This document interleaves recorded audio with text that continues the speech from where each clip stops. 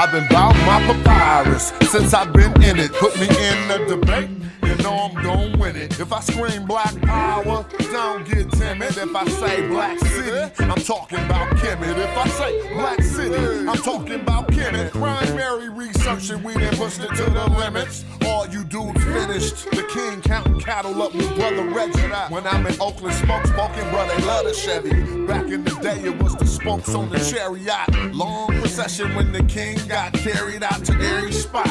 Woman looking nice as ISIS. I read ancient texts, so my advice is priceless. Nubian gold, your ice don't entice us. Beating me harder than counting grains in your spices. Your heart was beating, but your brain dead. You're lifeless.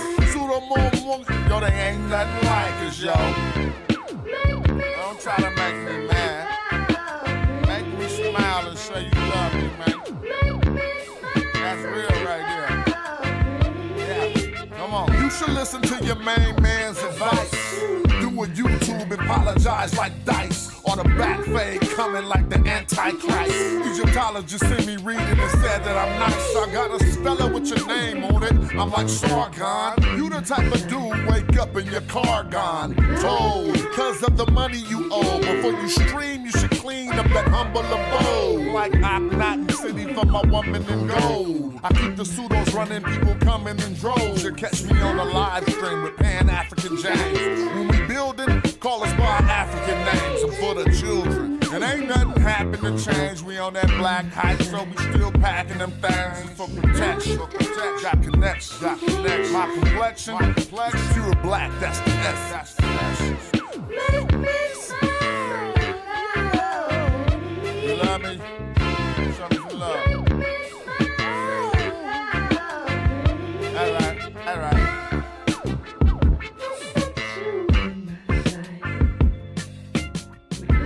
Right. That's slapping. What's up with y'all? Shout out to Cash Martin for that track right there. I'm going to play a video and then we're going to get right into the chill show. But I'm going too fast. We normally listen to at least 2 bangers, right? Let's go. Morodic script in my cartouche. Roll through with them arches. Hardcore, that's in my Shinu. I'm Bennu giving y'all truth. Iron core from meteorite should be chartreuse. Turbocharged the chariot and almost left Ferrari. The queen like almost Nefertari. Immortalize an image, put a figure in a figurine. Him at Netcher and hoop her. Them leopard skin kilts, yeah, the clan wear 'em. And I turn your knee suit to a fan bearer. Have my servants build a new stadium where I'ma slaughter you, surround your tomb alive with boot cranium. Remove the organs, we preserve the dead.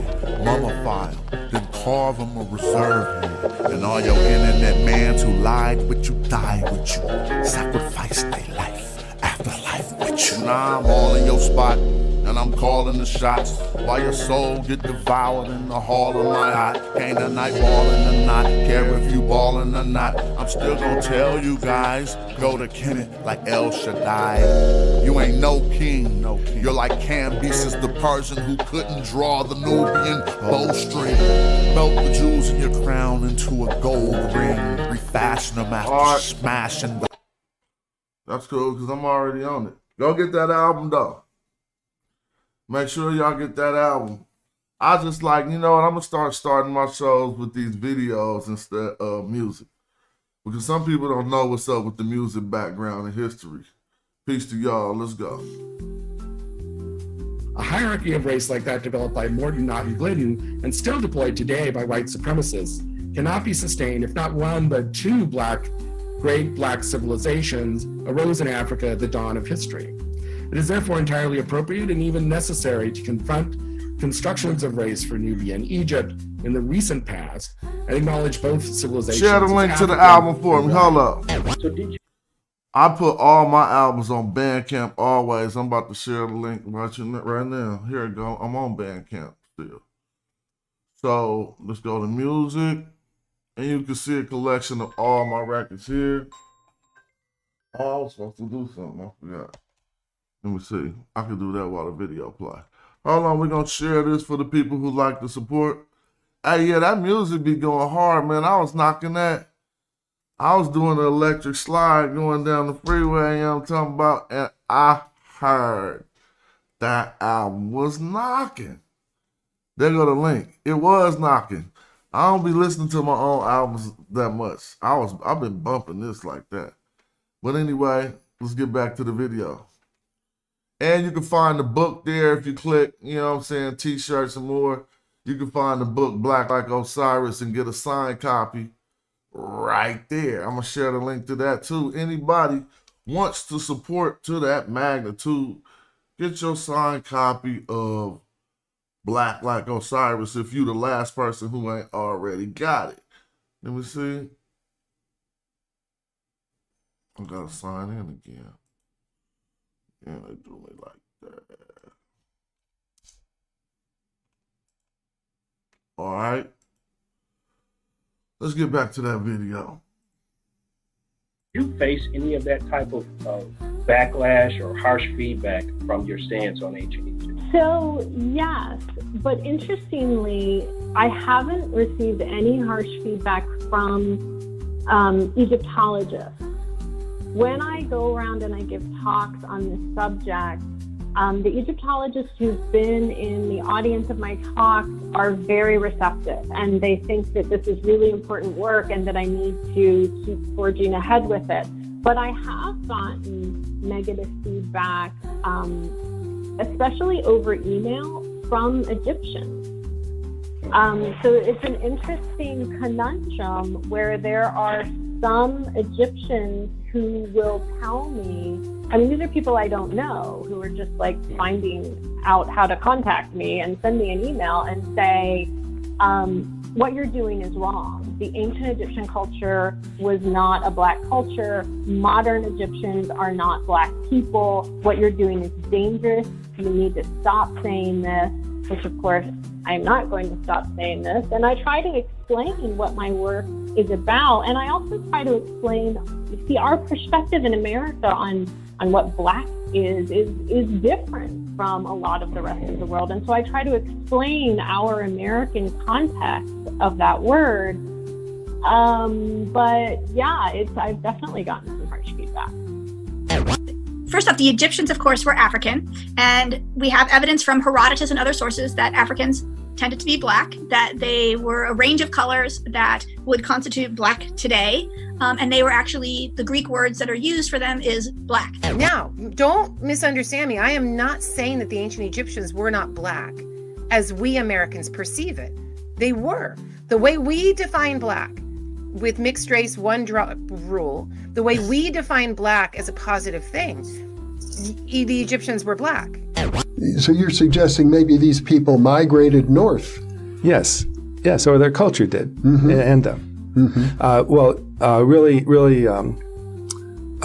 east to the Nile Valley, east and north. East and north. Yeah. I see.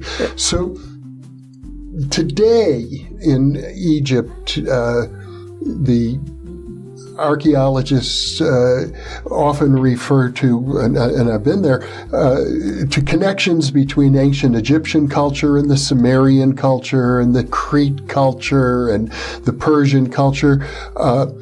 Yet when you visit Egypt, especially around Aswan in the southern part of the Nile, you see mostly Black people. Yes. Yeah. And we know from the anthropological evidence that the people just predating the dynastic civilization in the Nabta region were Black African people. I can sympathize with the impulse to sort of to be very strident, to be very argumentative, to be very certain, to act very certain about the Blackness of the ancient Egyptians, because for the longest time, the very longest time, there was this prevailing idea that Black is Africa and Africa is less than, right? That no matter what happens, no matter how you cast it, anytime you fall on the wrong side of that dividing line between Black and not Black, even not between Black and white, whatever's coming from that Black side is going to be less than. And it took people being willing to challenge that orthodoxy, and sometimes in a very ill-informed way, right? Sometimes, it's just two people coming up and going, I feel like this, and so I'm going to say it and make it right. And it turns out they actually were in some ways, right? Because now we can look at Egypt and say the ancient Egyptians are an African civilization. These are people that, by and large, we probably would have looked at and thought, oh, these are Black people. When it comes to the 25th dynasty, a lot of people are going to commonly call them the Black Pharaohs. You see it online, there's books written titled that, so on and so forth. Do you feel like that distinction has to be made? And how I ask that is, I've noticed online, a lot of people don't seem to think that for some reason you could be Black and be Egyptian. And I've always kind of disagreed with that, because I feel like even though the ancients weren't colorblind per se, I feel that you could be Black and be Egyptian. Would you say that is correct? Yes, I think so. For instance, as I told you before, this kind of, for instance, of Nubian warriors that were settled in Egypt. At some time, they were living a perfectly Egyptian life, and they collaborated with the Egyptians and so on. I don't know if you have in mind, for instance, it's the representation of people carrying a Colossus statue. And there are rows of people, of young people, young soldiers, something like that. And you find Nubians, Egyptians, Libyans, and so on. There was this kind of idea that the local rulers rule, in fact, over say, multicultural society, probably in which the military component was quite important. Military contingents made Nubians of people from Asia, from Libya, and so on. So I think it was perfectly normal that these people, they were Black, so they married Egyptians, or inversely, Nubian women, they married Egyptians, and so on. I think there is some evidence, for instance, in the documents of the New Kingdom, of this kind of, of marriage between people from different geographical or cultural or ethnical roots. I think it was no problem at all. As I said before, they could reach very important positions in the kingdom. And for instance, in the late Bronze Age, it was quite normal that very high, Nubians of very high local position, they built their wonderful and excellent tombs in Egyptian style. They reached important positions in the Egyptian administration, so on. So why not, when Black people or people from Nubia, they became far out, well, they continue to represent themselves, sometimes with their very distinctive physical characteristics, and so on. It was, I think, no problem at all. I've worked in prisons now for 18 years. That was my first time I'd been in a prison.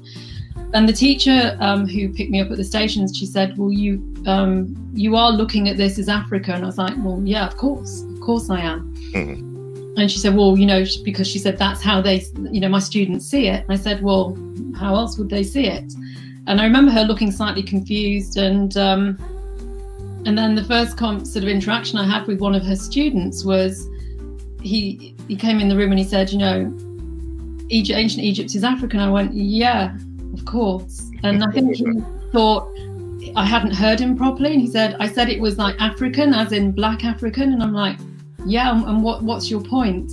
And I think it was only really at that after that experience that I thought, am I in some kind of bubble here or something? And so I started to actually look into the sort of background, really, the sort of, which we're starting to talk about a little bit more in terms of colonial approaches, but still not directly the racism that Egyptology is founded upon. And at that point, it was almost like a sort of light bulb moment. I thought, well, why is this still the case when we, are we still stuck, 100 years sort of previously in this kind of racist ideology? Why is nobody challenging this? Because other disciplines had. So anthropology had looked very hard at itself in terms of looking at its colonial kind of past. It just seemed that Egyptology was kind of almost stuck there and it didn't really want to talk about it. So for me, it always was African.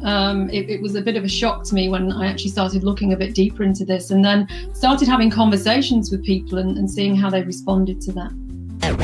I think that the further back in history you go, the blacker the Egyptians are. And by black, I don't merely mean dark skin, but also with other Negro characteristics. You have spent much of your life studying the history of the ancient Egyptians. Who were the ancient Egyptians? How did they look? Voilà, les Égyptiens anciens ressemblaient à cette terre que vous voyez. Voici le premier roi de la terre. Here you have the first king of the earth, the very first. And the Egyptians, the ancient Egyptians, looked like this man.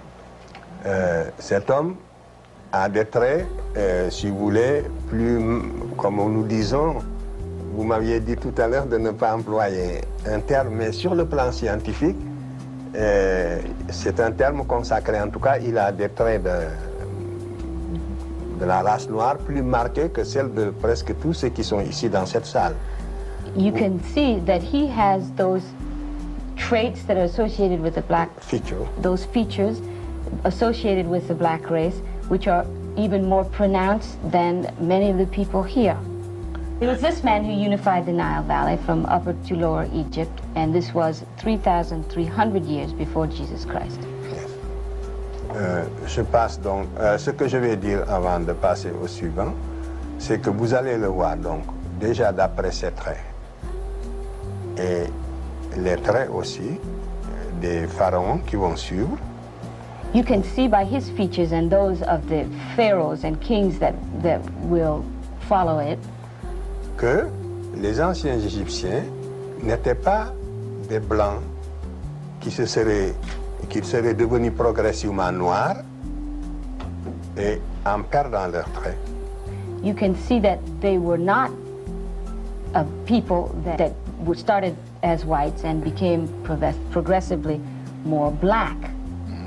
Mais qu'au départ, c'était des noirs authentiques qui, à la basse époque, vont se métisser avec des blancs. They were instead black people, and authentic black people, but which never ceased to be blacks. Donc, attendez, je dis en un mot. Donc, vous voyez que les anciens Égyptiens étaient des noirs comme tous les autres naturels de l'Afrique, c'est tout. You can see that the first the Egyptians were black men, like black men that you see in Africa now. Oh, but I'm looking at how Diop looked at her on these explanations. I mean, because he know English. You can tell because when he listening to her say the translation, watch how astute he is on what she's saying. But which never ceased to be blacks. Donc, attendez, je dis en un mot. Donc, vous voyez que les anciens Égyptiens étaient des noirs comme tous les autres naturels de l'Afrique, c'est tout. You can see that the first the Egyptians were black men, like black men that you see in Africa now. Yeah, you know that English. But yo, so they seen that video right there. At that point of producing that, we all understand, whether we know it or not, that the argument has long been put to bed about the blackness of the Egyptians. So at the point when that video was produced, they just got on the they switch up Bro Garfield have maintained that Egyptians were not black and that they would never call themselves that.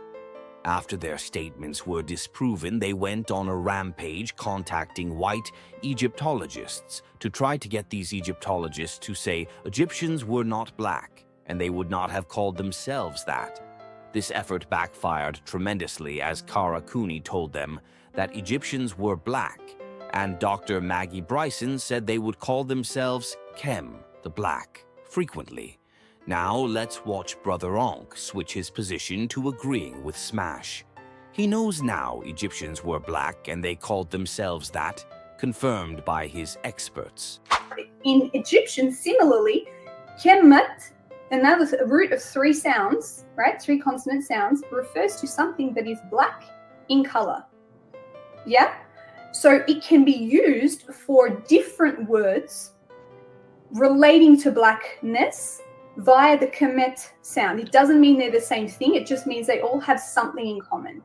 So when it is used for Kemet, the black land, it carries the classifier, and you identified it correctly. It is indeed a classifier, or as Egyptologists sometimes call it, a determinative, which shows that it's a place, right?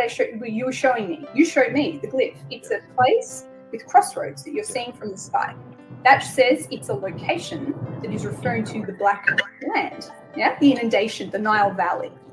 This one, you see, the classifier has changed, and so now it is cattle with horns, and it's referring to cattle that is black in color. Okay, so it's not the same word. Like I'm saying, everything that's sort of Kemet related, like this guy who calls himself Kemi, the Black, in his nickname, right, his epithet, that's also black. It's a slightly different word. It's got the same root, so it means something that's connected. Does that make sense? Yes, it does. So let me ask you this. Can't you, hold on, let me say this. So you could read that the black people, right? The black people, right? So you could read that the black people, right? The black people, right? The black people, right? You could actually say that. I'm telling you, yo, the expert said you could literally say it if you wanted to. The black people, right? So let me ask you this. Can't you, hold on, let me say this. So you could read that the black people, right? I've consistently said that interjecting race into the conversation, like black or white, is anachronistic. The black people, right? And during those time periods, they would have never called themselves black. So let me ask you this. Can't you, hold on, let me say this. So you could read that the black people, right? And I simply said, if you're saying that the Egyptians call themselves black people, then you're completely out of cultural context. So let me ask you this. Can't you, hold on, let me say this. So you could read that the black people, right? Now, Brother Ankh agrees that you can read Kemet as the black people, so his pseudo-killer cult following will also have to switch their position. Game over. I mean, it was such an onslaught that other channels start being like, man, what are we gonna do? Let me see. Hold on. I don't know why I ain't got that video no more. Let's see. Oh yeah.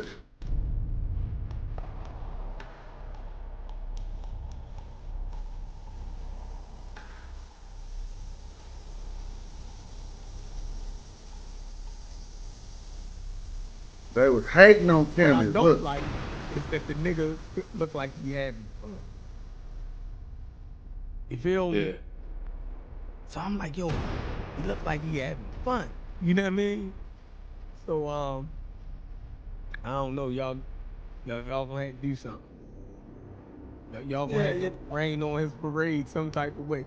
Because I don't think we gotta get our propaganda wheel up. We gotta get our propaganda we wheel gotta up. get y'all propaganda because the scholarship I don't like that shit. is not gonna work.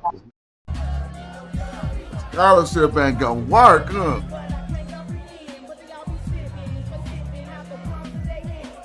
Y'all gonna have to do something. Y'all gonna have to rain on his parade some type of way. I'll take that. What I don't like is that the nigga look like he having fun. We need to go fuck with some of them bitches. You feel me? You know what I'm saying? Yeah, I like So I'm like, yo, he look like he having fun. You know what I mean? Right here. So right there or something. I don't know, y'all gonna have to do something. For sure. All right. Y'all gonna have to rain on his parade some type of way. Because I don't We think gotta the get our scholarship. propaganda wheel up. We gotta get our propaganda You wheel gotta up. get y'all propaganda because the scholarship is not gonna work. It's not enough. It's not enough. It's not enough. Like he got his shoulder rolled up. He walking through every scholar y'all put up. He walking through. Yeah, he over there. He feel like he won. You know what I mean? Like, you know what I mean? Fuck all that. You know what I mean? Let's talk about something else. You know what I mean? So now, you know, that's why I've been said y'all need to turn Kip loose.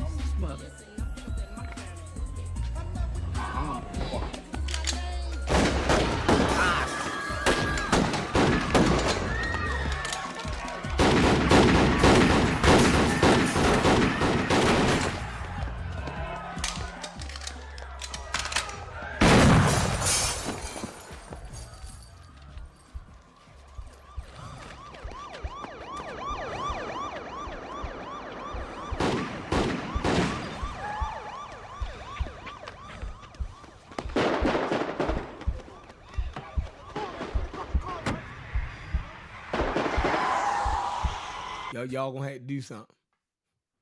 Y'all gonna have to rain on his parade some type of way. Now, Stock 12, what he gonna do for y'all today is supply every argument that we beat the brakes off in his text post. Like black is not a scientific term. We talking history. It's a historical term. And we trying to figure out why the ancient Egyptians used it to describe themselves. See? That's so easy. Everybody try to change the playing field. Don't tell that to the 10 PhDs. So they start going all over the place. They start finding PhDs getting big backfires. We do know that based on migration patterns, that many West African populations are descendant of ancient Egyptian populations.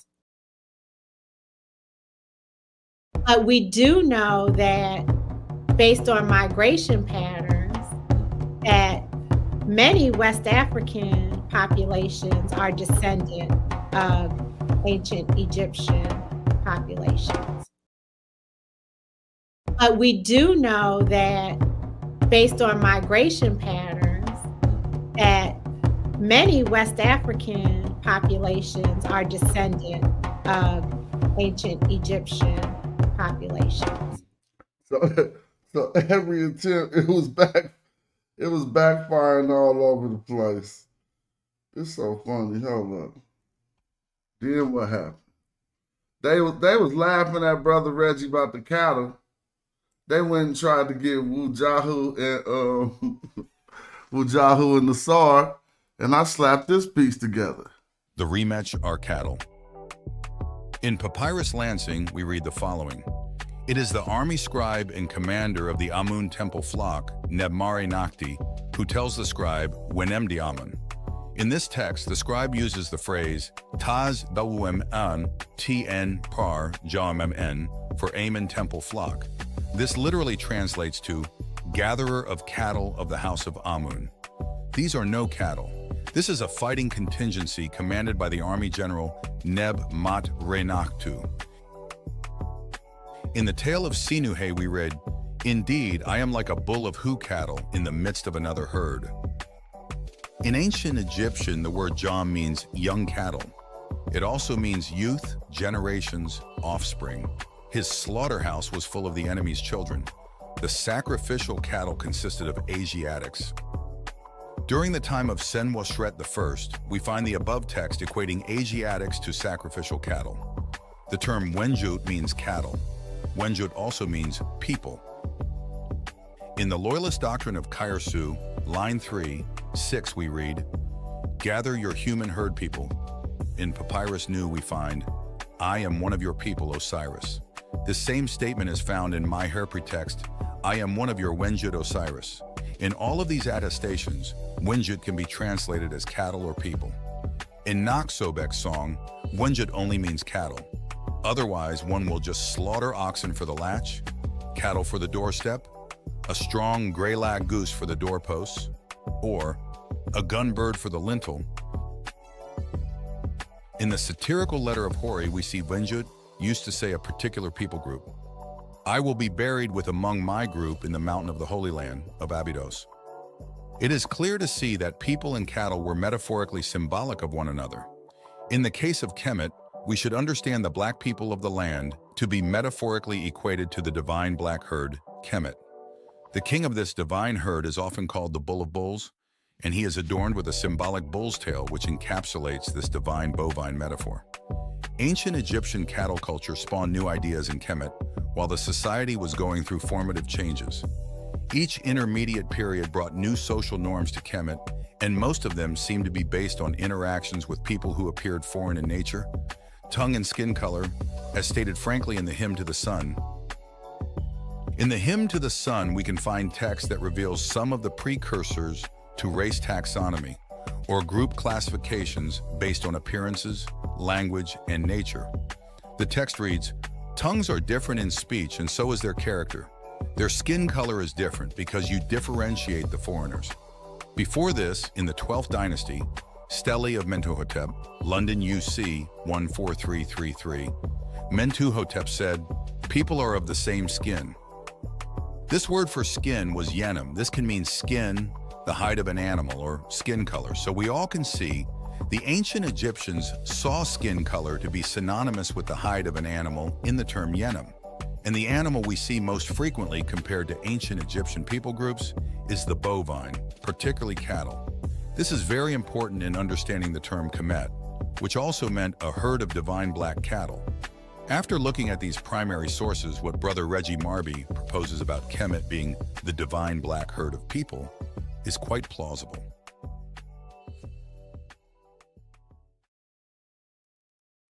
What happened after that? They almost got ghosts. Let me go remember what I called this video. Oh yeah, that's right. Let me whip that up.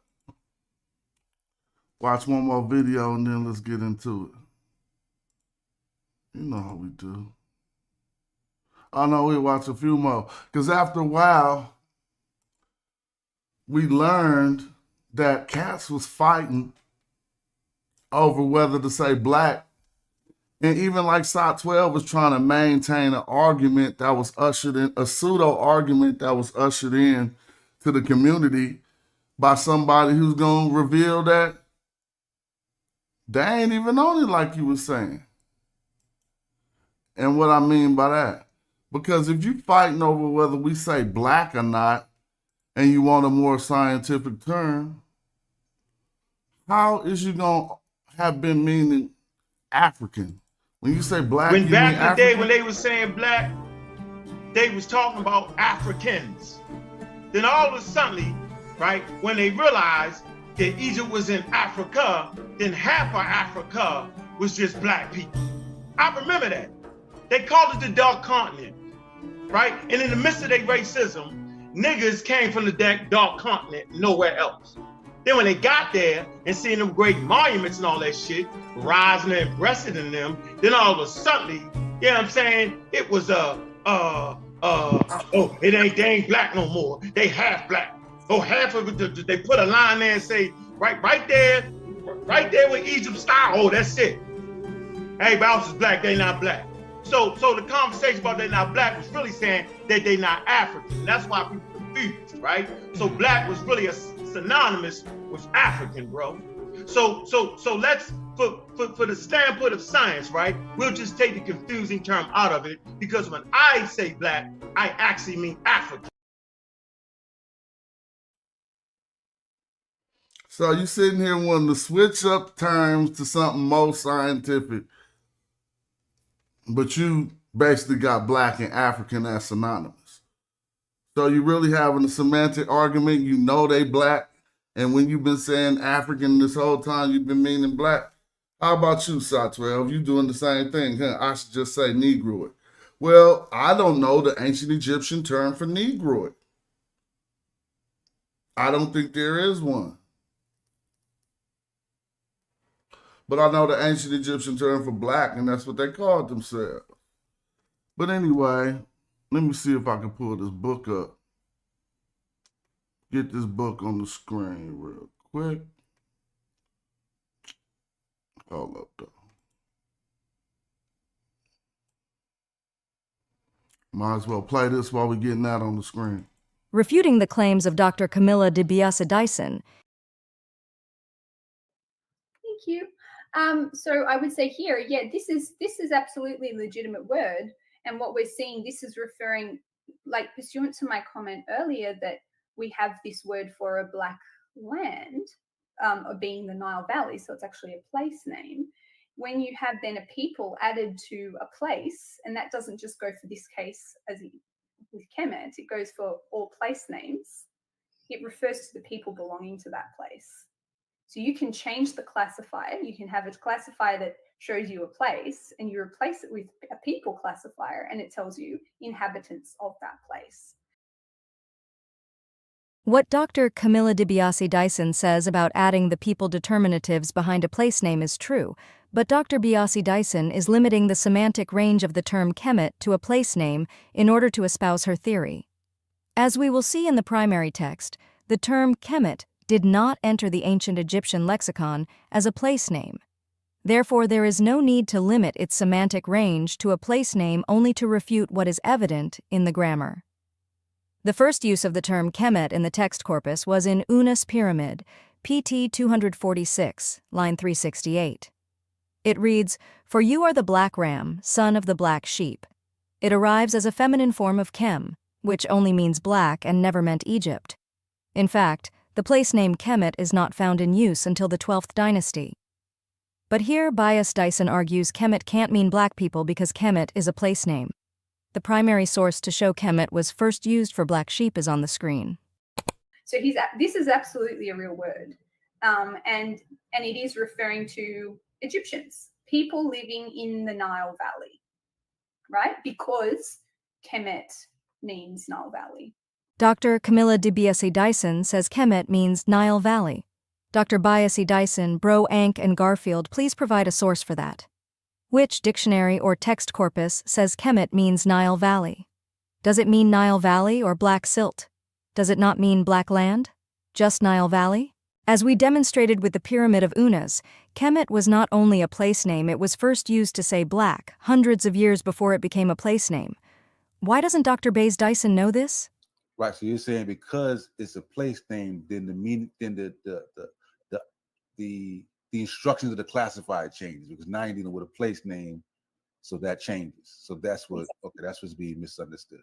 Okay. Exactly. So I just feel like like I said, the reason I interpret it this way, there are two reasons why I'm interpreting this as people living inside the Nile Valley. Firstly, we have other documented cases in which you have a place name and then you change the place classifier with a people classifier and it refers to inhabitants of that place. So we have precedent there that that's the case. And the second is, as I mentioned in our conversation earlier, we don't have any documentation that the Egyptians themselves differentiated peoples according to skin color. None whatsoever. Here, Dr. Basie Dyson makes another erroneous assertion that we do not have evidence of ancient Egyptians differentiating people by skin color. None whatsoever. I thought scholars did not speak in absolutes. Notice that Smash is using nothing but the primary text of the ancient Egyptians to refute Dr. Bays Dyson. First of all, the ancient Egyptian term for skin color was yenem. Why would the ancient Egyptians have a term for skin color if they did not distinguish it? Well, if we spent more time analyzing these terms, we would know this term was used for exactly that, to distinguish skin color. On the 12th dynasty stele of Mentuhotep, we read, "People are of the same skin." The TLA translated yenem as skin, but as we see, the dictionary has an option of skin color. So this could read, "People are of the same skin color." In the great hymn to the sun, Kemetu praised the Aten for exactly what Dr. Bays Dyson says did not happen. She says Egyptians did not distinguish people by skin color. The primary text called the Great Hymn to the Sun contradicts Dr. Bays Dyson's assertion with irrefutable certainty. It's quite ironic that the text reads, "Their skin color is different because you differentiate the foreigners." Did you notice that ancient Egyptians used the term differentiate? The term was setcheni, to be distinguished. Well, so she... I mean,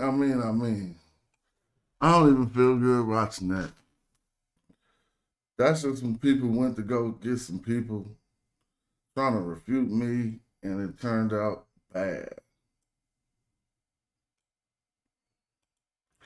So, if you want to, and then let me pull up a few other things. If you want to see where this argument comes from,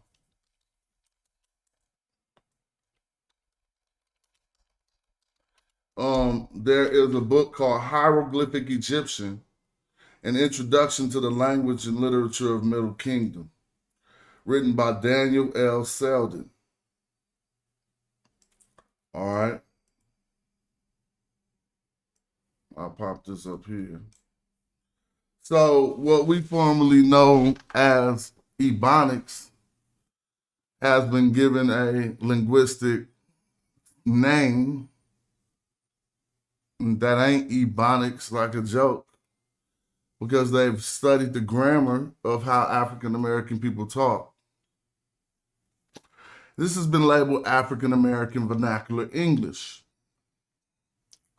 So now you could go look through these language groups to the right, check the language family, and under Older Southern American English, you will find African American Vernacular English. That's a fool, right? Now, this book right here is just about learning the ancient Egyptian language. But some of the, I guess some of the phenomenons that Daniel Selden has encountered or occurred while learning the language is he states a few things in this book about the similarities between Middle Egyptian grammar and African American Vernacular English. And he cites where there are only a few places, a few grammar points that don't occur any other places but in Middle Egyptian and in African American Vernacular English.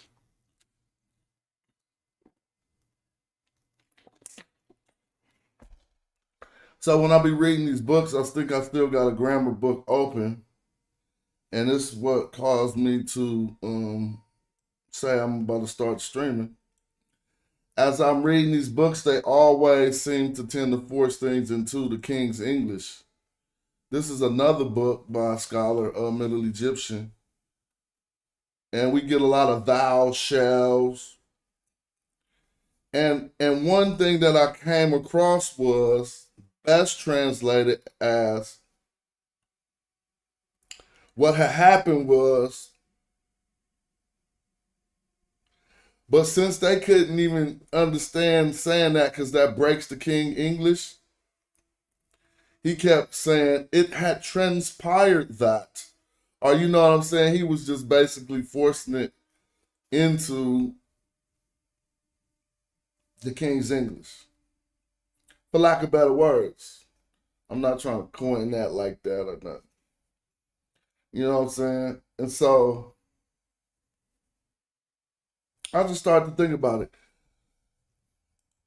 If you come to this book, this is just a standard book to learn the Medu Netcher. Just like in 600 pages, just like any other book. So it's not like it's a book on the grammar and all these things we talk about. Hair plus the infinitive, he got all these things in there. The grammar book, not a dictionary. But a certain side notes you get in here, if you want to find the points I'm talking about, you can put the word African in the book and search when he's talking about when this term arises. And one of the first things you'll come to, this is the second thing, it states here, as he's trying to teach about nonverbal sentences, nominal. Nominal sentences are sentences whose subject and predicate are both made up of nominal expressions. Colloquial standard English actually makes consistent use of a nominal sentence of this sort for conversational purposes, as does African American Vernacular English. Now, it's not here where he says only, these are the only two. We'll find that quote later. But he's basically breaking it down how some of the ways that we form sentences that would not be considered proper grammar would indeed be considered proper grammar to the ancient Egyptian. And so they're showing right here, nominal, Gladys, plus a right lady, comma, that one. Adverbial, there plus a series of stripes, plus, plus, on the road, like a bow, an arch, very, very far away. Or this one is more easy for us to understand. She, my sister. We're changing, we breaking the standard of English and forming sentences in the way that ancient Egyptians formed them. And Alvin, he kind of big, you know. Now let's see how he breaks this down. The pauses in the utterance in colloquial standard English plus, he's showing which ones he was talking about. And both are both idiomatic and marked ellipses that, in standard English at least, a writer can easily fill in to turn them into complete sentences, acceptable to the Queen's English. For example, Gladys, well, she's a right lady. That one. Or there you can see a series of stripes on the road very, very far away. In African American vernacular English and in Middle Egyptian, by contrast, nonverbal sentences are not colloquialisms, but count amongst the core sentence patterns of the language. The absence of the verb or copula is not elliptical. In written Egyptian, nonverbal sentences are already whole, complete sentences in their own right. Now watch him say this. Like their African American counterparts. That's interesting that he's teaching from this angle and perspective. Like their African American counterparts, they should not be thought of as lacunos or lacking lacking other verbal material that needs to be mentally slotted to make them proper. So that's one thing I want to just stop right there. Sometimes we do sit around and search for this other verbal material in order to render our translations proper, quote unquote. Right? And in doing that, what do we appropriate as proper? Standard English grammar. So that kind of messed that thing up. So it says, like their African American counterpart, they should not be thought of as lacunos, but or as lacking other verbal material that needs to be mentally slotted to make them proper. In this lesson, we only deal with sentences that do not have nominalized verb forms as one of their components. This leaves us with sentences of three types. A-B sentences. A and B are both nouns. A-P sentences, P-W, and A-P-B sentences. Now, where did I go? Oh, here we go. I did it right. A-B sentences. In sentences expressing identity between two entities or ideas, he is Ra, she is Isis, this is Cornelius, it is I. Egyptian simply places the word in direct juxtaposition. For example, she Isis.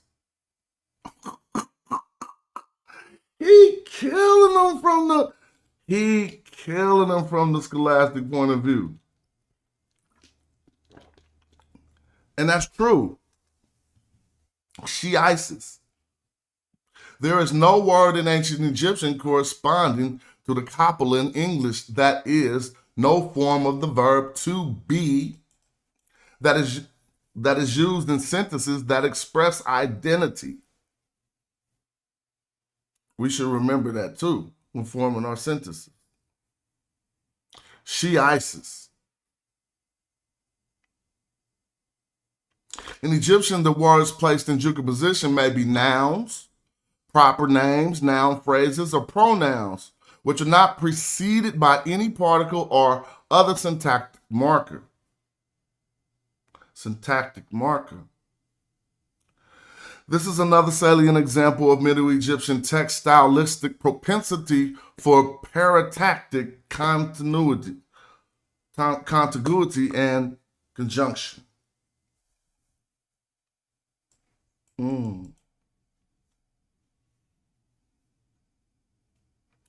So, noun plus noun in these examples, the A part, meaning the first noun of the sentence, is underscored. B is not. So remember, she ISIS is how they saying it, but we're going to inject other little words in there in order to make it match the King's English. What I'm saying is, and what this study by him is showing, is that's really not mandated. The ancient Egyptians didn't have those even parts of speech. So if we see Eret Re or Eret Ra, the eye of Isis, I'm capping, I still got Isis in my head. The eye of Ra, but it say Eret Re Tefnut. The eye of Ra is Tefnut. Notice it wasn't nothing in there to say is. Just like she is Isis in King's English, or she Isis in the African language of the Medu Netcher.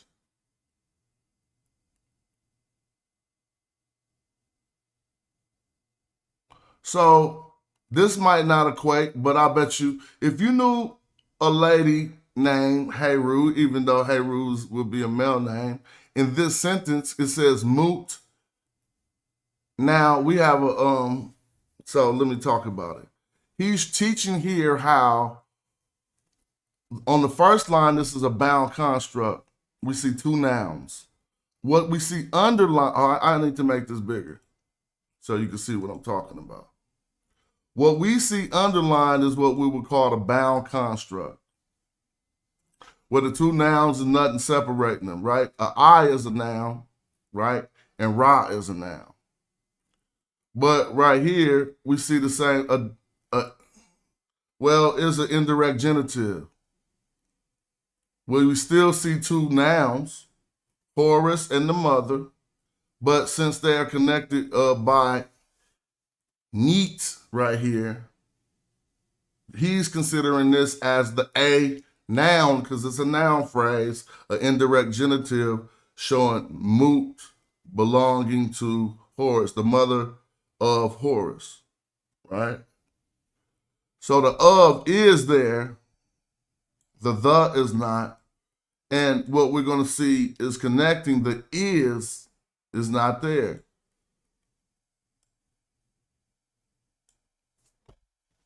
So how would that work? Right? Is the mother of Horus is Isis. But it's really saying Mama Horus Isis. You feel me? Like you would hear somebody say Mama Horus Isis. You would know what they mean. By the way they African American may influctuate his tone once he says it. Mama Horus Isis. You know that I took out this genitival adjective neat, and what was already not there, the is, wasn't even needed for you to know that I was saying Mama Horses is Isis. Because if I say Mama Horus Isis, somebody will say Mama Horus ain't Isis. So they know I already implied that she was Isis by the way that I even said it. And we understand that. And that is kind of like what he's saying, African American vernacular English, how it lines up with Netcher. Jetty Ren Sesh. Jetty Ren Sesh. Jetty Ren Sesh. Jetty is his name, so we couldn't mess that up.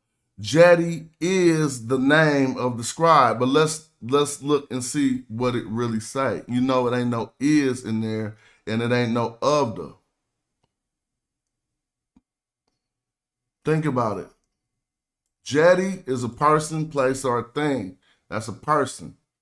Ren, person, place, or thing. Scribe, person, place, or thing. Ren is a name, right?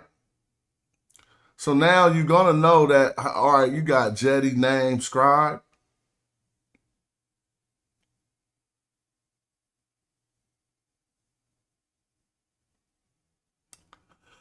We probably switch those up and still be able to get it off without putting in the of the, and it'll be scribe name, who the scribe named Jetty, or scribe named Jetty. If you're trying to say Jetty is the name of the scribe and you scribe named Jetty. You see, it's not mandatory that you inject all these other things. And that's kind of like he was saying. And I don't know, these are his examples of showing how it lines up, but I don't know if this would be necessarily the best one. But you still can see the phenomenon. The house of Amen is the house of Ra. Now what we got right here. Per is a house. Amen is a house. Normally, so A is often owned, the A noun is often owned by the B noun, basically. So, I mean, not owned, because if it's the mother of Horus, he don't own his mama, but you feel me?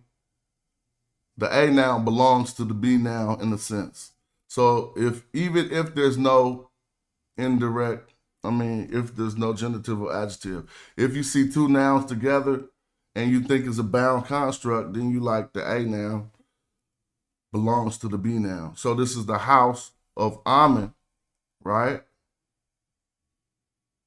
Now, and so now he's getting to per Ra, it still say house of Ra. So it's like the house of Amen is the house of Ra. But the ancient Egyptian did not say is. House of Amen, house of Ra. I don't know how you do that nowadays. House of Amen, house of Ra. Nevertheless, these are his examples grammatically showing that it's consistent. Independent pronouns plus noun, when one wants to use a pronoun in a nominal sentence, only one of the independent pronouns can stand as the subject or predicate of an A-B sentence. So he started going into the A-B, he's going back into his grammar lessons, and so he probably not about to refer back to what he said about African American vernacular English, so I'm going to go to the next time that he references it. And in our classes, when we about to start, probably about December something, I want to get enough people together so that we can have huge workshops on it and build on it. And so we'll be going over all of this. So right now, we just going to address where he was saying that language lines up with the African American vernacular English. So here's another quote and a statement. And it was one that this the same one for some reason. Let me see number 2. Here we go. I read this for us. Okay. What didn't I read? Let me see.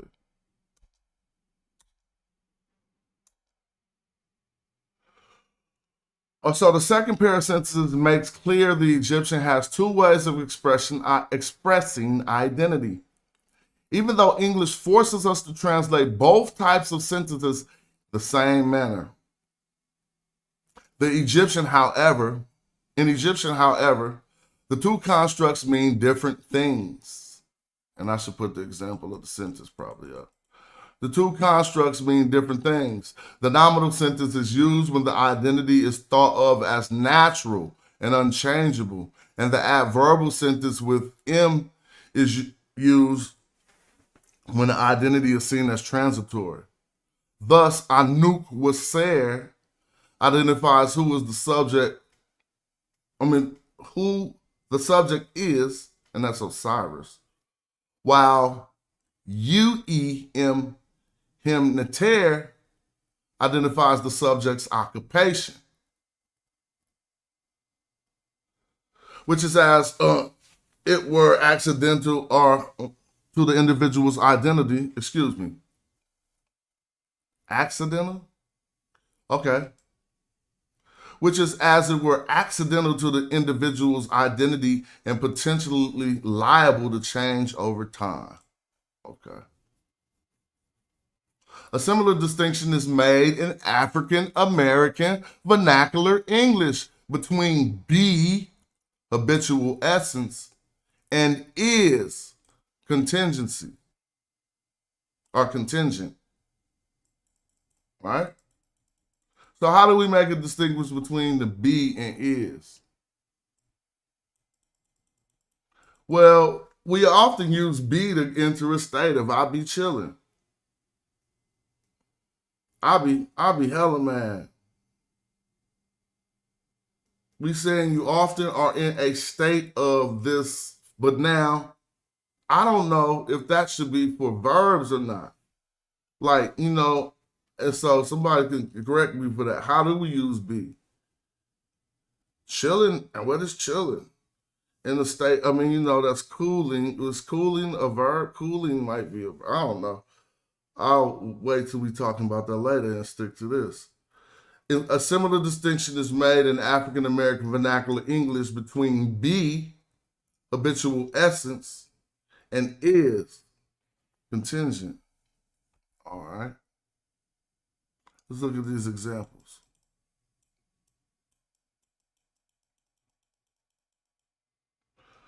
No, he's just going into some vocabulary and he's not building on what he said about African American anymore. He just wants us to do some homework. Now we could just do the homework, y'all, but ain't nobody learned this yet, right? But this be the fun part. So somebody will get messed up on this. Yeah, okay, somebody will really get messed up on this. It says, you per in here, Moretz, or Morietz, it's true. And I would say it's true, moo.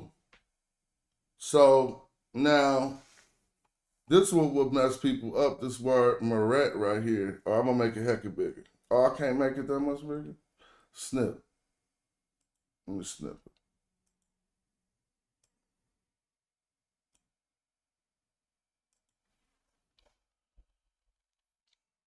Well, identifying the parts of speech is helping me read better. Every time I snip and try to make something bigger, it start hating.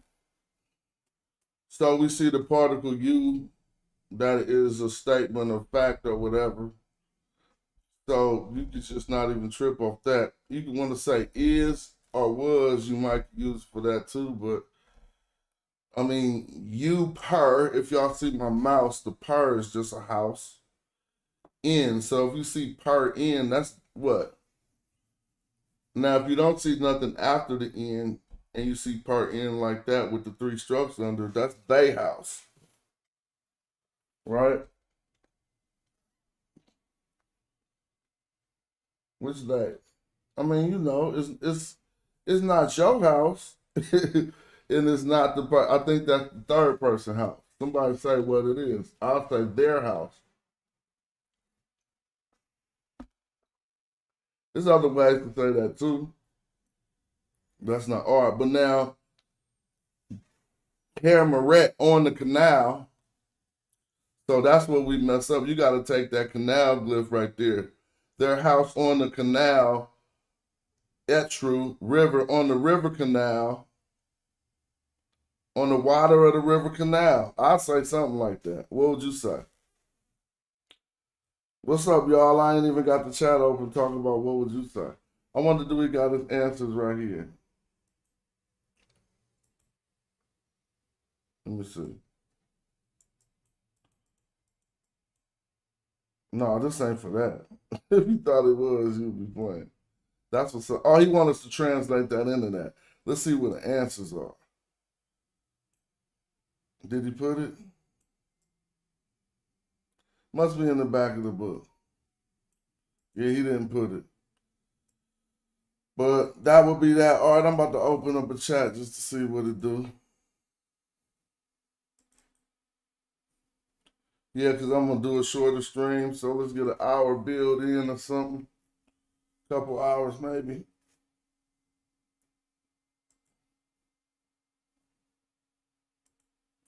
Shout out to Patah for showing me how to take that app off.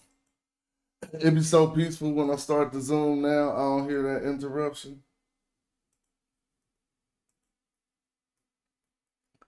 Let's see.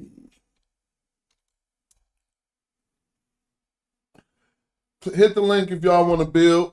Feel free. It's all good. Ain't no real particular topic. I would like to, I was talking about Medu, Netcher, and African American Vernacular English. Maybe we could get some examples of some other translation that don't cause you to actually have to say it in the King's English. You could just say it how you want to say it because that's how they said it. Not how you want to say it. Matching it correctly, but reading what's there and not feeling so forced to redefine what's in the translation.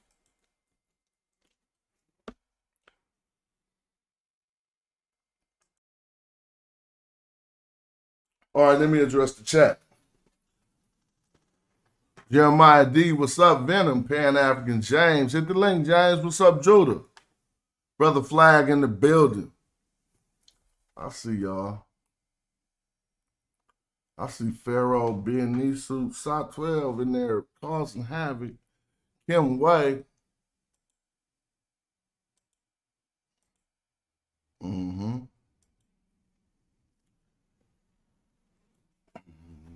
What's up?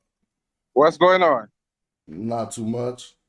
Right now, let me make a suggestion. If we doing Medu Netcher, then I mean we have to make it.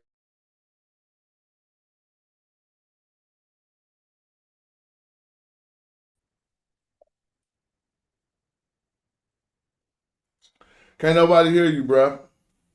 I said. Okay, no, we missed you for like 10. You in a bad spot. You might need to wait because that's gonna just. You feel me? I thanks for chiming in, but wait, go ahead. Yeah, when I reach home, I'll call it. No, that sounds better. When I reach home, now, what I was saying was if we doing Medu Netcher versus AAVE, then we have to make it a series then because they have other languages that we could use as well. Did you say verses? You hear me? Did you say verses? No. No, I said if we are doing Medu Netcher, no, I did say versus, yes. I said Medu Netcher versus AAVE. Then we can pick other languages and do the same comparison as well. What do you mean versus? Oh, well, comparison. Let me use a word that's less contentious. Making a comparison.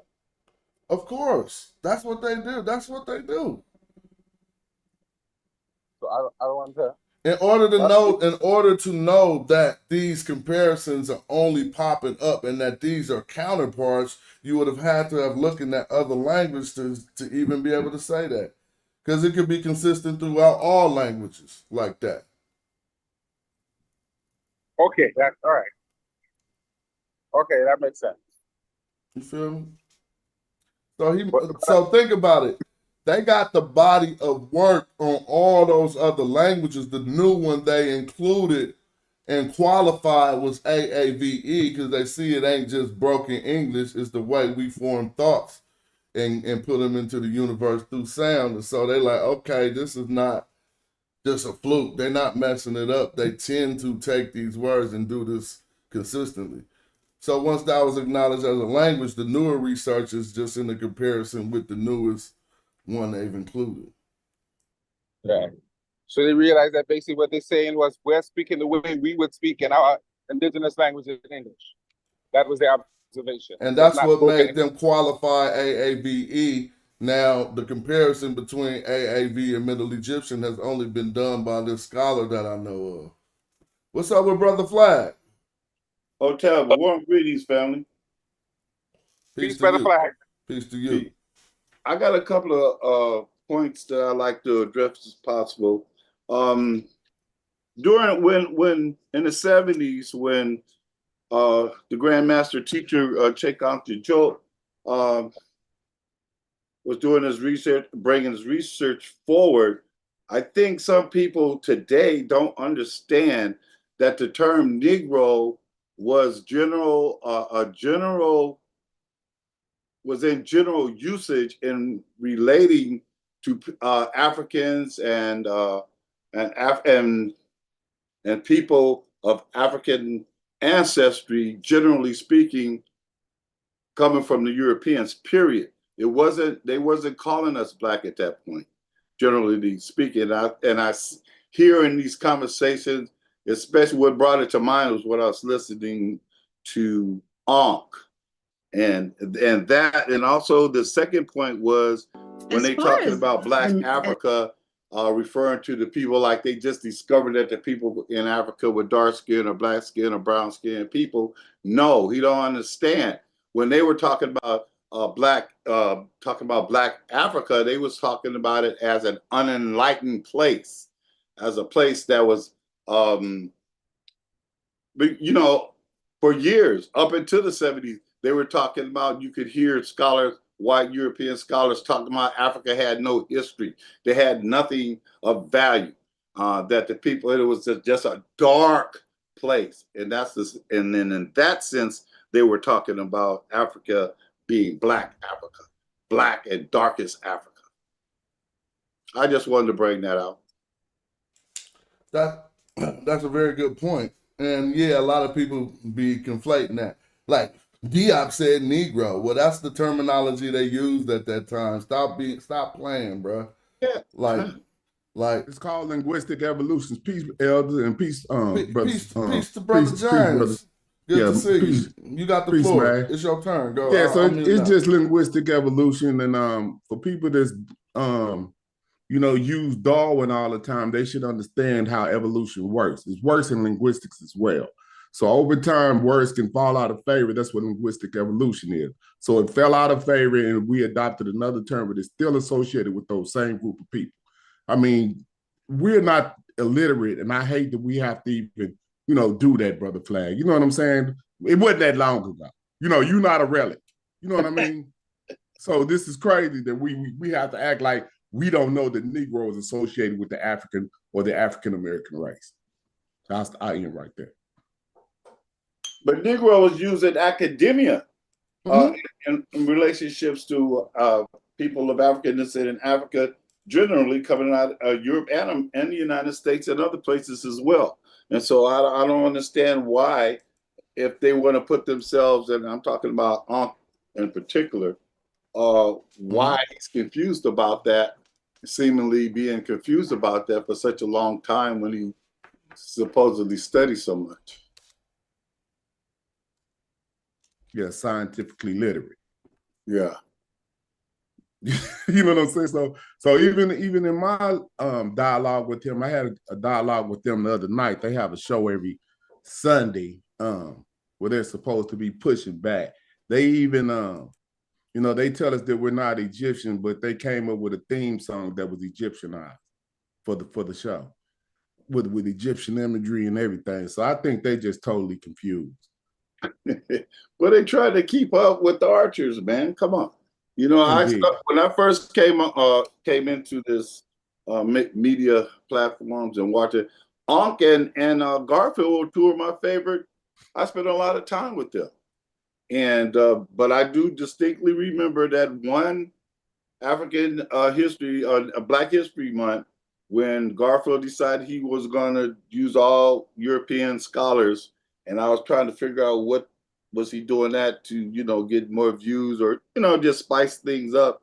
But then it seems they just flipped, completely lost their minds. I mean, it really, the stance that they took, and this whole discussion has gone on much longer than I thought it would. I mean, come on. I mean, I thought it was a settled issue, and yeah, that's why I'm not really addressing that part of the conversation no more, because there has been no valid refudiations, and we could go back like that video on a lot of those scholars from 50 years ago. If you can't refute what they said, then I can't waste my time. We put out the good information for the people to know where they can get the sources and how they can see what we saying is true or not, for themselves. And then after that, we got to keep teaching and progressing, making some type of progress with this dissemination of information. You know what I'm saying? I got an easy glyph on the screen right here. It's one we know as Nefer. Nefer, some say beauty, some say good, sometimes, splendor. You see, just, good things is often used for good things. Sometimes it can be used to say good. Man, you didn't hit me with the glyph. No, I was doing it real slow. No, I'm tripping because I said I was gonna remember what that glyph is right over that N before you get to that M, and it got something to do with a queen. Hold on, I'm gonna show you because you said M, and it's Nefer. No, Smith. I was talking about the image before the M. It's a queen. It got associated with the queen. But I said I was gonna remember what it was, and I forgot already. That's crazy. But it's associated with a queen. I know. It looked like a crown. You showed it to us. You know what glyph I'm talking about? We're gonna look back at it. So here we see. Can you see the dictionary? Yeah, we look at it. I got to cut some stuff down. We see Nefer used as an adjective per Nefer, this is a compound word, so it's saying a funerary workshop or embalming facility. But if you broke this down and read it, it says house, right? That's what a per is. And then Nefer, good, beautiful, or some would even say the good house, you know what I'm saying? And they wouldn't be wrong with saying that. Now we should ask ourselves to understand a tradition of spirituality, how the concept of the funerary workshop or the embalming facility in there, they called it the good house, or some would probably take a different definition of Nefer for this instance to say beautiful house or whatever, but we can still go through. Notice here it's following the noun. So in this dictionary entry, even though this isn't meant to be, this is probably meant to be seen as a phrase, and not, you see it's two words here. So I don't want no one to think that this is like noun and adjective, but nevertheless, it's still holding the position of noun and adjective. Right, and so that's why we would be able to qualify that. Like they called it the per Nefer, and that meant something like the good house. But it's a funerary workshop. And as we look, Heru Nefer, now see, watch how this breaks down. Heru is a day, and we can still follow this as a beautiful day. So how did they translate that? Now you see it's still in the adjectival position. It's behind the noun. It follows the noun. We're reading from left to right. This is Heru. And when we spend time learning the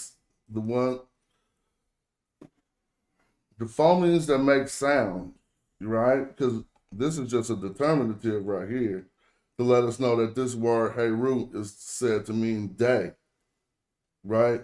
So again, this is why, even though this is a compound to mean holiday, Heru Nefer, you hear somebody say Heru Nefer, they're probably not talking about a good day.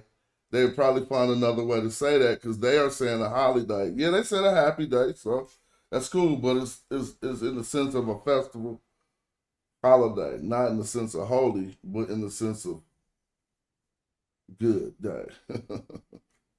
Right? So when we go back to that Nefer, we're going to just deal with it in simple ways to learn the grammar. So what is this? Some other type of festivity. And it must have been merrymaking, they say. All right. As we go, we probably would never find the term Nefer. I have never. Oh, you know what? There is a very rare case called the affair of negation, but we probably never seen that until we come into. It's very rare, and I don't know what's up with it. I just read it in some books where they would use this word to say no about something. But look, so now this is going to give us a very simple opportunity to talk about some complicated stuff. Notice how they switched it here. Look, this right here is Netcher, right? What they call the definity. This right here is Nefer. We still reading from left to right, so tell me why they put Nefer before Netter in the transliteration. And I'm going to show people again. The first one we encounter is Netter. The second one we encounter, reading from left to right, is Nefer. But when we come here, they switch it. They go Nefer, Netter. Now let me show you an instance when. Hold on, let me see if I can get this. They doing that because you put the God before the thing? Because it's honorifically transposed. Yeah, okay, I remember that, how you say that. But is they doing it because of you always put the God first? Mm-hmm. Okay, yeah, that's one of the things that but I know it's honorary transposition when they switch it. But the reason why is because you always put the Netcher before the whatever. I don't know how you say it in like the English class, how y'all be talking about verbs and nouns. Honorific transposition. Yeah, it's just honorary transposition. Honorific. So just take the rific off and honor, trans like change, position. Honor, change, position. They're going to change the position of the glyph to honor. It'll help you remember the terminology. Whoa, that was deep. He said honor changes the position. Yes, because it doesn't. That's deep. Yeah, man, I'm telling you, a hell of a teacher, Smash. Yeah, he said, because see that the way you saying it without us really learning from a regular, like based on what they understood. Well, now that they qualifying it, with the language, I'm like, well, our methods of teaching should be qualified as well. You see what I'm saying? They lining it up like, look, it line up with African. Well, how would an African American teach it? So I appreciate that. Word. But I think that's just the way I see it. It's non-traditional, but it helps you remember what honorific transposition. Yeah, you using that African mind. That's wild. Because now that'll help me. You know what I mean? Just like when we look at the glyphs, I was saying that little queen looking thing, that helped me remember because I'm saying it's associated with a queen or something. That's what. So this is the same thing. They have several queens with the name Nefer in their name. So now we're gonna do it. Y'all, sorry, keep going, Jordan. Almost who? No, he said it's associated with queen, but I said they have several queens with the name Nefertiti, Nefertari, and Amos Nefertari. Yeah, because the root has to do with beauty, and that's probably gonna equate to a woman more than a man like that. Yeah, and now if you see a man, you change it to match the context, maybe handsome, see if they're talking about good or whatever. But the good God ain't the beautiful God, so it works as good too. Now let's play with some grammar a bit and suffix. Well, it's suffix, right? It's obviously we know before, so prefix goes before, the suffix goes after. So if we're reading from left to right, if whatever is after this could be modifying how we see this, or it could change what we should say. It will change, obviously, but it could be suffixed on here to say something different. So we was talking about the suffixes, and we heard like Nefertiti, right? Well, we know Nefer is a root, so they put itty or something that make it say itty at the end in order for us. Now we can break that down. If we know ee or what have you means to come, I don't know where they got the T from. They saying the beautiful one has come, so that T would make her one who is beautiful, who has came. So, I mean, but we'd be going too deep into the grammar for this lesson. Let's make it simple. If this meant beauty and you want to say she was beautiful, we could just suffix an S onto this, right? And if you wanted to make it a noun, someone could say she a beauty, but that's making that would make it kind of different. I don't know why that's doing that.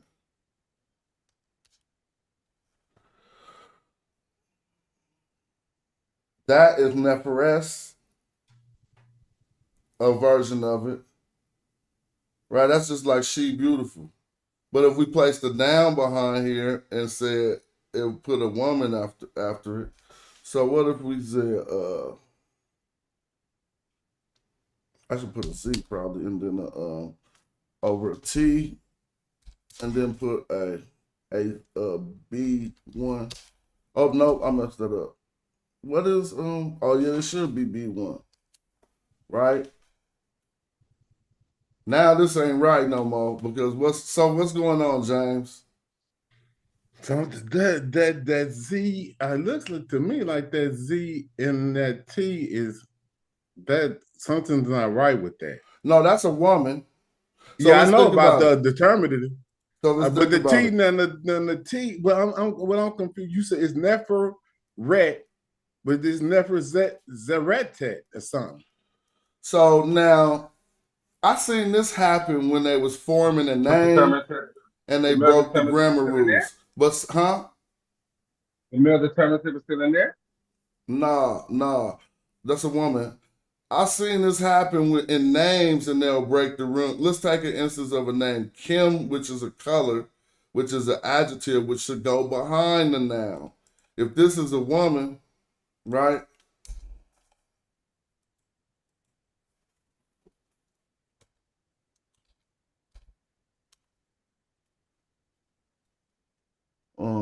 I'm slow with it because I'm looking at my keyboard. Now what that say? We're gonna ask what should we add to this after that. Now this is what I think it say Zetet Neferet. Okay, well not Neferet. Zetet Nefer. Yeah, but you said what it should say. So you got some glyphs in you. So some of this is natural. Because you know why? You feminized her. You took sa and then you said saet or set or however you want to say it. Sit, set, we don't know the vowel. And then you knew a T should be here, even though I didn't put it on the screen yet. So let's talk about that. Because that, in this instance, if they run out of space, you might see that. Where you know to still say Neferet, just like you just did. Yeah, I did do because it was natural. You see what I'm saying? And that's something that was wild too, Smash. I wasn't trying to do that. So I'm supposed to put this. After I looked at it again. That's wild. I didn't mean to do that though. It should be. So you like said that. that's normal. See, I had to amend it. When I first had Nefer up there, it's naturally, that term is naturally masculine. It don't have a T at the end. So if you're talking about a woman and she ending with a T, set Neferet. Now we got the noun first, a woman, right? Mm-hmm. And we got the adjective, beauty, behind it. Nothing Right. is. Why? Go ahead. That was crazy that I added that. Why is that the F still in it? Huh? Oh, because that's a good question. Very good question. Now we know Nefer is a triliteral, which means it has 3 consonants. We could call it a third in the grammar. They call it got 3 consonants.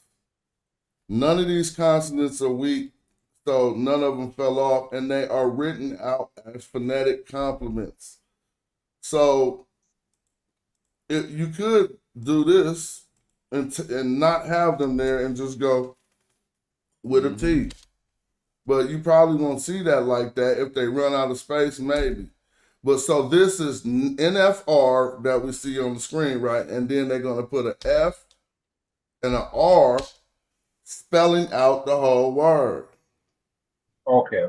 You see what I'm And saying? it also probably makes it look aesthetically correct, right? 'Cause Well, if you just put that T right there, that don't look too good. But You know what I'm saying? that could be a true too, because if you notice, words will fit into boxes like this, and see here go the next term fitting into a box, Right. and eventually we learn something called group writing, where those boxes will still exist if we're going in columns or in along a horizontal line. Well, Smash Brother Flag brought out an interesting point when we were speaking last time about the writing.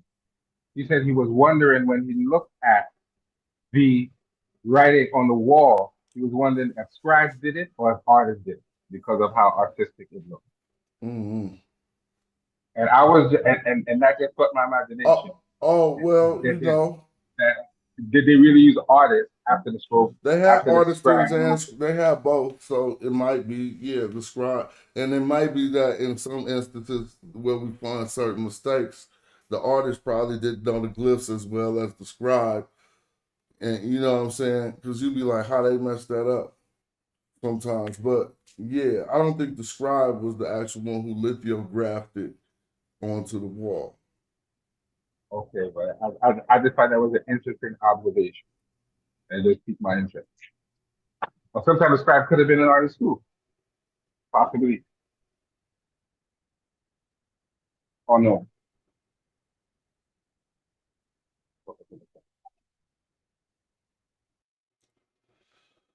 I'm looking at this. I just was tripping on something. Yeah, me too. I was still tripping on me adding that T. I was like, I can't believe, you know what I'm saying? And then you said that, because I don't know if it's because I, listening for so long. But that's how my brain was trained to do that. But that just rolled off the tongue. So right, you know what I'm saying? I think we learned grammar naturally. That was deep. Now, another thing I just learned is you said that would be said like an S. Well, remember I said Zatet because I thought it was a Z. Also, now we got we could call a beautiful woman, right? A noun and an adjective. So what if a man was with the beautiful woman?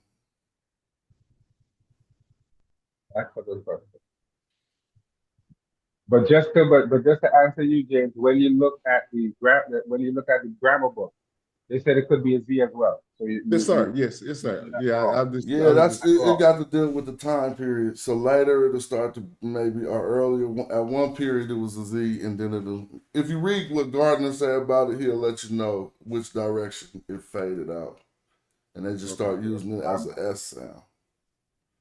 That's why I like Gardner's book, because he give you a write up on every glyph. Yeah, so you can understand why it's doing what it's doing. Yeah. Okay, now what are you saying the next move you was trying to make? So we got a beautiful woman on the screen. We got a noun and an adjective, and we got agreement. And you just manifested the agreement. The agreement is the noun and the adjective matching gender. So this is non-agreement right here, and this is bad grammar. F R, right? The noun don't agree with basically the noun ain't ended in a T, because it's not agreeing in gender. So this would not be a proper construct. Somebody would be trying to look to see what's going on, or whether they'd still pronounce the T and think that the scribe just omitted it. But let's build on this sentence to see how this would be put together. So that's a beautiful woman. What's up with the beautiful woman?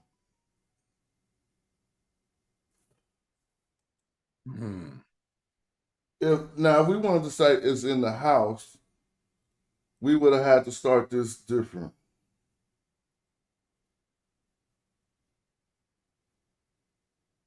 We would have started it by putting the term you in the front.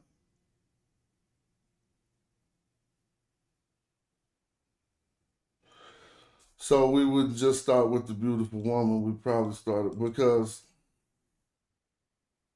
do we see a verb yet? We got a noun, right? And an adjective, right? So then this is what they call nominal. Because we probably could get this look. Beautiful woman in the house is in the house. Where is the noun? I mean, I'm sorry, where is the verb? Feel me? It ain't in there. Somebody try to make is be it, but we got to remember ancient Egyptian didn't use is like that. So in sentences like that, you start off with what they call a you. Man, why the you ain't popping up? I got to do it one by one. A reed leaf, right? And a uche. If it ain't a suffix on the you,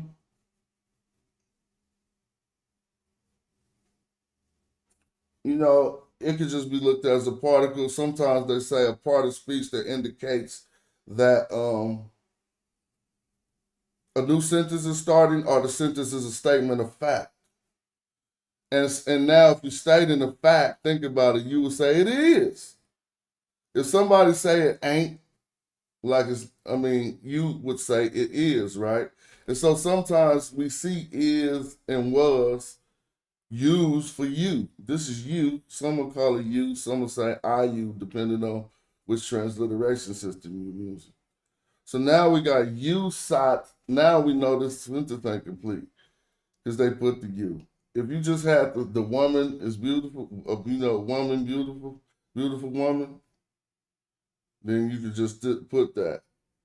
If you just seen this, some would probably say the woman is beautiful because you're stating it as a fact. You feel me? And so, but we trying to say the woman in the house, what the woman doing?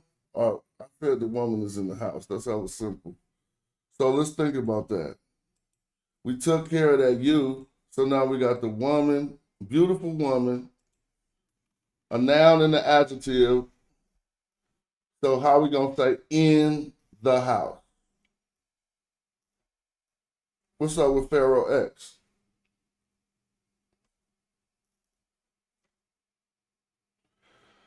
I just seen somebody named Pharaoh X was there trying to say peace. I was Joey or James. Y'all don't want to build on that? Man, I'm over here thinking, Smash. Repeat that again, Smash. What you said? So, all right, we're gonna see how the grammar can help us. If we wanted to say beautiful woman is in the house, how will we now we got beautiful woman and then we stating it as a fact. So how do we say We need a per? We need a per. All right, that was good. What did you say, Joey? Emperor. So you said a preposition M. Right, and per. And then you said per. I don't know if that's correct, but. And then we probably put this over a single stroke, maybe.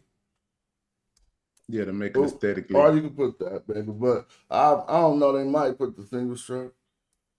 No, single stroke could make you think it's a determinative. But they'd probably put them all. Oops, that was nice that you put that M in there because I was just saying per. Cause I know per means house, so. But I might be wrong. So don't. No, I think it lined up right. So let's. I do too, but well, we're gonna go slow for everybody, right? So we do know it's a statement of fact, or I mean, you know, again, I refer back to Hope, J.E. Hope, because some people say that depending on what book we read, it's taught different, but we all come to the same understanding. Because the people who translate it as is, yeah, okay, it is, because it's a statement of fact. But it don't really mean is, trust me. Because you'll mess up and read, is the lady in the house, thinking this is a question. But nevertheless, you, Sat, Nefret. Now, let me ask you a question. Imper. It's supposed to be, oh man, don't make me, is it supposed to be a T on there? Let me ask Joy, do you think it's supposed to be a T on there?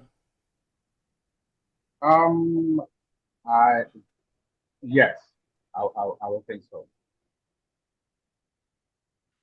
Am I tripping, Smash? I don't think it should. Some could say yes. I don't think it needs to be for the reason that the noun and the because we're starting a new adverbial comment, which is her being in the house.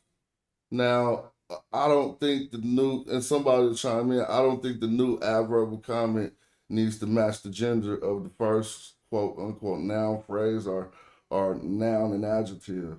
So the gender agreement is between now the adverbial comment, which is going to be her being in the house. You notice it is modifying her, because if we just said beautiful woman, you ain't thinking about that. But then you say in the house, now you took a beautiful woman and put her in the house.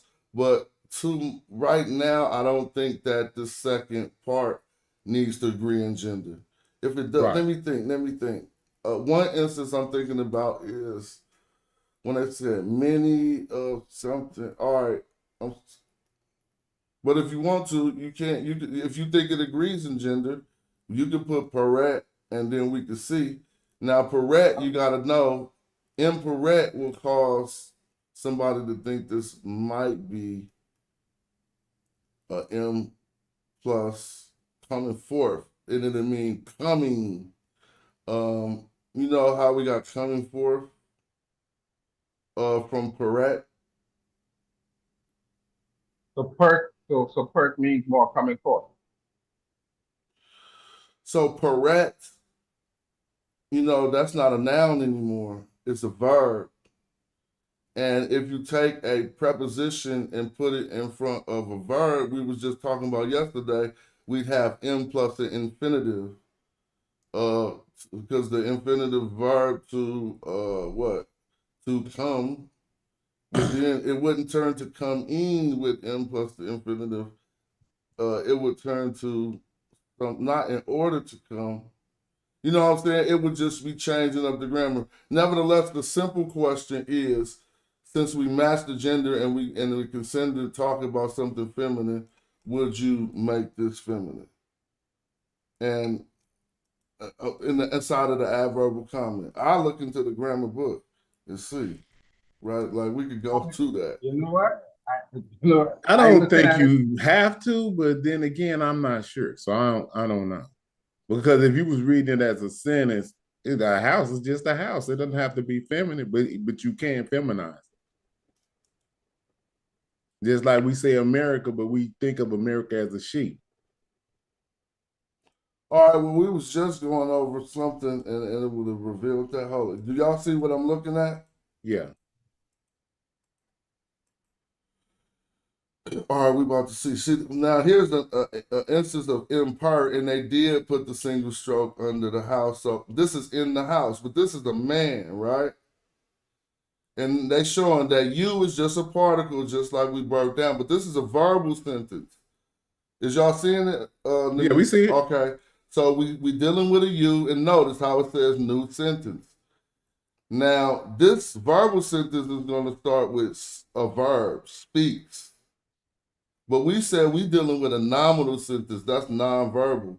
So we starting with a noun, woman.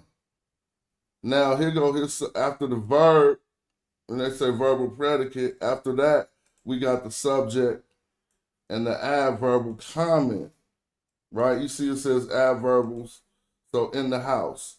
But this is still masculine, so the gender, we can't tell if the gender is changing. We need to see a feminine rendition of that and then look at it for ourselves and then break down the grammar. Now here it goes right here. With the adverbial comment, nonverbal, because we talk about a nonverbal statement of fact. Well, it ain't a verb. So the nonverbal statement of fact consists of three main slots. It says particle, topic, and the comment. The topic is similar to the subject, but the broader meaning it is, but is broader in meaning. It is what the statement is about and will usually correspond to the subject of the sentence. We want to see if it needs to agree in gender. It says the comment is also a broader term than the predicate. It is what the speaker relates to about the topic. The comment will generally correspond to the predicate in English. Since the Egyptian sentences of this type do not normally use the verb to be, the term subject and predicate tend to be misleading, especially when some adverbial verb forms that fit in three slots are learned. So now we got the man in the house, but still that gender ain't changing. Let's see what he says here. I'm just gonna read it to see if you address that, and y'all can build. Okay, slow down, Smash. Mhm. So basically, in this second little chart thing you got, you just moved that number 2 up to that slot that's empty, because that's how the format, the thing that you did on the Yeah, that's how we. JCS. Yeah, this how we See, doing that's what it. you did. You moved it over, and that So, because we talking first, about this one now. Look. yeah, I know. So I'm just saying. So, Yeah, but you know. everything Yeah, is lining up What like you you mean? Yeah, saying. you know. What you mean? No, I'm saying everything you saying is lining up like you saying. Now you just trying to figure out if we should put that T on there, because this is a man. So we don't have to put what the I T. said when I came up here is what I meant to say is we're now talking about a non-verbal statement of fact. When we come up here, then what kind of statement this is? A verbal statement. Exactly. So they call it, and the word order is gonna be defined. Look, the same. Look, particle, verb, subject, adverb. But see, down here, since it ain't a verb, that's why that slot is missing. See what I'm saying? That's what you saying? Yeah. I'm just saying we just got to find out if we need to add the T. Well, yeah, because because this is a man, so because he's not addressing gender in his example. You see what I'm saying? Mm-hmm. And so I'm going to read further to see if he begins to. I mean, he's going to because he's explaining the book. Where the hell Chris at? You feel me? All right, we about the to cheat see. sheet. Go ahead. So this is what he says right here. He says, there's basically no way to indicate tense in a nonverbal sentence with an adverbial comment. That's about tense, depending on the context. Well, let's see what he said about gender. He says the term adverbial comment and adverbial comment and adverbial predicate might sound intimidating, but all that it means is that the information related about the topic of the sentence is an adverb here, over there, a prepositional phrase on the ground, or any other word or phrase in the adverbial category. You feel me? Let's see what he said about the gender, though.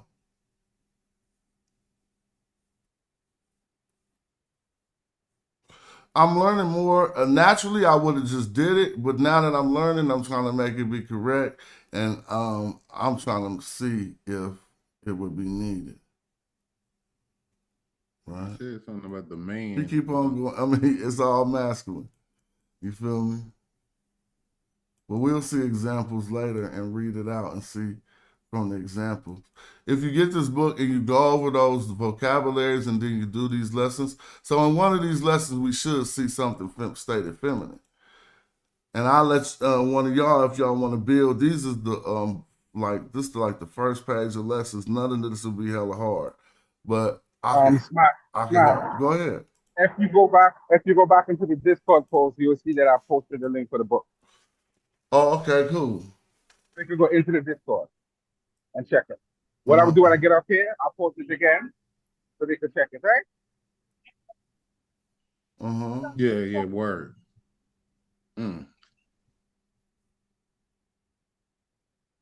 Too bad there's no example in here that answers our question.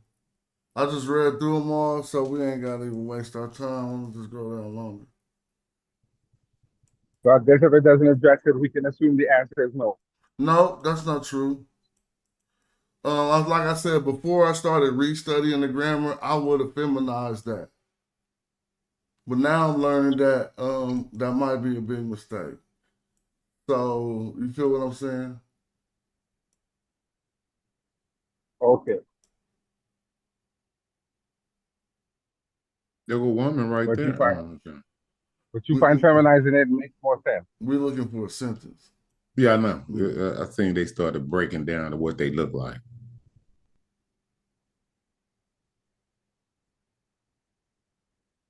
There you go. So for people, the Egyptian noun, right? It says the Egyptian noun has two genders, masculine and feminine. Almost all nouns are consistent of one gender or another. A very few nouns, however, occur in both masculine and feminine. A number of words roots developed two similarly looking forms, one of each gender, and often with slightly different meanings. The masculine is not marked by any specific features. The feminine is virtually always marked with the ending T, it says, which is cognate to the feminine ending atu in the Semitic and other Afro-Asiatic languages. An asterisk placed before a word or part of a word indicates that it is a reconstructed form and therefore not certain. Words that are marked with 2 asterisks are impossible. And that's good to know when cats be talking about their reconstructions and we using letters. All right, there you go. Thank you, Chris. I told you they don't have to agree. I'm snapping my fingers. Chris came in with that homework, James. That's what I was saying. Where Chris at? We need the homie. Hey, I know what happened. You summoned him, then he heard that bat signal and pulled over real quick. Like, he says, objects of a preposition are not expressing any physical quality of the entity. Therefore, they do not have to agree in gender or number. Prepositional phrases relate to the entity. Prepositional phrases relate the entity to the circumstance. Word up. So this right then. But we're going to take off. What did we learn about this part? It should just be, take the R off. It should be over a Z1. Yes, sir. Word. So now, what that look better too, Smash. So this is the beautiful lady is in the house. But what if you wanted to ask if she was in the house? See? That's different. How you go is the beautiful lady in the house? Well, first thing you're going to do is remove the statement of fact. And that's already going to open it up, but it'll open it up for too many things. So now we got to, I say, see, this is the thing. When you see the word, it's going to say interrogative. But in order to understand what that means, you need to say interrogative. Because you know what an interrogation is, right? When somebody is asking a question in a particular way. And so that is just how I can understand interrogatives or whatever. You know what I'm saying? And we would need to inject one of those into here in order to make this. It might be another way to do it, or some might say it's implied, but there's a small group of them. And puter is one, but that's kind of like what? We was just dealing with Ishet is one. And if I had this book searchable, I would just be able to go straight to that. But we about to just build until we get there.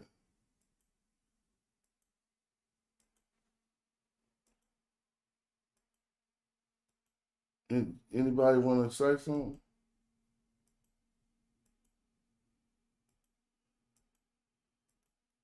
Oh, so on this document, you can't hit that F control thing like you normally it asked me to use it. It ain't scannable right now. And the scannable version, they hijacked the book source that I used to use.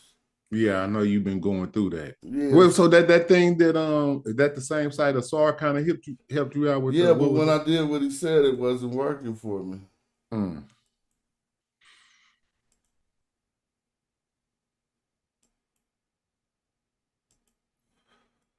Oh yeah, but so it's all good. Yeah. What's up with Pharaoh X? I see he in the building. I know. What's up, Pharaoh? I don't know if his mic working over there.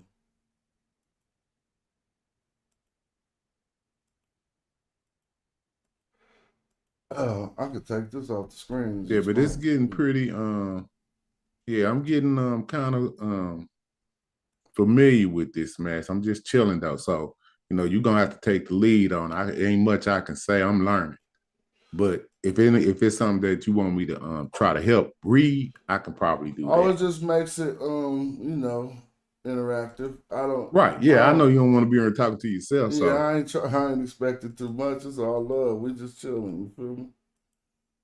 I ain't gonna be like thinking you're gonna do a whole papyri.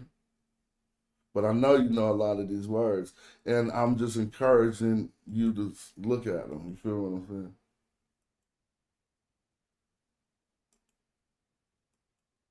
I forgot what I'm looking through this book for. At this point.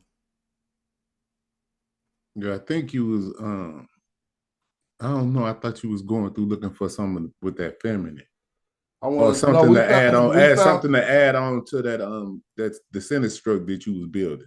Because remember you took the front part of it off and you were saying to make it something else, if you remember. Remember you took the we was looking for you took the EU off and you said you was gonna change it to something else. Interrogatives or whatever. So they'll go to Oh, the yeah. See what I'm saying, man? You doing a great job. If I can remember that. That's negation. Yeah, I seen the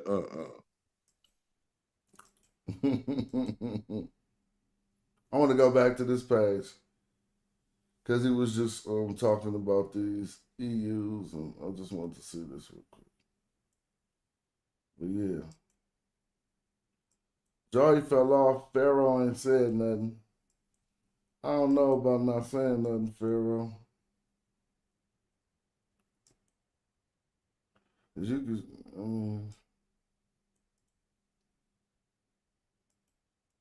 you know, I be paranoid about stuff like that, Smash. Remember we was on Dude Show. Oh no, you can't do none of that on here. Oh, you can't? you got some on lock. I got that on lock. Word. Yeah, okay. So I was like, he said his mic not working. Oh, That's what he's saying. Word up. I wonder what's wrong. Hold on. It's all good. You can't fix it.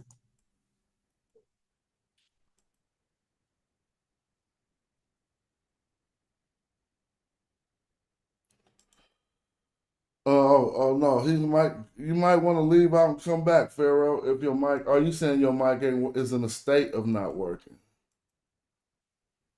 You said that, like, all right. Yeah, if he came, maybe if he left out and came back in, it may work. How to turn it into a question? Oh yeah. She just reminded me.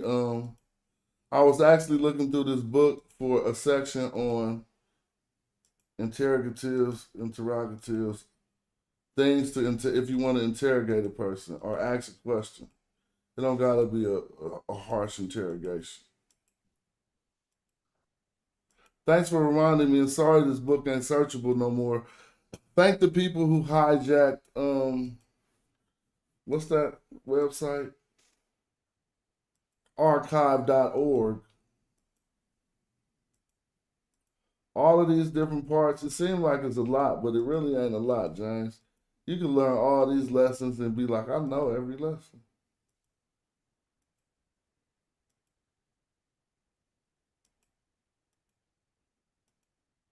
Why would you wait this long for that? I ain't even looking. They down to lesson 15. I want to take it off the screen just to make people feel like they're not having an endless search. This is just me looking the way I look. You know, but people need to see how to research too, man. So it's all good. Well, they also know that they can simply just type the word in there if they have a searchable copy of this book. But at least you see what we go through. It's a find text tool, and when you click that, it ain't working. Yeah, when I do that, it ain't working. So that means the adverb. Chris did make a strong point, and now I can store that in my head that the adverbial comment does not need to match the gender. So if you wanted to do something after that, then what would happen? You can keep going. I mean, it depends on what you want to say next to that. So what we say, the beautiful What woman, I'm asking, Smash, is would it jump back to you having to use that same structure of the T just after the house? It depends on what the gender of what you're talking about after that point. Okay. So you saying we could switch it up to start talking about a man? Yeah, of course. But if you were saying and she next, you feel me? You're gonna use the S. If you wanted to introduce another, it would. If it was a woman in the house with a man, That's probably an indirect object. I don't know. That's probably not another subject. The man probably becomes an indirect object, but it's it's something that we need to talk about when we do the grammar. But you can say whatever you want to say. Nothing limits you. Like people thoughts. But see, this is kind of I don't this is new. So just thinking about all of this in the context of just like using it just like English is wild. You know what I mean? Exactly. But that's what you're doing. You could actually write what you want to write. Well, we're trying to make it more functional. So being able to understand these things, it'll just be like your second language, like you know how to say it. Right. Just like you said, Neferet earlier. Naturally. Here we go. It's in lesson 128.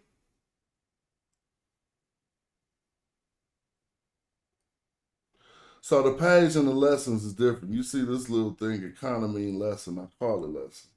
Right here? Yeah.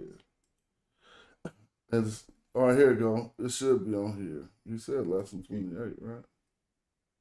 Yeah, 128. Well, let me keep going. Damn. Yep. He got questions here. Okay, cool. But he's negating them.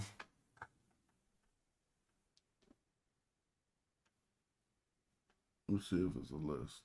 Pharaoh, he's still trying to fix your mic. I see. That's cool. It's all good, family. Yeah, he working on it. It's cool.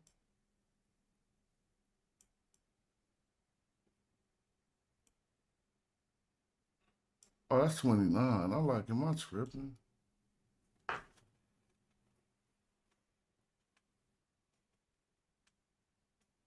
Hey, Smash, see if you can unmute him yourself and see what happened, because it looked like his mic just muted now. I asked him to unmute. Okay.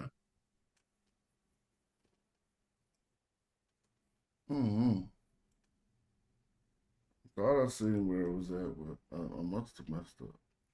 Yeah, I think it was 128. See, that was I'm looking at 128. Bam, there it go right there. No, but he ain't talking about that here. So I'm just like, man, he got me messed up. He is asking questions. He must have used. Okay, there we go. Oh, you got your mic right? Yeah, I just got to work. I had to go in my settings. Here we go. I was going too fast.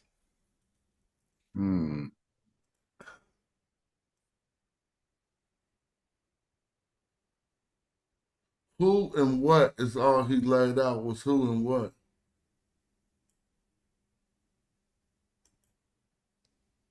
So what's up with you, Pharaoh?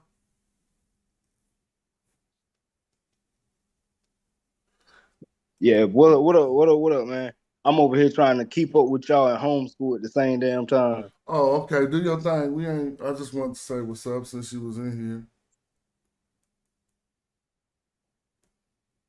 Oh, he found a good book link. A book link to a download or online version. Somebody said they have a book link.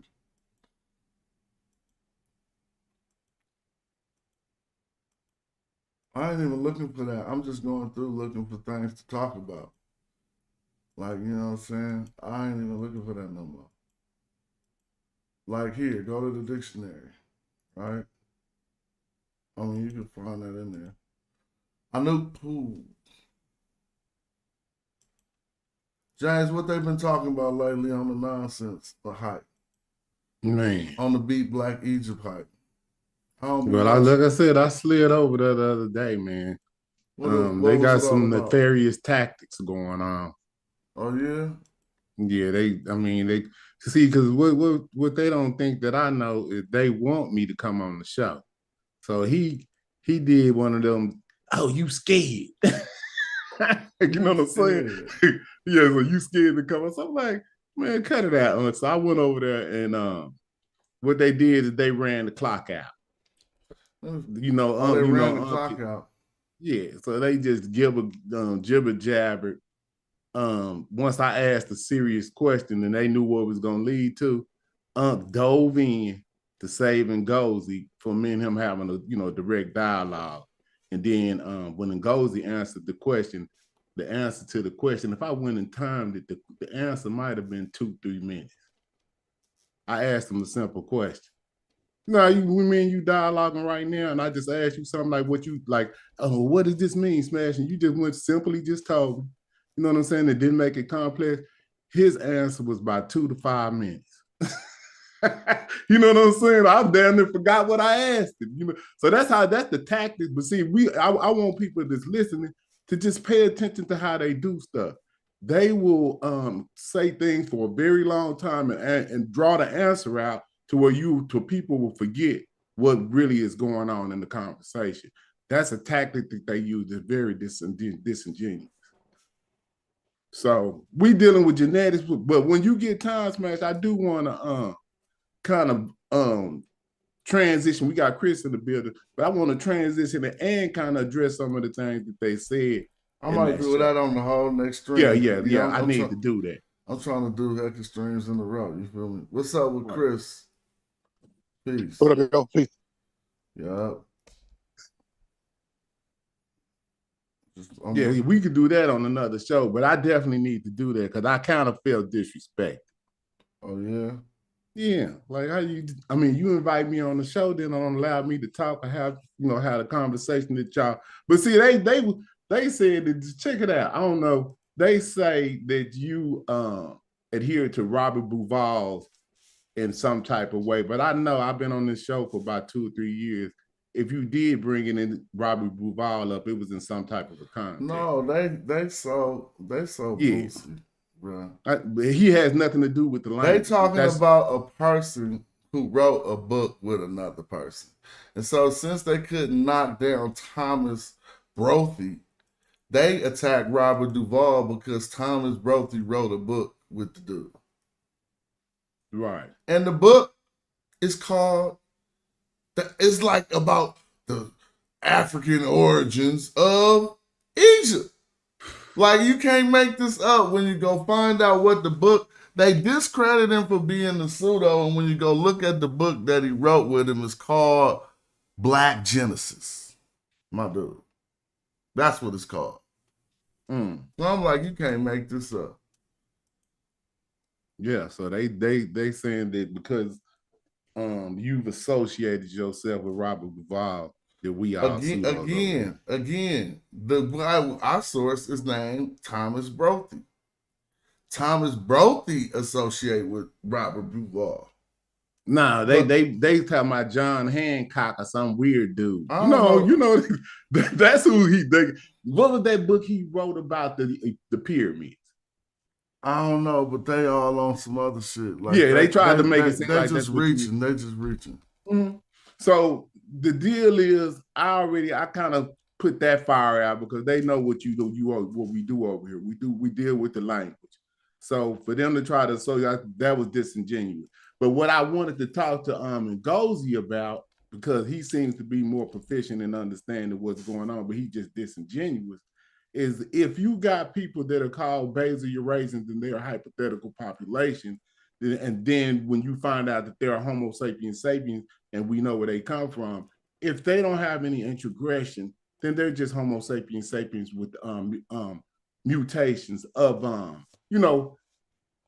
altitude or something like that. But the peninsula and Africa is on the vertical plane, so nothing equatorial is going to make them change it to to Europeans. You know what I'm saying? The sun radiation is still in that same equatorial. Oh, you getting juiced? If you're looking at it, you know what I'm saying. Yeah, so I thought we was going. My bad. But yeah, I'm just saying, we need to have that conversation on this channel. So let me mute out. Let Chris get in here.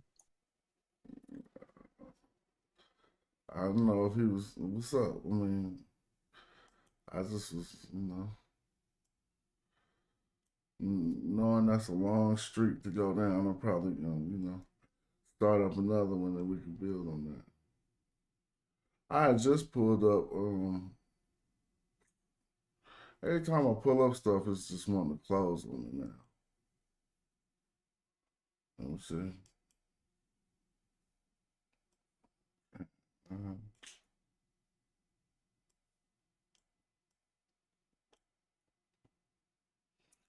Shout out to the people who just joined the channel today.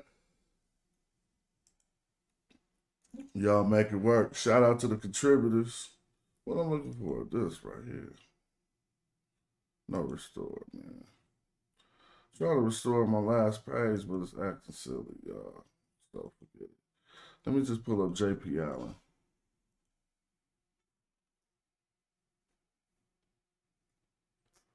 Oh, this. James, well, you ain't gotta mute out, bro. Let me see where we at. What's this right here? No, I was just waiting for you to pull up the document and see if Chris had something he wanted to add to what we were saying. Oh, I can put some glyphs on the screen just for the chill while I'm not up here. Yeah, what we were saying before he got on the show, because this is just a whole nother breakdown I was working with. But I was just working with identifying the parts, the grammar parts of speech. And if I'll be able to do that, I know I can say exactly what it's saying. So this was a good example of out of the book that I had just put in the JSS. Also as a practice of getting better with JSS. So eventually I could just write glyphs like I write an English letter or whatever. You know what I'm saying? yeah. So that first word, what is that? That Maku? So hold on, I'm sorry. Now I had to go. Can you see this? The book? I'm saying on your JSS right you now. don't see the book now? No, I just see All right, JSS. let me share my screen in a different way. Because while I was doing that, I was looking for interrogatives or interrogatives, right? For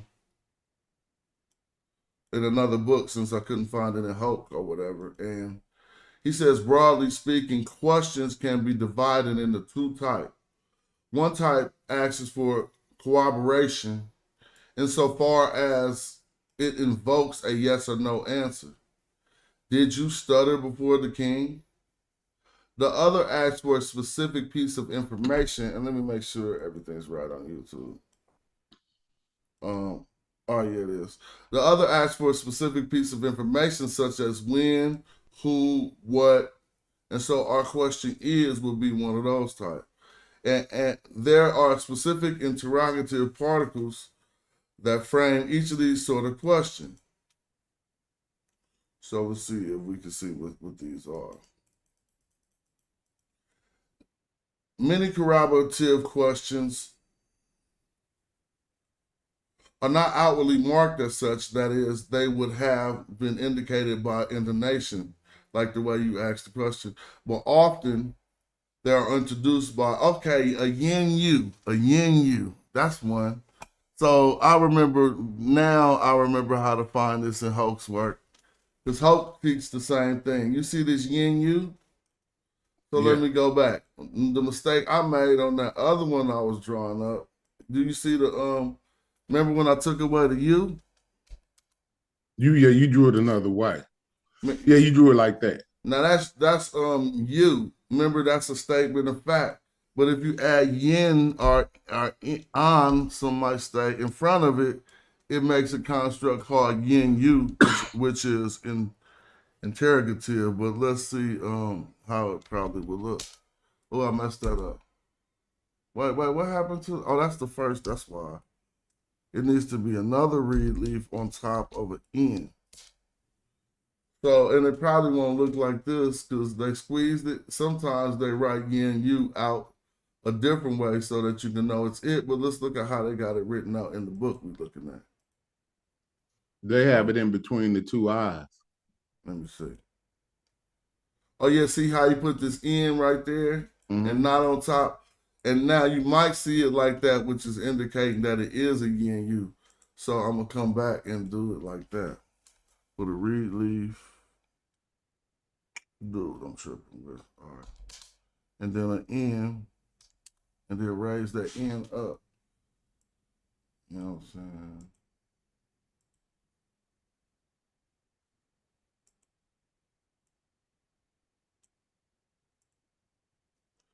So now we asking, is the lady in the house? I mean, there's other ways to do it, but this is how you do it with a yin yu.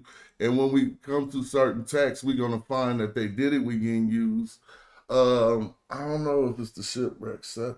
It's a I don't know what text this is where you find a lot of these.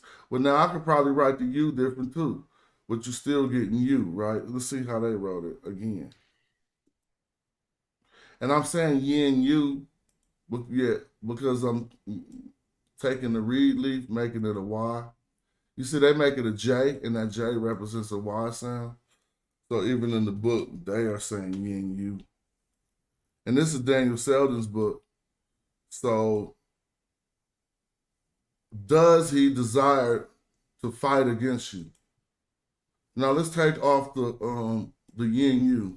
Let's take off the yin. I mean, yes. Yeah, just be sure. Some of those constructions that's used to ask a question. I think the NU, I think that's for verbal constructions. So just be sure. Oh, okay, hold on. I'm glad you added that. He says it right here, something about the verb form. So maybe I should finish reading. It says, may corroborate questions. Many corroborative questions are not outwardly marked, such as that is, they would have been indicated by intonation. It says, but often they are introduced by yin, yu, or less commonly just yin. It says the verb form is circumstantially sejum F, sejum NF with, so you said this is nonverbal? Yeah, the sentence you have is the one with the beautiful woman in the house. That's nonverbal. So yin, yu works? It does not work. Oh, it does not work. Right, so the sentence has to be a verbal construction in Medu Netcher. So the sentence you have, the woman in the house, in Medu Netcher, that's a nonverbal sentence. Yep. But what if the woman was fighting in the house? Like, does he desire to fight against you? Would that make a difference? Because, yeah. So you have to have her fighting. So you could say, set or aha, S or aha, S, woman, she is fighting in the house. Then you can use the NU. And then you wouldn't be starting the sentence with the noun anyway, huh? Right.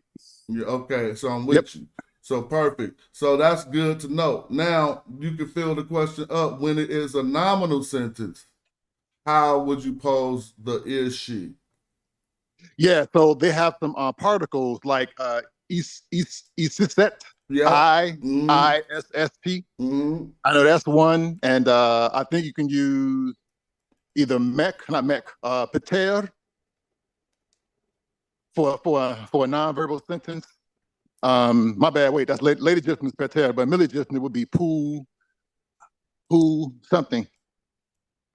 Poo something is for nonverbal sentences, and iset, something like that. So I think this is the part I just scrolled down to get to what you was talking about. Would it be the interrogative pronouns? Are you talking about? Okay, so there are 5 interrogative pronouns that are normally called on to fulfill the functions of a substantive. It says 2 of them are M and C.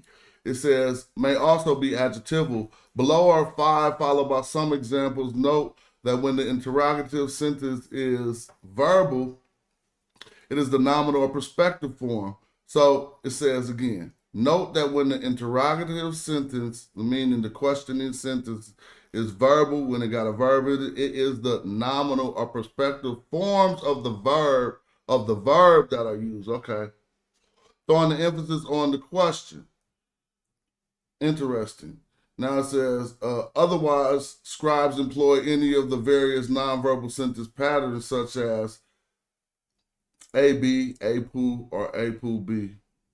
It says pronouns that precedes the interrogative are generally drawn from the independent series. So basically, okay, for these interrogative pronouns, they will be used in these nominal sentences, it appears. What should I do? Now, in that instance, doing is still a verb though, right? So I gotta find the instance without that.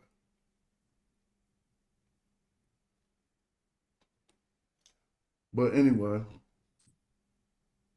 and he's going to continue. There go. Now this is what we get to.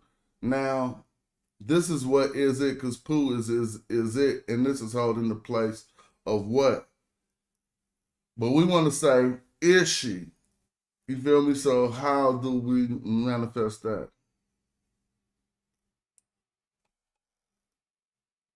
Can it be used as is?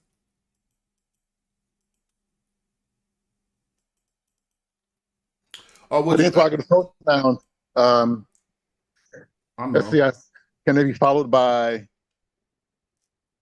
Well, yeah, they can be followed by nouns, but in what form? The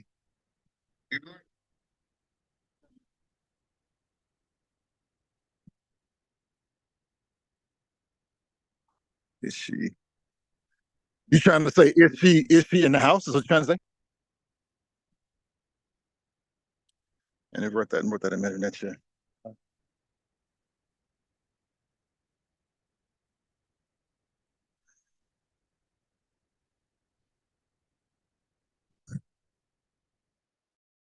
Right. I was going to say with inflection, you can say the beautiful woman in the house, and you can. Mhm.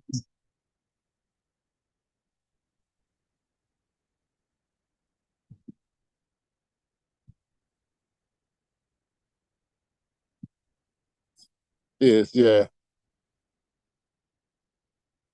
Yeah, because starting a sentence in is, I mean, even in English, is kind of, I mean, we do it, but it's kind of weird though. Is she in the house? Normally that probably would follow something. You know, is Betty there? You know what I'm saying? I'm looking for my sister. Is she in the house? So it's like it's almost completing a sentence. I imagine it would be something like she is in the house, and then it would be some inflection.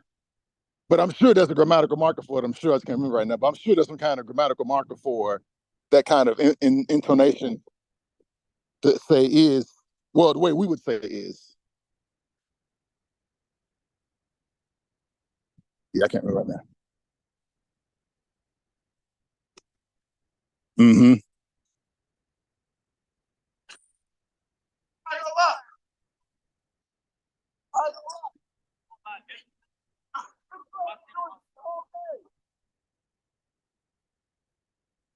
Oh, yeah, that's me. Yeah, I'm in Fairfield, Alabama. Yeah.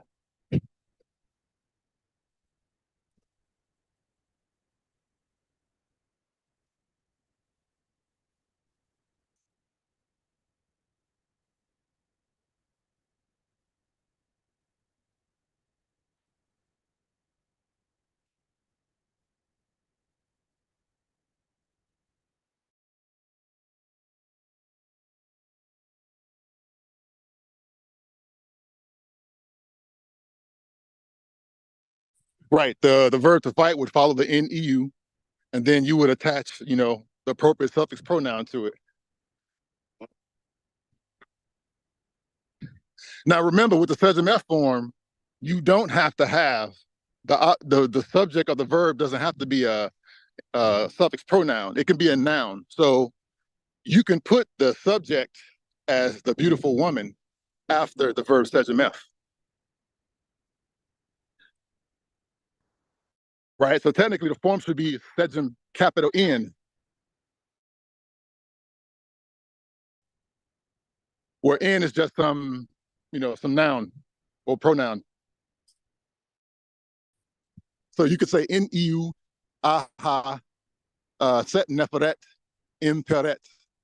The beautiful woman fights. Well, does the beautiful woman fight in the house? Well, because it's a question.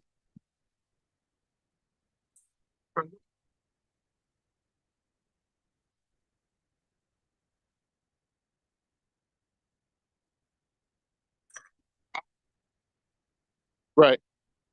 What up, Coach? Oh, yeah. Um. Well, yeah, because we're trying to specify either the future tense or present tense, right? So, yeah, so you get rid of that.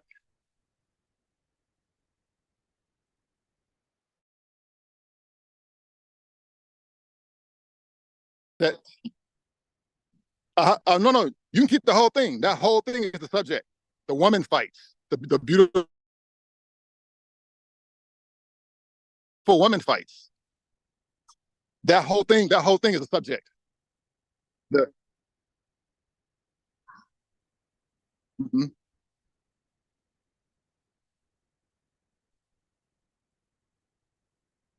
Right, but just get rid of the in. The infix in. Well, I can't see the screen. Oh, sorry. No. Get rid of the infix in, the completed action marker. Yeah, no, my phone going out too. So yes, NEU, aha, set neferet, impair.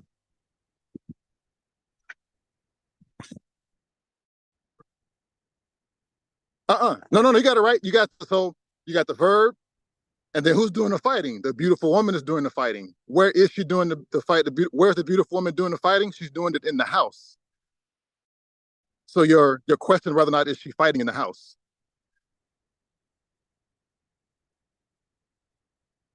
Mm-hmm. In the house.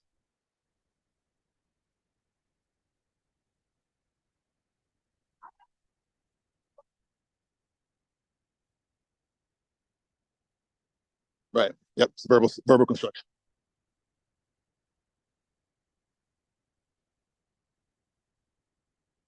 A particle. You're right. It's a particle.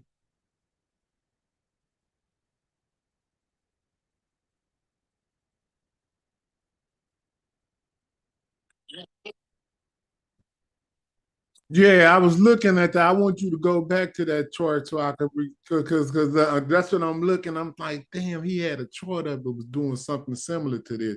So how does this construction fit into that model? Mhm.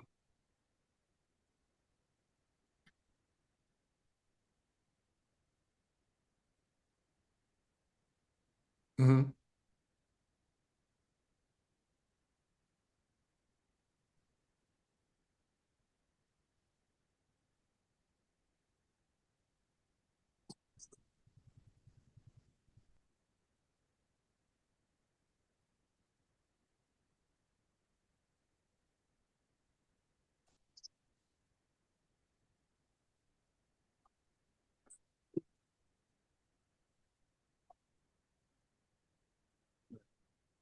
Right. So in this sentence, your highlighted part would be the P, like you said, and then the aha would be the V, and then the next spot for the S would be neferet, set neferet, and then you skip the indirect object and the pronominal subject, pronominal object. You're skipping all of that, and then you go to A, which is in the house,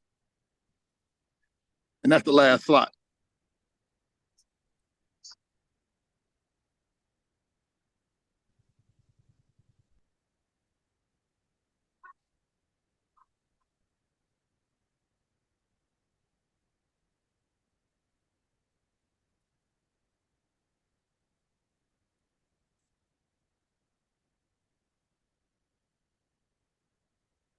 That's what I was trying to do in my mind. Like, man, like because this so this has 4 slots as well.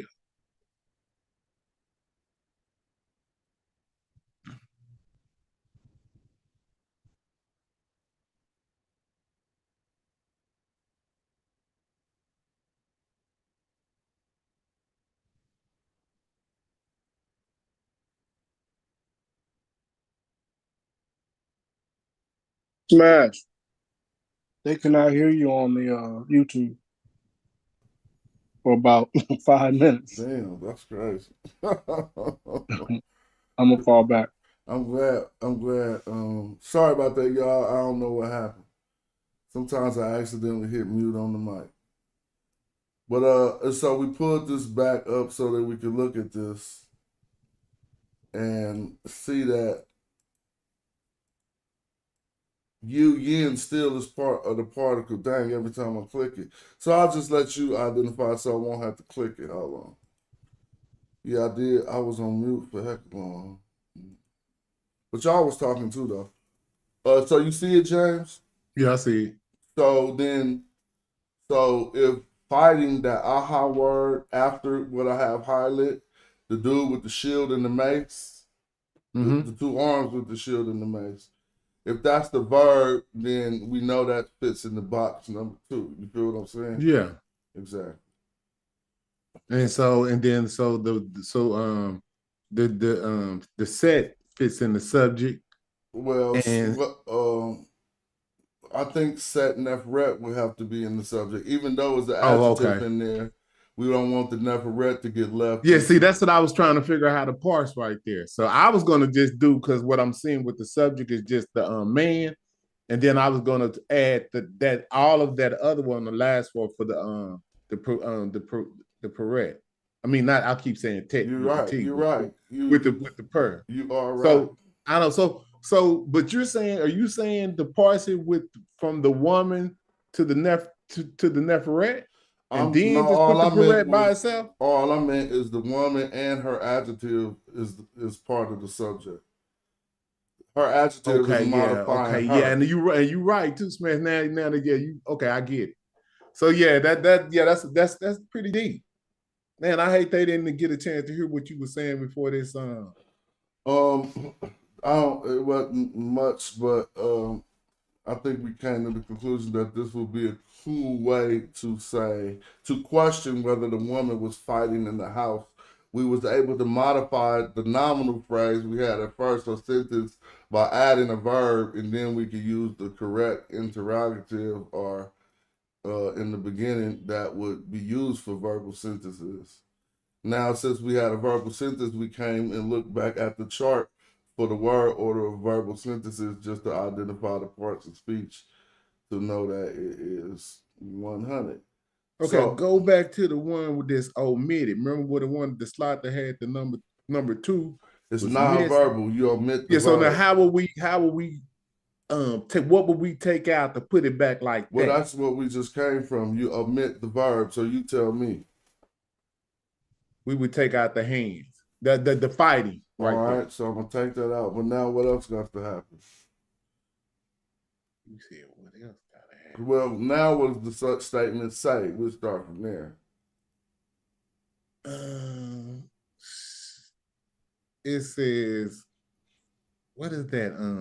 I know how to say it, but it's something she is in the house, but. Well, because she's not fighting in the house no more. No, so you're right. It says it should take off the iron. Thank you. It's trying to say, is the beautiful woman in the house, but this is the incorrect particle because this is not the particle. Yin yu should not be used for a verbal sentence. I mean, a non-verbal sentence. So that means we go back to the all that, and then you just go back like you. Now, that one. Now it ain't a question. It ain't a question no more.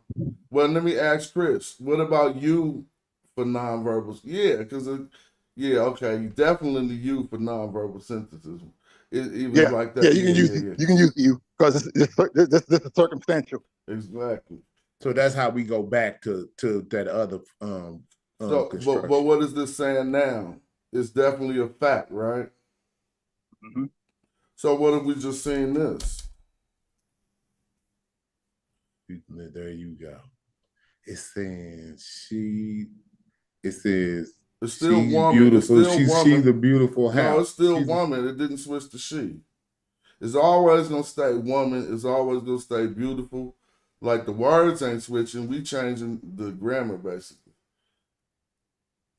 So it would be a beautiful woman. A beautiful woman. House. Beautiful woman in house, right? But we don't know if it's true or not. You know what I'm saying? And it's kind of like just a noun. Well, what would you call it? It's not making sense. What type of phrase is this, Chris? I know it ain't a noun phrase, but it's not a noun phrase, but it's it's a nonverbal sentence, right? And it's nominal because it starts with a noun, but it's subordinate. So you got that prepositional phrase in the house. So is it while she was in the house or when the beautiful woman is in the house? You know, it leaves Preposition. it's attached to something. So it's secondary, or I mean, it's dependent. Yeah, it's dependent. This is a dependent clause in general. So that means it needs to be something stated before that. Yeah. Yeah, to make it more clear. Right. So that's why I was saying while she's in the house or as the beautiful woman is in the house. It's something else that's there. It's not a complete thought. So if we wanted to make it complete and start it like this, normally we probably could add a cassette after this, right? And say wow, and then this would make, even though, so what if we did add a wow after this? Beautiful woman in the house. That ew would make I'm it. say, am I wrong? No, the wow was being used in the English translation, but as it stands now, right, it's just a dependent clause. Right. Well, I'm trying to say, what if I added this word? What does this word mean? I'm tripping. Oh, heft. Yeah, you wouldn't stick heft right there, even though it's adverbial, and adverbs come at the end of verbal sentences and non-verbal sentences. But you wouldn't. Oh no, Yeah, I'm sorry. I mean, and I'm gonna continue and put another clause after this. Could this serve as while or not? No. Yeah, no, not in this case. How would when or while? What do we want to say? Beautiful woman was in the house while Rob was in the sky. Well, we would use as. The beautiful woman is in the, you would use the verbal substitutes for as. So what's that? M or E? Not here. Okay. While. Huh. Okay. All right. Yeah, the M. Right, and in adverbial adjuncts or adverbial predicates, you can have multiple adverbial phrases in that A slot. So yeah, so you're not limited. You can use M again if need be. Okay, I feel you. Mm-hmm. And now in the house as she ate the goose. It'll just be a long adverbial comment modifying what she was doing while she was in the house, basically. Right. And you can continue to modify it, and as long as you don't run off. Like you said, while she was in the house eating a goose. Mm-hmm. Yeah. And then even though there's a verb in there, note how the verb we use is in the infinitive form. Just for everybody looking, the verb ain't on the screen right now. Oh yeah, I'm sorry. Yeah, it's not. Oh, but we said eating, so we would make that into an infinitive. So the verb would be in the infinitive WHM, not that eating. Well, what's the eating? NHM? Wenham. Is Wenham to eat? Wenham? Yeah, it is in WHM, but when I typed it up, it only gave me this option. Maybe Wenham. I think it's Wenham. WNM. Oh, WNM. I was doing WHM. Yeah, that's to eat though. That one. But should I use another one? That does mean to eat, but no, that one works. Yeah, you just got to put the mouth behind it so people know. I mean, you can use M Wenham. No, you can use hair Wenham. Matter of fact, that's probably what you should use, hair, because M, the verbs that follow M are normally verbs of motion. So to be on the safe side, you probably should use hair. Whatever, hair Wenham. Do they have a woman with her hand to her mouth? So that'll be B2, huh? Let me see. B2. That's funny you mentioned that. In those obscure texts we pull up, they probably would do it that way. Instead of putting a man, they'll put a seated woman with her hand to her mouth. Yeah, but it's just gonna be a man anyway, even though it's her. Even though it's her, yeah. Yeah, but those guys writing hieratic, I'm sure they'll take that liberty to draw a woman with her hand to her mouth. So this is beautiful. So I'm gonna highlight it for people. Beautiful woman. The woman is the noun, so the adjective had to follow it. So it was the beautiful woman. That is Sat Neferet. M or N. So think about the English language. It's a preposition. This preposition is M, but you say LMNOP, right? And you got the N following the M.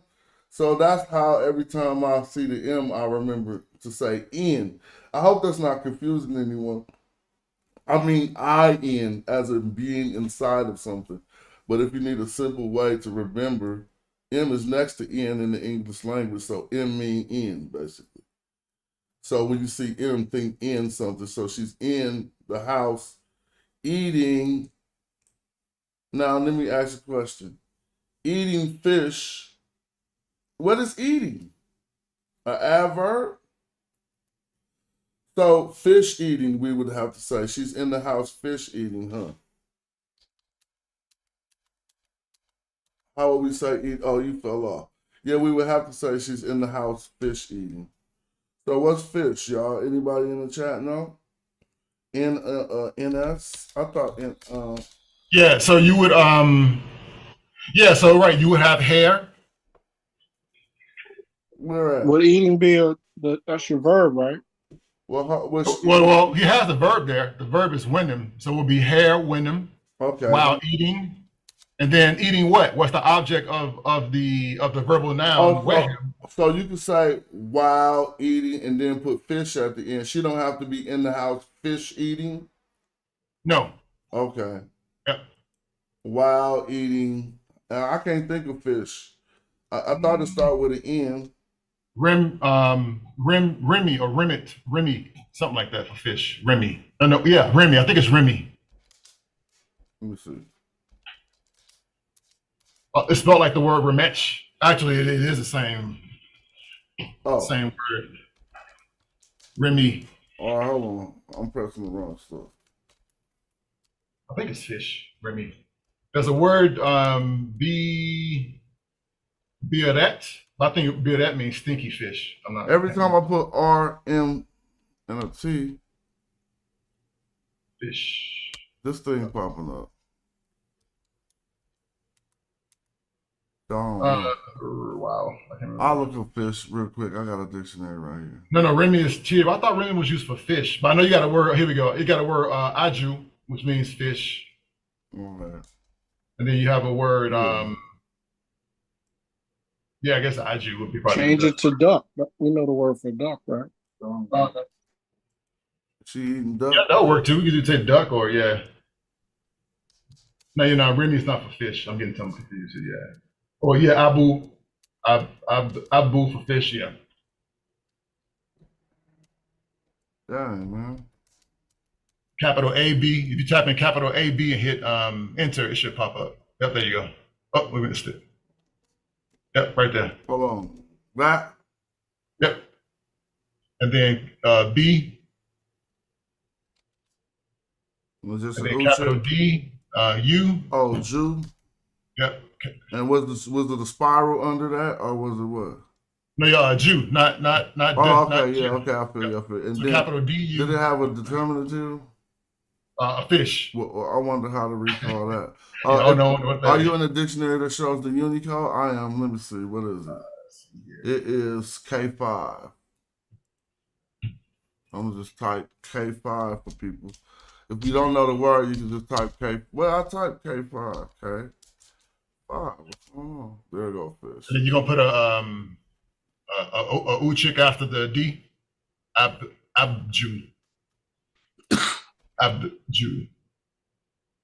So now she is, now look, James, that's a whole long ass sentence of Medu. See, I trick cats into reading. Now you can read this whole long ass sentence, bro. Tell the truth. Yeah, I'm still trying to, my mind be working. I'm trying to figure out how is the eating part of it. I'm trying to figure out how to. This is just something you're gonna have to know from learning words. I seem to say with him, with Nim, and I think my brother Chris said the same thing. So now, if I put this in a dictionary, it's gonna qualify what we just know only from going over words several times. Watch this. So WNM, I think, correct? Eat. See, but see, you just now you just seeing it in another form. So now you know we could have chose these to do it too. You feel me? Now see, that would have made better sense. It's like he eating out of a bowl. But I was trying to figure out what the thing is. It's like this look like a cross. What is that? Would that man have to have his hand to his mouth? Yeah, he would. Yeah, that's throwing me off right there, Smash. I don't know.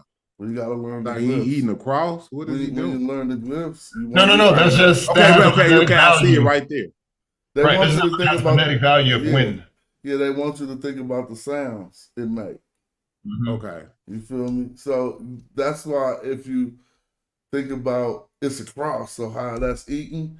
Nah, you think about that for the determinative when he got his hand to his mouth. Yeah, be careful, James. Yeah, yep. You see what I'm saying? Word. So now we just think about how that sound and what that means. You feel what I mean? So this is how it sounds. So basically and that's that what little it thing means. is a win. Where it's giving us the sound of win, and then I think And I they're see giving it a I see the M triliteral. right there. So what is that? That's another way to render it with the M, but you can take that M off and it still say the same thing. Well, it's more to learn about this glyph too, because you'll find it to mean just the M at certain times. In a different word, Emmy, it'll start to represent the IM in that's probably the reason why it's in this word too, but I don't want to go too far. But in this instance of eating, you're gonna say with him, if you see it talking about that which is in or which is in or something like MER, this you can use this for MER. Feel me? So that's just when it starts to get more complicated. And so you're gonna remember the other variants or options for a particular glyph. But notice that's what the eating was. Now, I messed up on the man. I'm sorry. If I would have put this, James, if I would have put this, you would have said, "Oh, I see now." Wait, let me show you. See, he got his hand to his mouth. Feel me? So now it's at least letting you know, even if you don't know that word, he's telling you it got to do with something that got to do with the mouth. Okay. So James, don't get rid of the idea of the glyphs being, ideograms or logograms, but just remember they're sounds too. Okay. Yeah, word. So check out this last word and how that can mess us up. And this is why some people, if we don't know when the ancient Egyptians wanted us to look at them like that, think of how many animals you see in, I left out a piece of it. Think of how many animals you see in this final word. 3, right? But one of them, they actually want you to refer to it for the fish. Is it really a fish? But notice it's in the final position, it's still in the determinative place. If somebody thought the bird in front had the same significance as that fish, then they'd be like, snake eats bird, that's how they'd be like, snake chick eats fish. You know what I'm saying? The snakes walk and swallow the birds as the fish are swimming. Okay, before we get off of this, that first image that you put right there in that particular section, what is that? In what section? Before the B. Oh, well, in this word here, this is the first glyph. I'm forgetting what it is, and we looked up fish, right? And so I'm forgetting what sound it holds and what it is. So glyphs that look like that, it ain't that. The only one I know of that shape was like a foxtail. Now I don't know if this got anything to do with that other similar glyph that looked like that. What is this, Chris? I think that's a chisel, and it's a biliteral, a chisel, yeah, and it has the phonetic value of capital A-B, ab. Okay. So I think it's a chisel. Now notice what this word says, even though it's a fish, James. Yeah. It says abdu. Right? And this is the same, if I'm not incorrect, the same, don't they use this in the word of Abydos? Yeah, they do. Yeah, I think I've seen it. Yep, abdu. Right? But now we know the difference is that they talking about a fish right now. So I don't want to go too far, but if I change this determinative and put an 049, she'd be in the house eating in Abydos. She wouldn't be eating Abydos. We would probably require another preposition, and you can tell me how far that is off. Let me just show you with the dictionary. Well, my point I'm trying to make is some words might have the exact same glyphs, and only the determinative would indicate to us is different. Now let me check if that's true. So you saying it would be she is the beautiful woman is in the house eating in Abuda. No, bro. I was making yeah, because you have to take this eating out of here. I was making. So I'm just saying, I know. I'm just saying you ain't saying that. You talking about you change that determinative. That's gonna change that sentence to say that that's what it is. Watch this. So look at this. So what's different? I think we saying the Jew is being said. They only put this for Abydos here. We should still know. Well, let's keep going. Watch this. I think the Jew gonna be different. I mean, the D, how they form, how they tell us to refer to those sounds is gonna be different in this word. They don't use the snake in Abydos, right? So look, see, we still got the chisel and the B. You see that? But they went to the Jew, this other Jew, which is the mountain. You feel me, James? When you see this mountain, I see it. Yeah. And so I want to see if they do ever use that other. They got a D right there. Okay, they said Abdu right here, and so, and they got fish. I don't know how they. Yeah, they got it right there. So and they did the land one too. Did I use the wrong hand? Yo, this is crazy. This is what no. It's at later periods, you know, D's and J are commutable. I thought so. This would render what you just was talking about, Smash, right there. So then we changed that, put 049 and then put a in Abydos. It would have to be a preposition, right? Yeah, a regular M. Yeah, we wouldn't just say she's eating Abydos. So she'd be eating in, but now saying the beautiful woman in the house eating in Abydos, if we knew that that was the thought we was trying to convey, we probably would have switched that around from the beginning. But nevertheless, we are just showing people how knowing these different parts of speech help us to modify the sentence.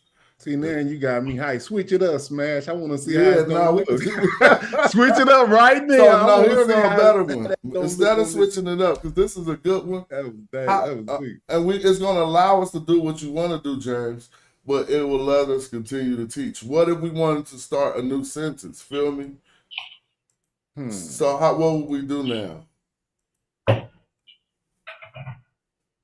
I don't know. So you said start a new sentence and just continue on the conversation of what's going on with her. Like, so she's eating fish she's eating fish in the palace. Maybe she's waiting on something to happen. No, so that's done. We're starting a brand new sentence. So we ain't got nothing. One easy way to do it, I mean, to indicate that you're starting what a new sentence. Remember, he said new sentence or statement of fact. You put a beginning particle. It don't got to be the same one. So the one we've been talking about right now has been which one? You remember now that I'm putting it up? It looked like you. Is that? I don't know what that is. That's you. Ty. That's no, you. I was like, what is that over at the end of the fish? Ty? Oh, I'm sorry. I accidentally. Yeah, I was like, it's Ty. I'm down here. Okay, word. Okay, so my bad. Ew. So that's a way. Now let's go back to the book. And notice that particle holds the position of what? The particle or the new sentence. Exactly. So we could be using this if we only want to state another fact. Now, what if we wanted to say, what if we wanted to add a question here? That'll be hard. Now, if we said, no, I don't know about adding a question here. I might wait because I'm going to have to go back to the grammar book. So if we just start in a new sentence, now we said the beautiful woman's in the house. The beautiful woman in the house eating fish. Mm-hmm. Yeah, okay, eating fish. You want to say, and then something happened? Then you're not going to say you. You're going to have something like a different type of, you probably go. You could do aha on. Let me show you. Would you do aha on, or would you say you could do aha in? You could do aha in. They was like then. Wait, let me get this right. It's not the right aha popping up. Is it a capital A someplace?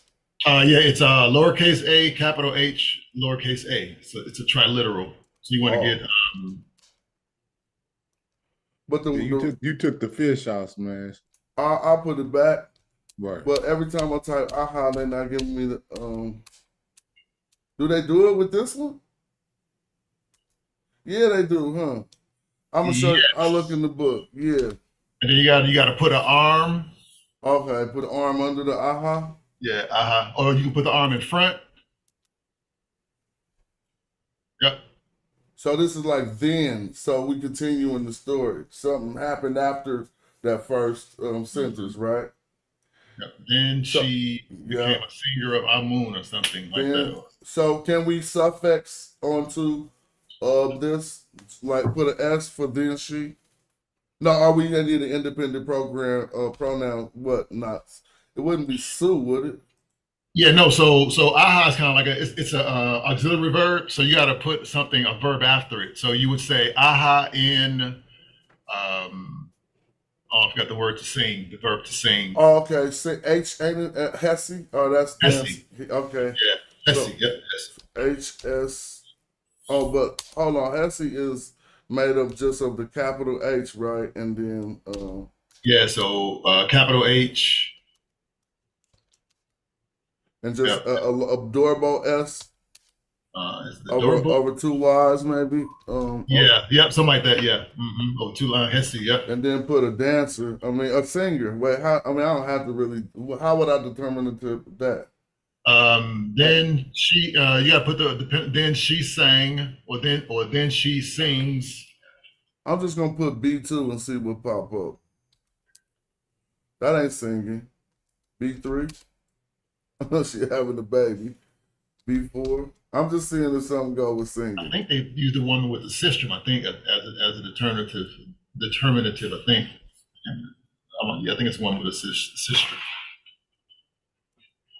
That looked like a microphone. Yeah, look, I would never say like she got the mic, right? We messing up the magnetic. Like, I wonder. So you think they got one for it? I mean, they see you got a. I mean, I think it'd be that one though, but I don't know. Let me pull up the wire and see what they use. They probably just put a woman. She might have her hand to it, might have some. That would look like eating, but yeah. You can use the hand to the mouth. Oh, the hand to the mouth, but that's gonna be a man. Okay, forget it. Yep. All right. So how we know she's singing? We should make this feminine? Look and sing. That's huh? Yeah, as a verb, you have to put then she sang, a singer. Okay, yeah. Then she is a singer. I guess you can write it as a participle too, but let's stick to the Setchum F forms. Yeah, it would have to have a dependent pronoun after it. Then she sings. Also, then she sang. So if she sang, we have to put the N, right? I mean, if then she had sung, you know what I'm saying? But now I gotta feel good with African American English. So then she sang. Fuck, you know what I'm saying? Like I'm forcing it, but yeah. If she sang in the past tense, I will put it in here, correct? Then she had sung. Yeah, but you wouldn't have. See, when you put the seated man on it, that makes it into a person. Okay. So, right. So you just want the verbal form of it, so it would have to be without the seated man. So I hope people seeing this. When we be talking about Setchum NF form, it's about adding an N. Right, it's about having a verb and then adding a N, and then the F is just a placeholder for a suffix that could be he, she, it, whatever. Right now we got Hesse NS, but it's still in the form of Setchum NF. You see what I'm saying? And so what we take from that form is that it happened. Now it was a perfect complete action.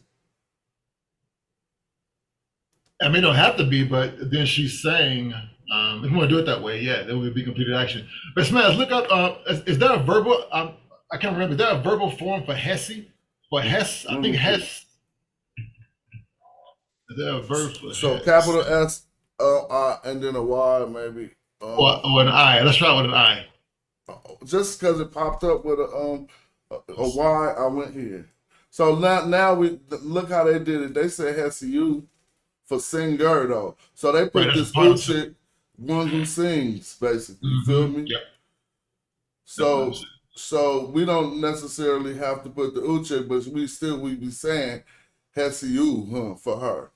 Oh no, well she was. That's if we were saying she was a singer, not singing. Oh, what about the imperative? I mean, turning into.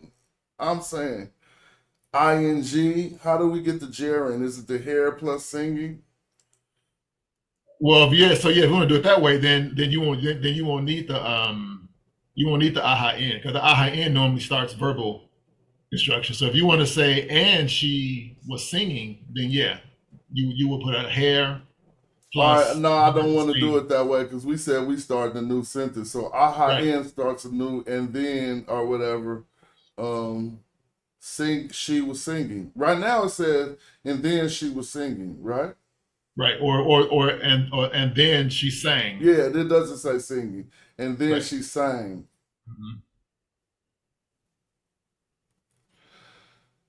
Okay, but I mean, if we like the beautiful woman was in, I mean, I need to put another U back up here. Let me see.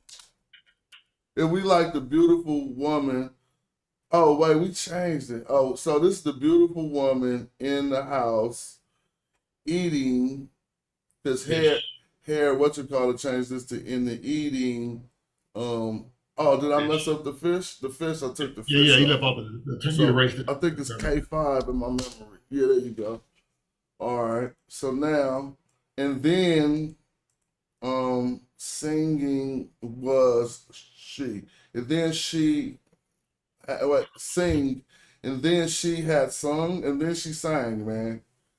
Right. Any of those tenses you want, yeah. Any of those tenses would work. What song did she sing? The hymn to Ra. So how would we say? Sing a song. That's something to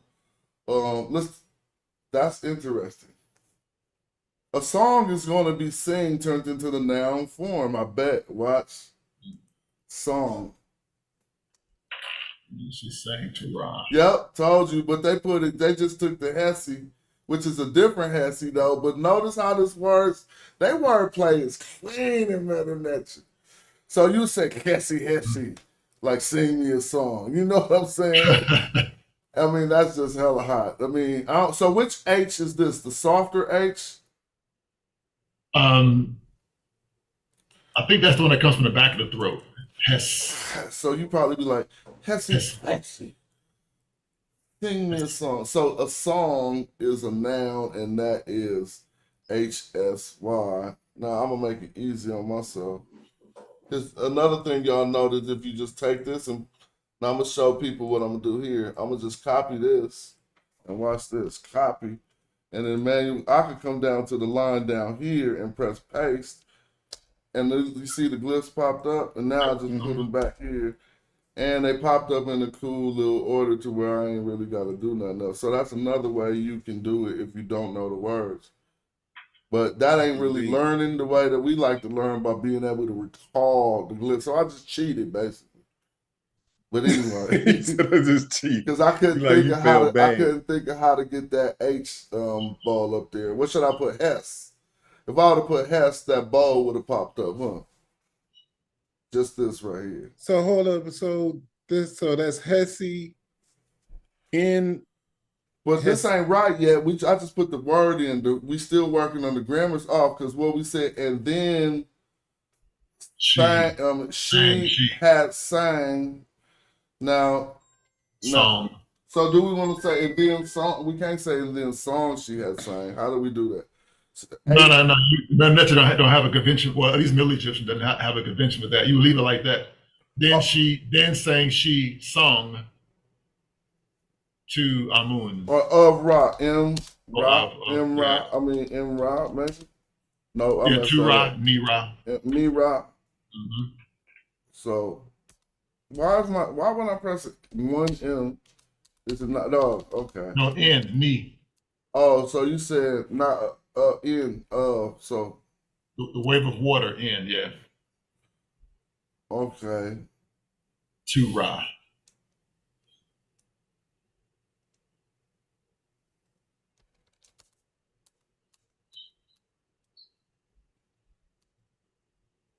But I mean, they would have probably spelled it out, huh? Yep. And then there's one small thing we got to change. The direct object, the indirect object comes before that object. So really, it should say No.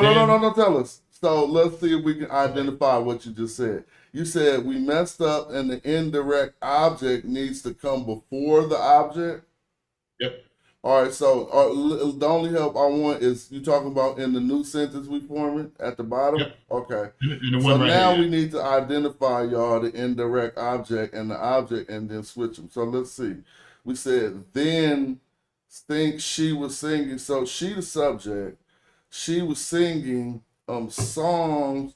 Songs are the direct object, and then Rob. I mean, hold on, man. Can you parse this What? as you going through this? He is. That's what he's doing. He parsing it. Yeah, Nah, I'm talking about with his oh, mouth. you mean show it? I'm sorry, I apologize. So, Or just maybe right on the screen. You can't smash. Maybe Yeah. write PV or something. No, like he yeah, I really can't. I gotta learn how to do that in JSS. So I'm just gonna highlight what we doing. Yeah, that's what I was saying. This is then or aha on. Then it says Hesse, and now we know that is to sing, and is a verb. So that's the particle first, aha on. We got the verb Hesse to sing, right? But we got it in a sejum NF form. This in the sejum NF form telling us that she has sung. So this is the feminine marker for her. I should call it the suffix pronoun, which is amended on this in and amended all the way over to here to give us she has sung. So we wouldn't say and then she has sung. So that's what I'm saying. Again, then she sang, because is that correct? Or can I say yeah? I mean, I'm taking liberties with the yeah. Then she sang. Now this is just one song. We didn't say songs, but we said Hesse, which is a song. Now we didn't say it belonged to Ra, so it's the song of Ra. So this is kind of like she sung the hymn. She sung the hymn to Ra. So the now, S, if we want to Right, make but that's in English, right? The Medu Netcher, what we did was right. The Oh, syntax I'm sorry. Hold on, Chris. You about to answer the question. I just never got to the question. Well, we still trying to, James asked me to parse it. So we still trying to answer Chris's inquiry. I mean, telling us that we got the indirect object in the wrong place. So first, did we identify the object and the indirect object? I thought the object was the song and the indirect object. Oh, wait a minute. The Song of Ra is one thing though, right? well, she's the one. But the song doesn't belong to Ra. She just sang a song to Ra. It's not Ra's song. Oh, okay. So we got that to Ra part. So, Surah, right here, is out of, so it needs to switch with the song. Yeah. Then she because that's the dative. Okay, data means it goes to, is giving it to something, right? Yes. Yep. It comes from the Latin what? Dior? I don't know my Latin, but it comes from some Latin that means to give, right? So I'm gonna remember. I used to mess up the dative, think it came from something about the date, bro. Oh yeah, no. Yeah, and so I messed that up for years, but so that means I have to replace the song, move, so I can just copy this, erase it, and basically after the S, copy it back here, right, and then pull this over. Yep. Oh wait, hold up, it erased it though. So let me paste it again. Paste it again, and then see if I can pull this over. There you. So now, but with two N's, so I messed up with the S. Let me go back. What happened to the S? Put the S back in. So that's right so far. Before, yep. What? All right, now let me see. Now I gotta read that and see what's going on.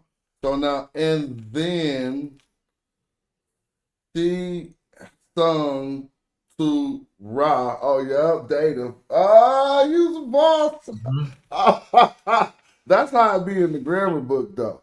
Yeah, because now after you got the such and NF, you hit them with a data. And then sometimes I used to see Neff after that or something and not know what was going on. Like they already just said, like you really get lost if it said he had sung because it'll say Neff Neff. You feel me? And that would cause. So you know what I'm talking about, James. Right now we see Hesse in S. But imagine trying to parse this without we talking. You just might say Ness right here. Feel me? Right. And then if this was an F and then they had a dative after it, like he had sung to him, you're gonna see something that appears like Neff Neff. And understanding that second N with the F over it is the dative to something's being given to somebody, so they sung it to him. So this seems to be almost perfect. And then singing, then sing was her. So we reading the literal. So it's like, and then what? Sang she. Sang. Well, I'm gonna try to go in the order literally. So sang was, or is that was? She had sang had she, right? Yeah. To Ra songs. A song. Now you take that literal and make it into a translation. She has sang songs to Ra. Right. In English, it would be, yeah, exactly. Yeah. So we always see VSO, but in that VSO verbal construction, in the VSO order, in between the S and the O, there's a D there that's normally left out. All right, so now I'm gonna see. So you said between the S and the O, there's a D there. What's this D represent? Dative or the indirect object. All right, so yeah, okay, cool. Mm-hmm. So you have verb, subject, dative or indirect object, and then you have object. So verb. But now with the subject NF, I'm still calling her the subject, right? Yeah, no, that's still the subject. So the verb is just the verb is just the Hesses or whatever. Hesses. Yeah, Hesses. So we go verb, and I highlight too much. Verb. Sorry, it's hard to highlight it. Verb I didn't mean to put the N in the subject. Subject, and now we got this the indirect object because you said the object got to be last, right? Yep, that's the O. So that right there is the O. And then that in Ra is the D.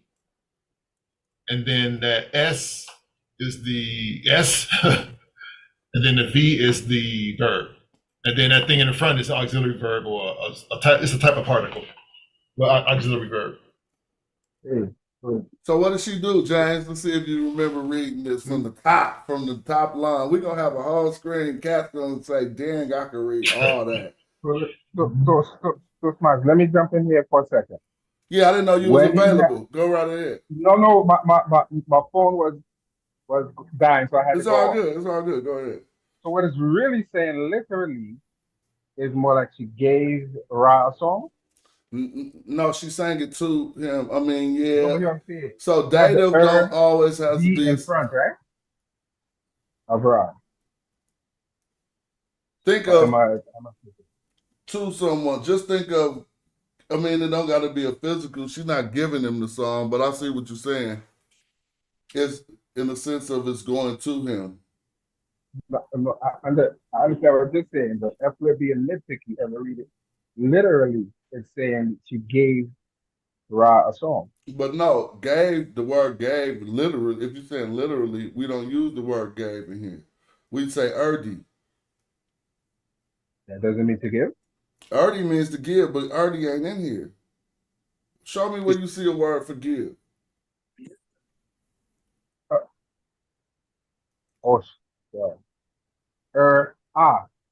Oh, that's Ra you're reading. Right, that's Ra. You see the determinative behind it? You see? When you're Smash, put that single stroke under the sentence. Okay. Under the I was doing too much, my bad. No, you're not doing too much. This is ain't nothing your bad. You chilling. I'll put it under. No, that wasn't. Other people probably had that same question, bro. You mean like that, Chris? Yep. But can't I just put the circle with the little dot in it as opposed to writing it that way, and that would still mean rock? It mean rock. I could just put the circle. You feel Right. me? Yeah, that's what I'm saying. People Or might That's be why we're confused doing that you're talking about Hey Rue though. You could that might mean she was doing it in the song to the day or something. Right. I James, mean, you want to read it? what happens next in the story, Shazmo? Let's see if we can handle all parts of grammar. Like anything. Tell us what happens at oh no, we gotta go slow. We was about to read this back from the top. Who wanna do that? I got it. And no, from the top. Oh, in English. Well, one person could do the one person let could me do do the this meta netter and the next person could do the English. I would say Iwu, Sa, Neferet, and Per, Abydos, that You after her you forgot what the cross meant, huh? Henny. What does the cross mean? You gonna think Emmy, but it ain't used for Emmy right now. You gotta remember the determinative lets you look for the other option. So it's her. Hair WNM. Hair when? When them is to eat. Hair when them. And people wonder where we at, so let me show them. Hair when them. Abydos. No, hold on. Let me slow down. To eat, eat is a verb, right? So I'm thinking it's infinitive. And so we got hair plus the infinitive. So we got eating. This is one that works together to say eating.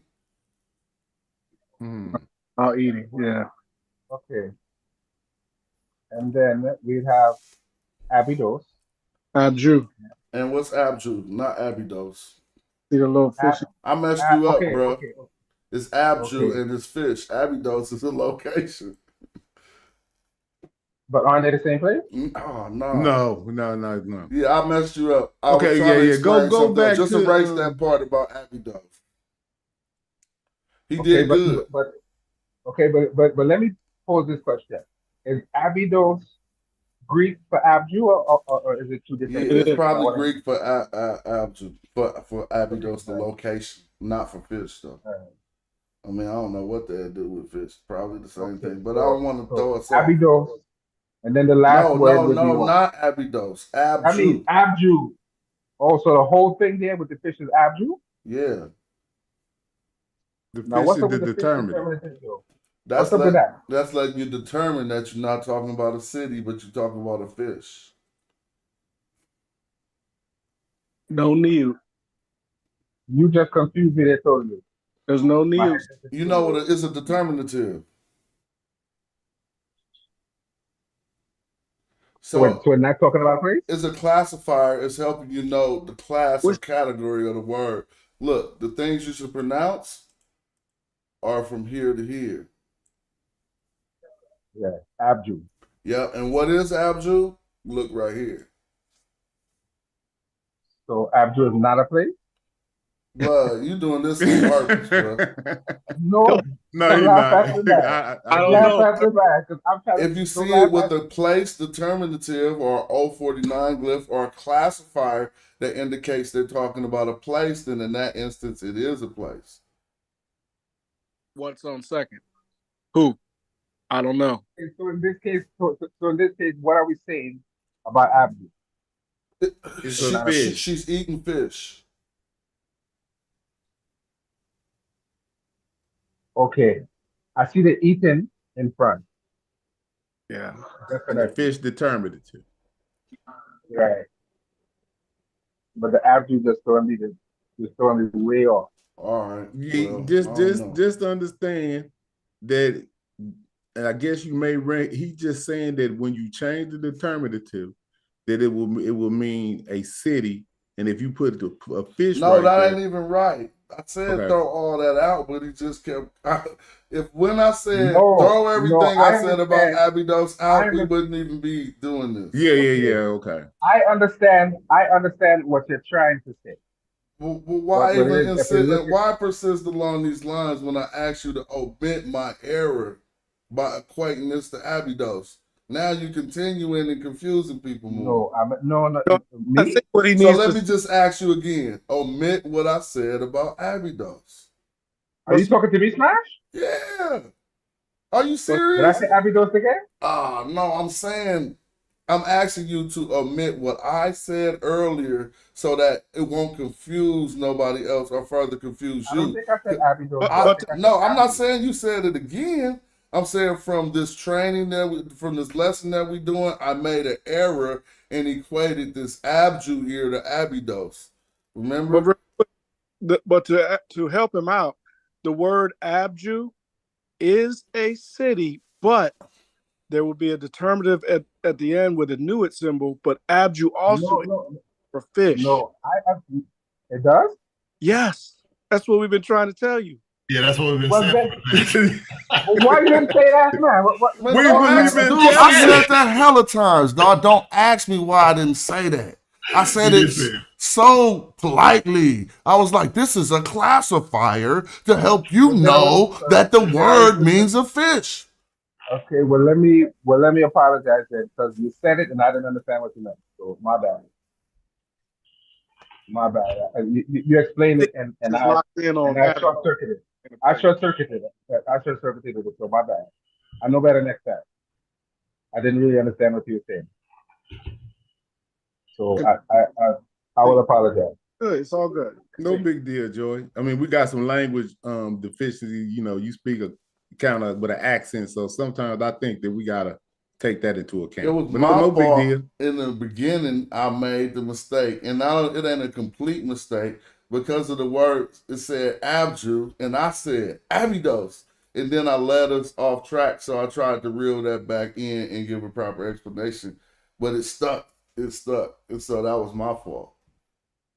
So I know next time. So I know next time when I see this is associated. So we're gonna clean it back up one more time.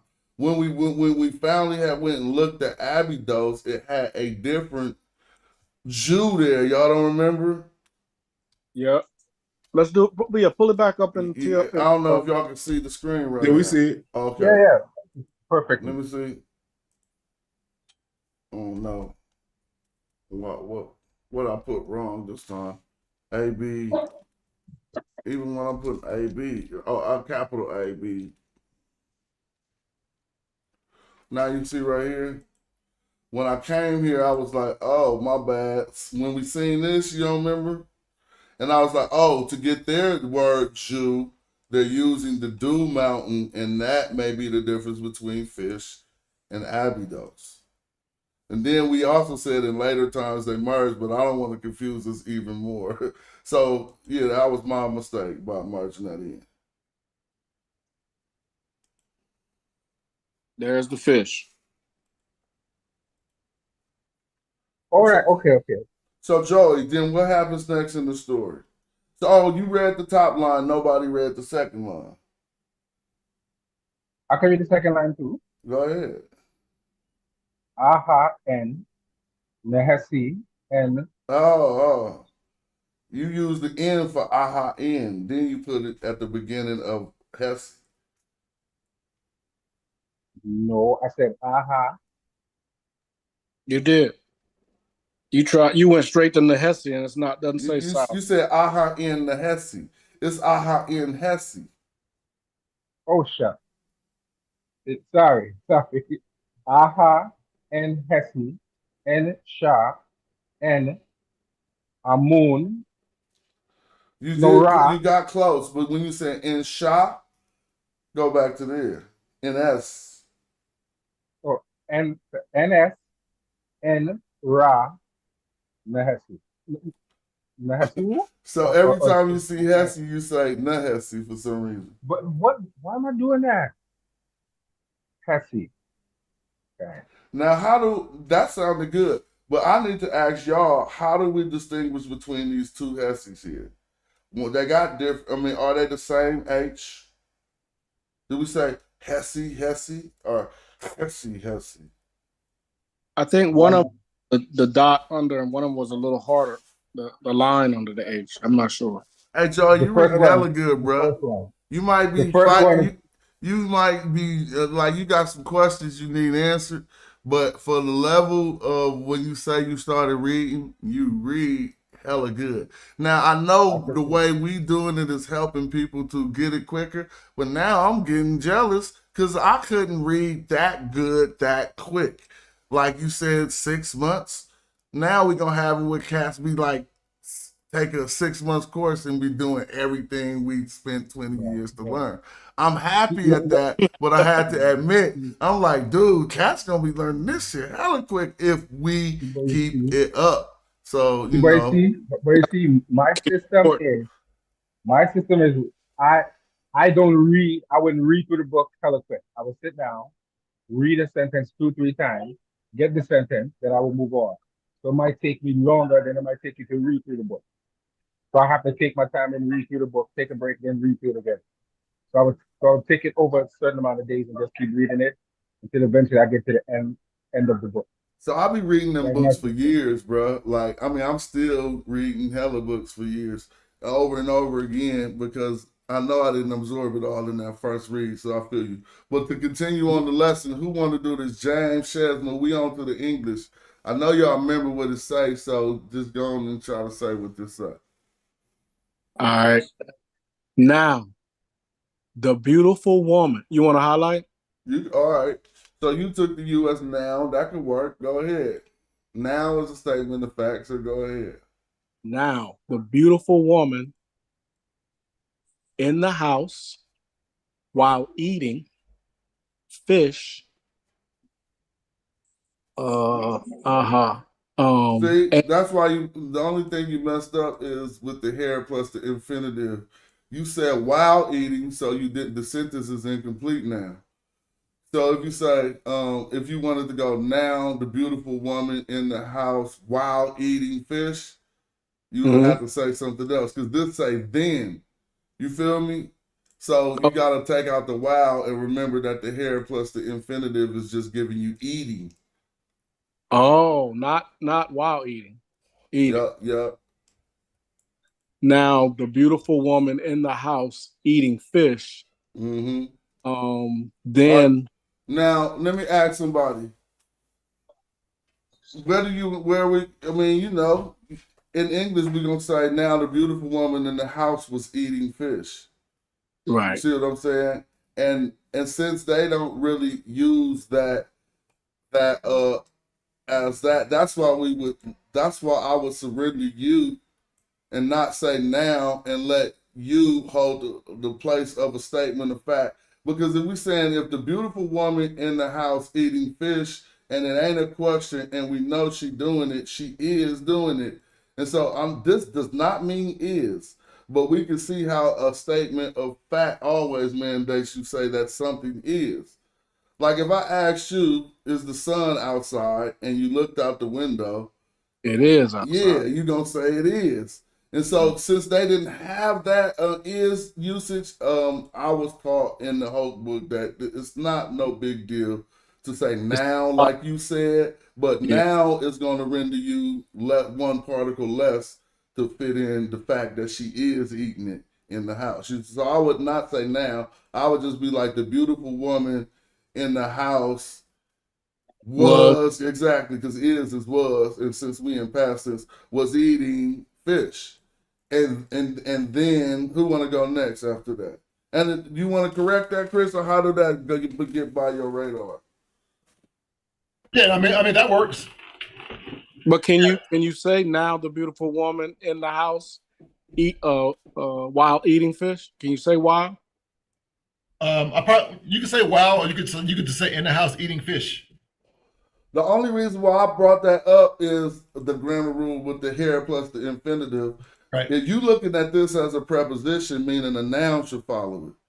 Right. Now you got a verb following it. So you have to address that with the grammar rule. That means it's just the meaning of wow is gonna go away, and just eating is gonna change eat, because this don't mean eating. See, this mean eat. So making it the hair plus the infinitive, it translates eating. But let's go your way and just see how it renders. If we say now the beautiful woman in the house while eating fish, then that's doing worse with the grammar. You know what I'm saying? We don't need while and then, basically. Okay. So if you wanted to wow it, you probably could make this a wow before the hair. But that's just what how I see it. I mean, I think that's right though. All right. That's better sense. So now, or just the beautiful woman in the house eating fish. Then she sang a song to Ra. Then you said she sang to Ra a song, but you said then she sang a song to Ra. Yeah, so, he translated. He you translated it. Yeah, you translated it. Yeah. Yep. You said that way. That's right. In English. Right. Yeah. But reading the glyphs, it say then she had sang to Ra a song. Now, let me make an observation here, Smart. When we look at the determinative for eat and sing, it's the same determinative. Yeah. Yeah. So that determinative deals with an action for the mouth. So it could be sing, it could be eat, and it could be drink as well. Correct? Yep. Right. So let's just point that out. So she can start drinking something next. It'll be what? Sweat or suit or something. I forgot what it is to drink. But I mean, let's do at least one more sentence, then I'll stop the video. I know I let it run longer than I said. But let's at least work out one more action. I wanted to see this whole screen filled, but it's taking a little longer. So what happened next?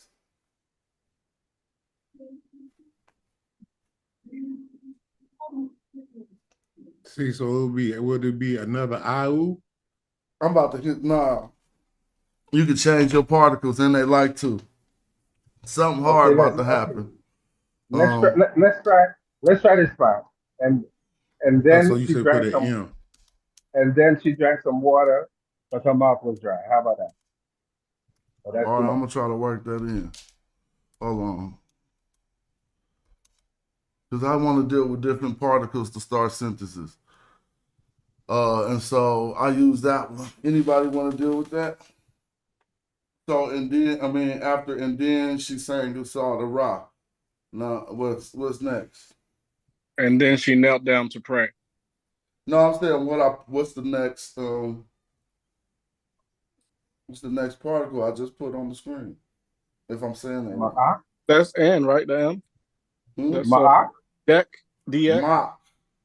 Some can say meek because in order to get this hand right here, you type M-I, but never run mock. Mech. Mock, mech, maybe mech. Y'all remember what that means? It can start sentences too. Behold. Yep. But it's like, it ain't the grandest behold. It'd be like, hey, there go that King's English. So how do we say behold? So that's like Ayo? Yeah, that's like Ayo. So check it out. I mean, honestly, you're not gonna say Ayo after you said what?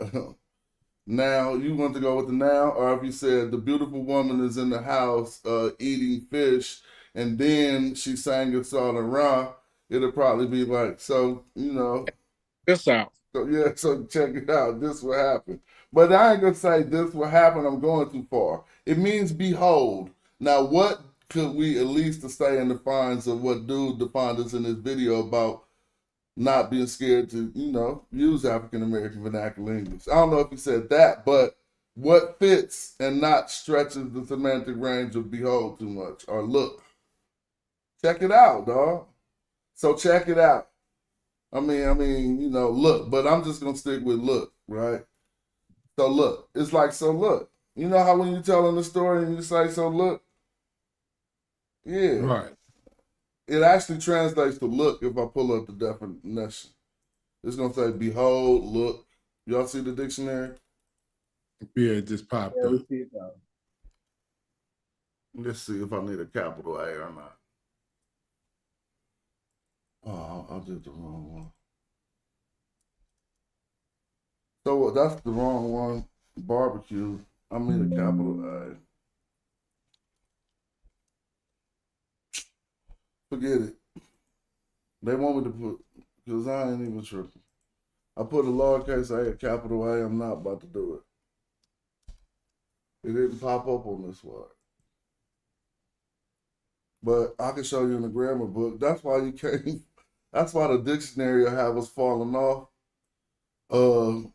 Certain things like these type of particles don't even be in some dictionaries. Not the way that I looked it up anyway. Maybe it got a different transliteration. But everybody know that means look or behold already. You said it. I'm not looking that up. That's a waste of time. So behold, what happens next? Suddenly, I mean, this could be, it ain't suddenly. All right, forget behold. It ain't getting no action. What y'all got for the next way that the sentence went?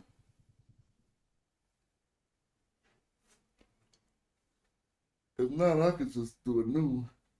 Yeah, I thought you using the IU the IU to start into another sentence. You can, but Mac You was trying to just show us another way that you ain't gonna keep on doing the same ones, and when you read text, we're gonna encounter different ones, right? And so right, yeah, you're just trying to stretch it out and show us a different way to go into another now sentence. check this I out. got that. Now look, we could come right into the book and watch how this happened.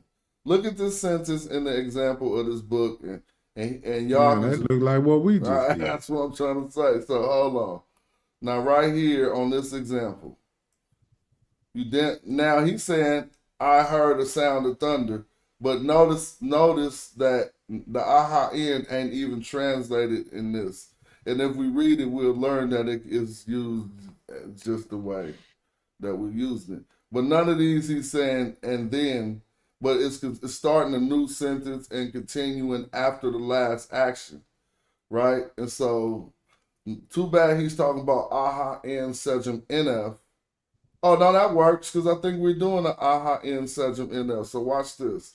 A very common passive construct in narrative text of all types is the basic construct of aha and sejum nf. Now, the verb aha without the walking legs determinative probably derives from the verb meaning to stand up, to rise. And the original sense may have been something like, and so it arose. Now, let's slow down. There go the King's English.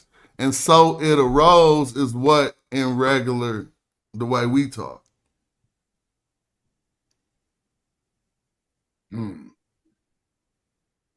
So if you was telling the story and you was like, I went to the store and so it arose, somebody got up and we never talk like that. Exactly. We'll be like then.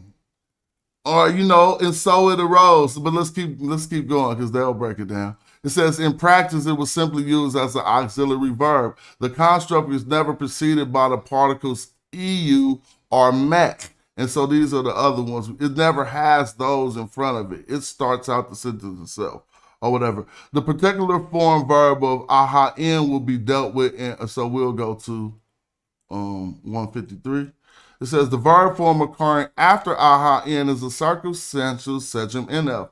Now, if we go back to the screen, it sounds like he talking, because we got a sejum nf right here after an aha in. So it sounds like he talking about exactly what we're doing, and it's also a confirmation that we're using the grammar right. It says, this can be ascertained since a variety of circumstantial clauses occur in this position. Intransient verbs of motion use a variant of this construct. It says only very rarely is the subject placed after aha in, okay?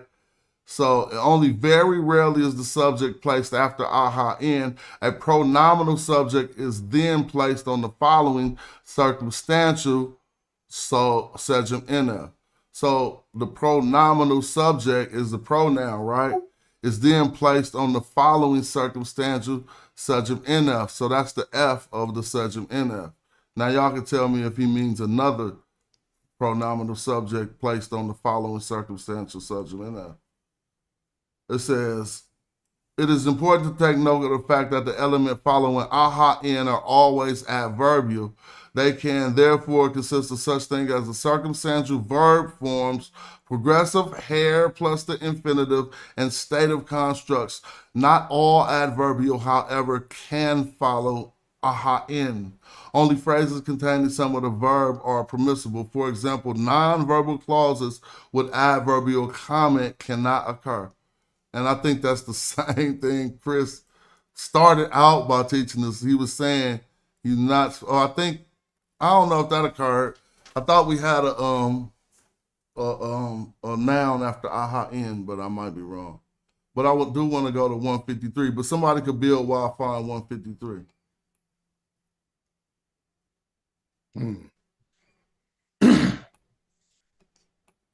Yeah, well, I think that the way that this is laying out, that you definitely fall in the right structural pattern. Because we did see that segment NF with the right the when aha we used in, yeah. And I think that was Chris who instructed us that's the way it was supposed to be done. Let me see. But I mean, we know this from reading text, because it always be a segment NF after the aha in. Did he say 143? I always do that. Did he mean the page or did he mean like No, section? I thought he meant the section. He had that little section numbers to it. I'll see in a moment. I think it was maybe 153. It was 143. I think it was 153. Fine. Right. When that thing you copy and paste it. I do this all the time. Don't trip. I'll find it. But yeah, we can keep it up. Yeah, that's hot though. And knowing that offhand, oh man, come on now. You putting hands in the museum. You're gonna be putting too much hands. Like, nah, that's the segment up after the. They're gonna be like, oh, dude, dude then went all crazy talking about the museum statue. It was less than 143, man. It was? Yeah, it was 143. The first one he mentioned was 143. I thought and he mentioned 59. And then he mentioned 59 for something. So we there then, because I think that was 135. I realized, but reading does really improve your memory a lot. That's right. I thought I messed it up. I thought I had the wrong. No, you were correct. I mean, I got a bad short-term memory. I got good long-term memory. But you know what? I was having that problem until I started to read with you guys more, and I realized like my memory is improving. So check this out. When he say stuff and put this little thing and says 149, and then I go look at the corresponding number, this one 143, it's not what he said he was going to be explaining here. He didn't say it was going to be talking about Sejm NF Poo. I mean, Sejm F Poo. But maybe it's in this lesson a little bit later down, maybe. See, that's what I'm saying. So yeah, try 153. Cause I think that's what I saw you, the one you. No. Okay, I get it. I'm saying, but we can just go down to 153. Maybe it'll render what he was talking about. Because I could have swore I thought it was a 5 after the 1. All right, I'm gonna get there, but I don't want the show to turn into me scrolling down pages while we wait. Like, you know what I'm saying? We can just build, because I do this too much and get lost. I'll be trying to pull it off the screen. 151. I thought it was 143, so here go 153. Now look, 153. So he messing up. Because if we go back to that page, I'm going to show you, James, it said 153. I mean, 143. But nevertheless, we came to 153 and it say the aha in Sejm NF form.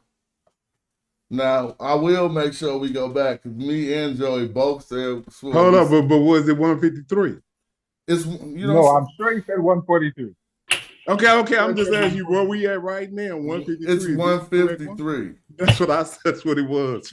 All right, but watch when we go back. You're gonna be laughing. Hold on, but maybe we wrong. So look, the aha. I mean, we gotta be because we looking at it. The aha in Sejm MF and its related constructs are actually a specialized type of explicatory sentence. The aha in is the second tense form used impersonally. The subject was normally omitted because it is not merely the non-specific it. Since this construct requires an adverbial conflict, it is therefore not surprising that the sejm NF form follows aha in. Following aha in is the circumstantial sejm NF or the sejm UF passive, which are adverbial forms. And that non-pseudo verb constructs, noun plus hair plus the infinitive, noun plus stative, also occur. However, the adverbial comment of this construct must contain some form derived from the verbal root. Hold on. The adverbial comment of the construct, the sentence we made, must contain some form derived from a verbal root. We got that, right? Hesse singing, right? In the adverbial construct. Yep. Yeah, we got that sing. Okay, cool. Other types of adverbial complements, such as ordinary prepositional phrases, cannot occur in this construct. Thus, a hypothetical aha nf imper is impossible. So, and then he was in the house. You can't say that with an aha nf imper. And I asked that earlier. It says this sentence type has its origin in a literary device, meaning roughly how it arose was with his hands having heard. Wait, what? With his having heard. So we would say, then he heard. Look, here's the funny part. Ain't our sentence about her? No, we didn't say hearing. I'm sorry. We said then she sang. Then she had sang. But so if you want to not say then, you're going to say, how it arose was she sang a song or what have you. You see what I'm saying?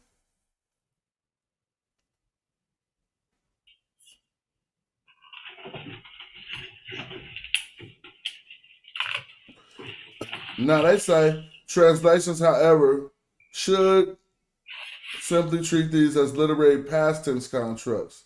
She sang or he heard.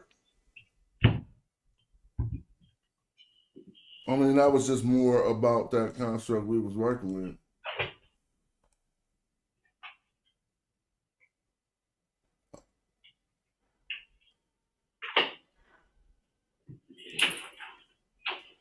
Let's see what Daniel Selden says.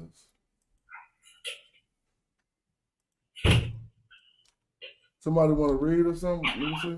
James, where you at? Yeah, I'm right here. So what's happening? Read! But I mean, you already put it together. I thought you said you was going to either do another line or you was going to shut it down, whichever one you was going to try to do one more line. Yeah, we could go. We could continue. I'm at home alone right now. It says, I'm chilling. Hold on.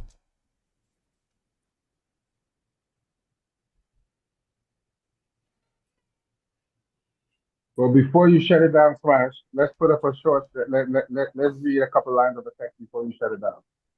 Like take 5 or 10 minutes to read the text, and then you can shut it down. Or unless that's too much. Hold on, dude. I thought I just found some I didn't find no plagiarism, but I just went to another grammar book, right?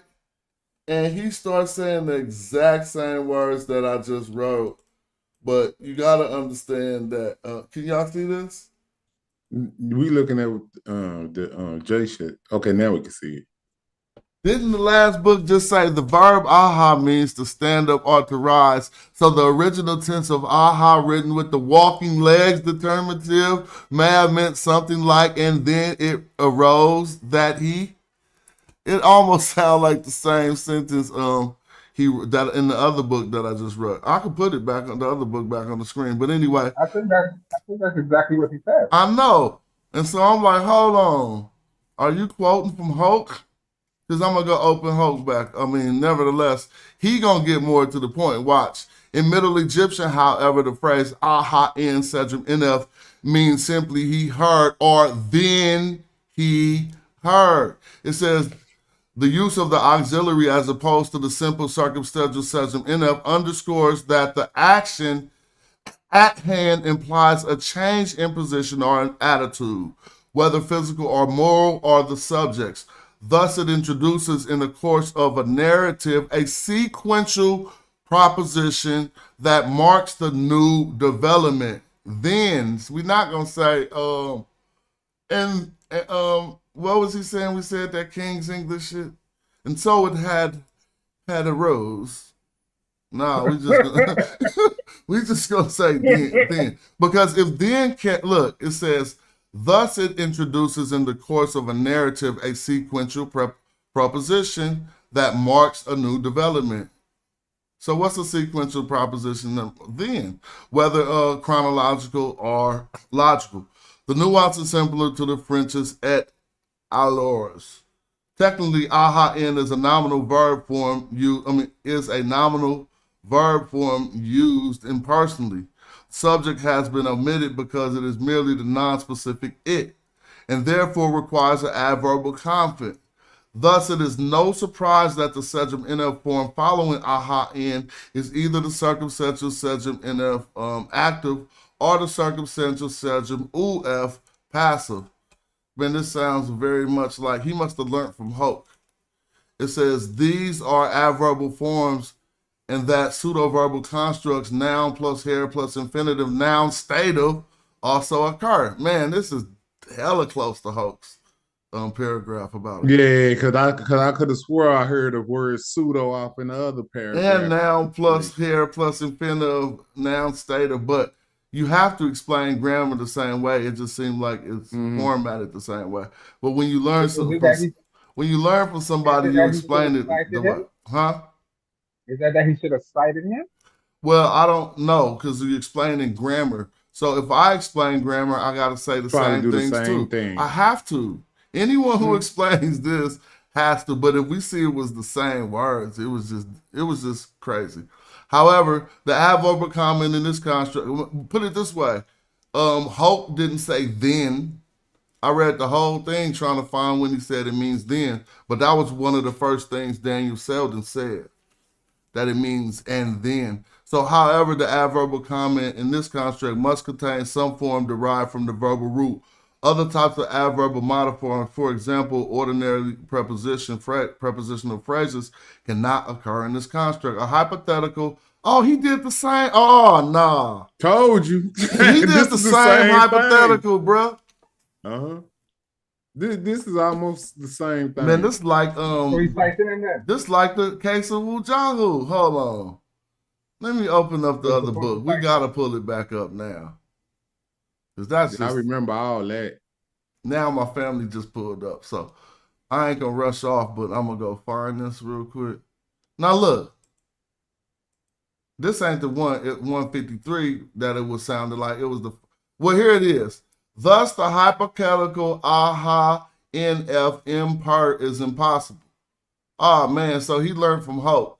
Now let's read them side by side. If this is That's shameful. I mean, hey. Oh man, hold on. It starts different. It starts different. So now he's not explaining what aha n does, but check it out. We read the first part of Hope that led us here where Hope had this other sentence. The verb aha means to stand up to rise. Y'all don't remember it's normally written with the walking legs determinative, something like, but he changed it and then it arose that he. Now, if I go find that other sentence where Hope had that when we was reading, and I know y'all remember that, but I don't know where it was at though, because we was looking. No, for this. it's not that. No, let's just say we was reading 143, and then I don't know where you was at in that. But I do remember this same verbiage is popping up in that other guy's work. Well, there you go. Look, it's not like he copied it. It's saying the same thing. He learned from this book. Because look, it say, technically, aha, it says the same thing, bro. It don't got the stuff about the French in there. So if you're teaching the same thing, but why is your example the same exact example? It says, thus, a hypothetical 2 stars and an AHA NF impair is impossible. And it says here, it says a hypothetical 2 stars and an AHA impair is impossible in Middle Egyptian. Yep. So he's citing Hope then. I mean, I'm just saying he learned from Hope, bro. Occasionally, the subject nominally or pronominally is placed directly after aha in which case the prosub. So his examples is all different too, because he used then in all his examples, and Hope don't use then in none of them. So now I'm just showing you the source of feeling qualified to say aha in. So I'm not saying, I conclude there is no case of plagiarism. He teaching us the same thing Hope teaching us, and you gotta say, what if we taught a kid our ABCs in my book and you taught a kid his ABCs in your book and I called it plagiarism? Yeah, you can't No, do probably. Yeah, do you that. know what I'm saying? But what I'm saying is this brings up an interesting point. Accidentally, as a writer, you have to be careful with plagiarism because sometimes people might intentionally not cite a source. It might sound similar, and then we have to know what the line between plagiarism and just happening to have to say the same thing in the course of saying what you have to say. So you brought up an interesting point there. Yep. So notice though, aha, he has aha in Etienne through mesh. Then a crocodile snatched him. He had, and these are all these go back to real text. Aha in Sejam in E through Harry. Then I heard the sound of thunder. But doesn't I say strike of thunder? Oh, maybe strike. I'm sorry if I misread it. Sound. Oh no. No. It's gonna You be didn't a misread it. sound. It's He gonna said probably sound. be a sound. But that looks like striking though. Isn't that the same word for like to strike somebody? The same determinative, or am I bugging? Well, you can look up Kiri, right? And you see it got a dog thing looking after it. Yeah. And then it got a stick. Yeah. Hit dogs holler.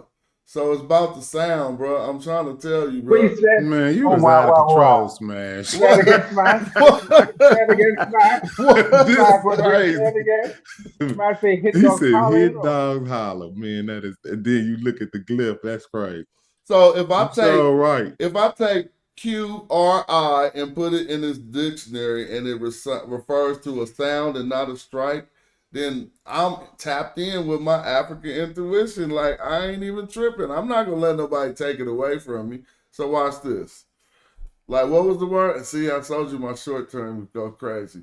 So it is QRI, right? How you doing? Hold on. QRI. Now we might, here it go. Now they say storm or storm cloud. Let's keep going. So you know where they get the noise from. There you go with the dog. It's still thunder. Thunder is what? Yeah, it makes a sound. Thank you. Come on now. So storm cloud, they don't want you to think about the cloud. They want you to think about the sound. Let me see. And Okay, so Thunderbolt, curious Thunderbolt too, but he ain't hitting the dog though. He hitting them right there up at Storm though. So No, yeah, but now that's why they put thunder under this. Well, so let me see. Lightning, yep. Thunder is the noise. So yep, that's they got it under. They don't got thunder under these. They got Thunderbolt, but he's not hitting the dog. I ain't going too far with that. But I don't want yeah, the other one just Storm without the hitting. I just was trying to get a laugh out of something that we could actually see on the glyphs. So here we go. But we was focusing on aha in Sejam NF. And so if we learn aha in Sejam NF just from this book, we already further than hella people. I mean, just from this video, we already further than hella people. Now he gave us a different one, an aha in plus a personal name, that's PN, and the circumstantial Sejam NF. So now we should just know we got aha in what should this shit? I mean, now red. Would you say red? You probably say red. Rejedit. You know what I'm saying? Rejedit. How would y'all say that person name? Red. Yeah, I was trying to parse it all the way to the T too, and there was so much stuff in between it that I couldn't even never. So let but me now show that you. you brought me all the way to the T, I see how they got those double D because of that Jed pillar. Red Jed. Here go the Jed. And here give me go the T. Deet. Deet. Regetti. That's a Reggie. Pardon me? That's D. Now look Yeah, how they okay, did it. yeah. Look, they said Regetti too. I'm capping. I didn't even look over here. They said Regetti too. So Okay, and they got a bunch of ends up in the joint too, like ends. No, them ain't ends. You see 3 strokes together, it turns to mu. So it's really one mu in here, and the other one is going to be looked at as a determinative. This first so it's mu in. No. That first one is a determinative for wob. You see this water pouring out the bowl, and then it's letting you know they talking about something, the liquid. So that's why they got purified. Now, M set Y is going to be with water. They say purify herself. So question Smash. If we look in the bibliography, they will give us references for where these come from. What you they often do it right on the same line. I don't know why he ain't doing it in his book. Some people will show you where this is from. But learning these Well, I know also Mira did that. He would show you like the stella or whatever. Yeah. And then he would show you the phrase that where it came from. Yeah, a lot of people do that. But this book isn't doing it. Hold on, Smash, before you move forward. Okay, so I'm looking at this one from, because they got the thing at the bottom there. So you saying that web end is it's not kind of like not really the web is not even really spoken. I'm talking about those 3 water ripples there. The web because is the emu, the mu is at the end after I didn't say the S web M. isn't smoking. I said the mu is a determinative. Yeah, okay, so you don't say it. Not the web, but the mu. Yeah, okay, excuse me, my bad. Yeah, the mu is not spoken in that first, but it is spoken at the end. Right? Okay, yeah, because I'm looking at how they did it. So okay, I get it. So that's a determinative. That's interesting. For wob, NS M mu. So what you're saying is that first set of water goes with the wild. Yep. It's a determinative. It helps you understand the category of the word. So they really wait. But just like that fish name. Yeah. But doesn't then it has the SM but doesn't wob in essence mean to purify with water already? No, wob is a priest.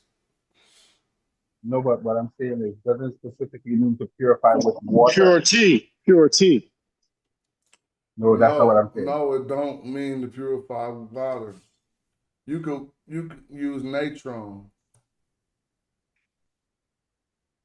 Okay.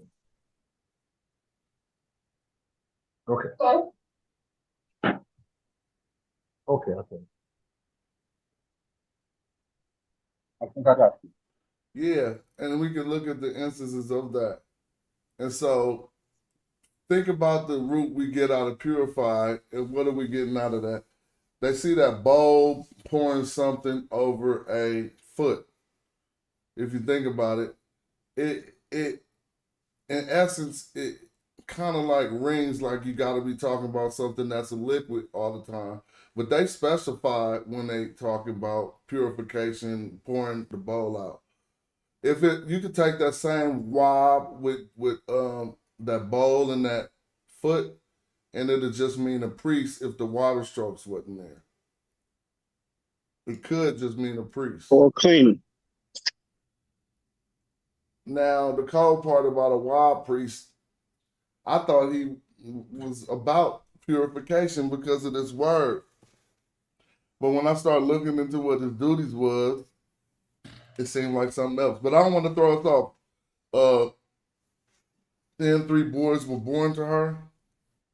Aha in. So I guess we did enough aha in. Then the boat died. Then I went down shore. He seems to tend to always translate it as then. And so who want to deal with this? Let's deal with this. So hold up, what was they using in the old King's English for that? Remember, because he's translated that to then. He said they was something so as a rise or something like that. And so it has arose. We're never going to say that. Yeah, so we can substitute that for then. Yeah. And it would be legitimate. Okay, word. So then how would you start this sentence off? Go with the English real quick.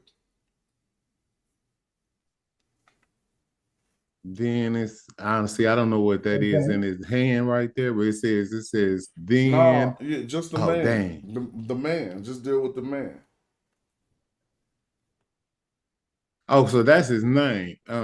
Raquel. No, that's not his name. What made you think that?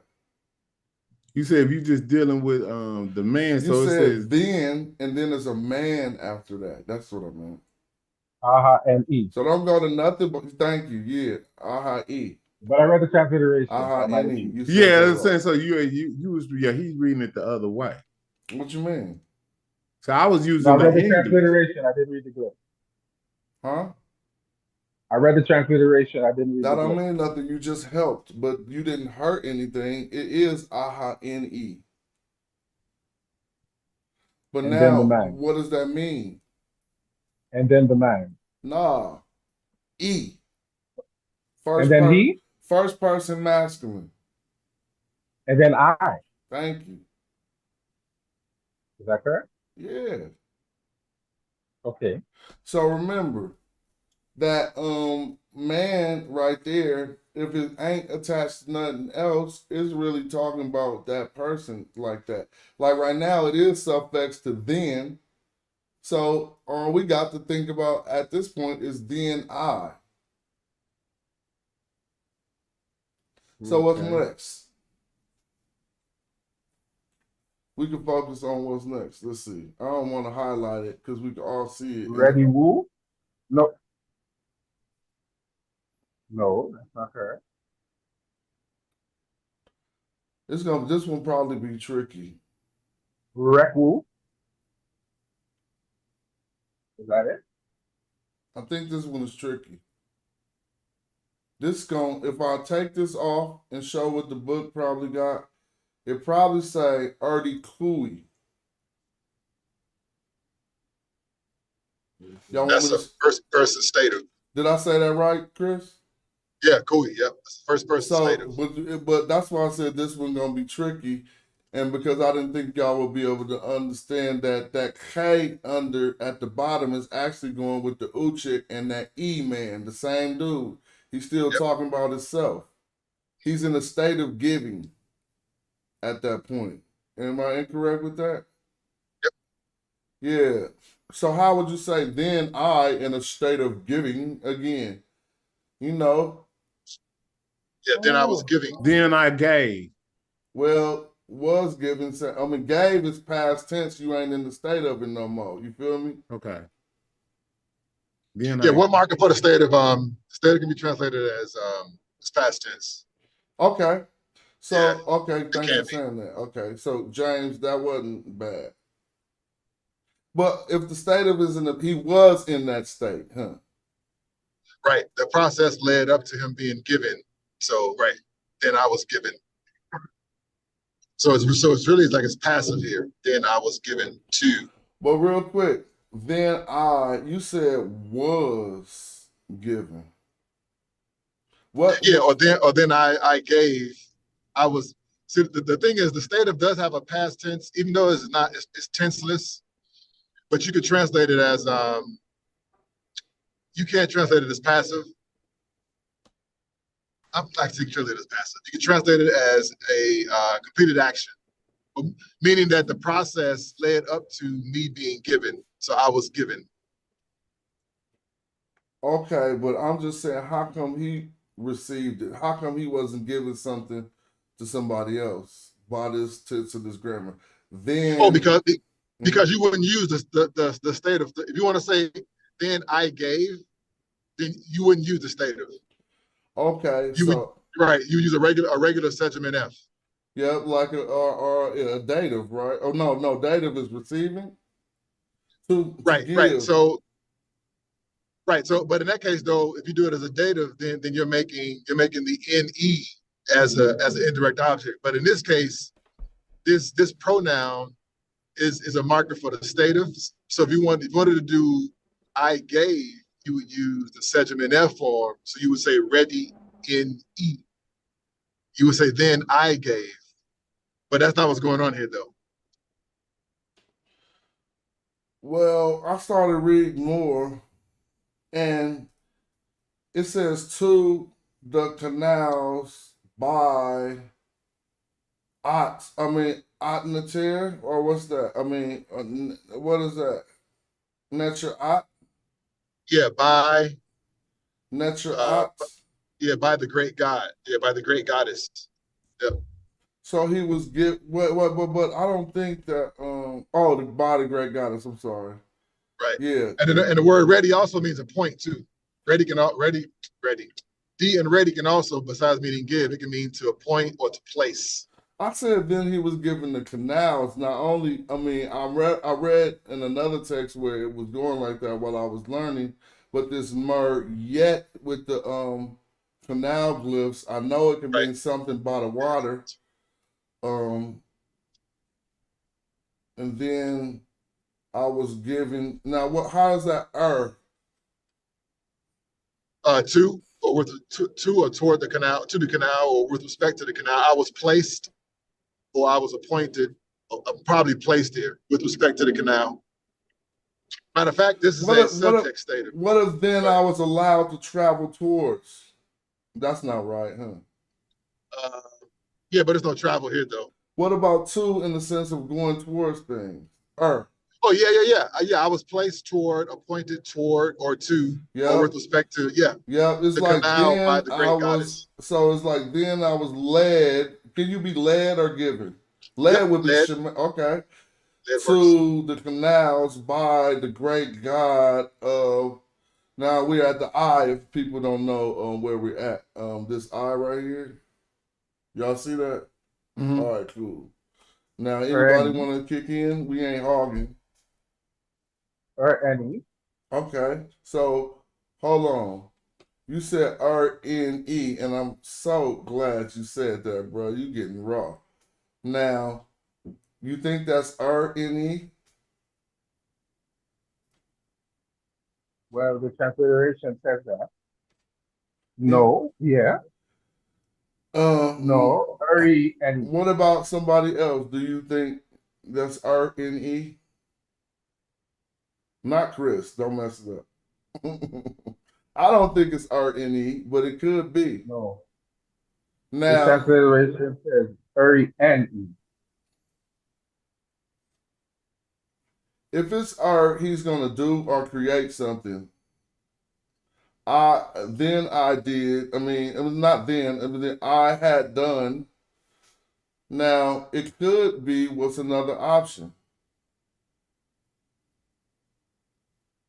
Verb here can also mean to prepare.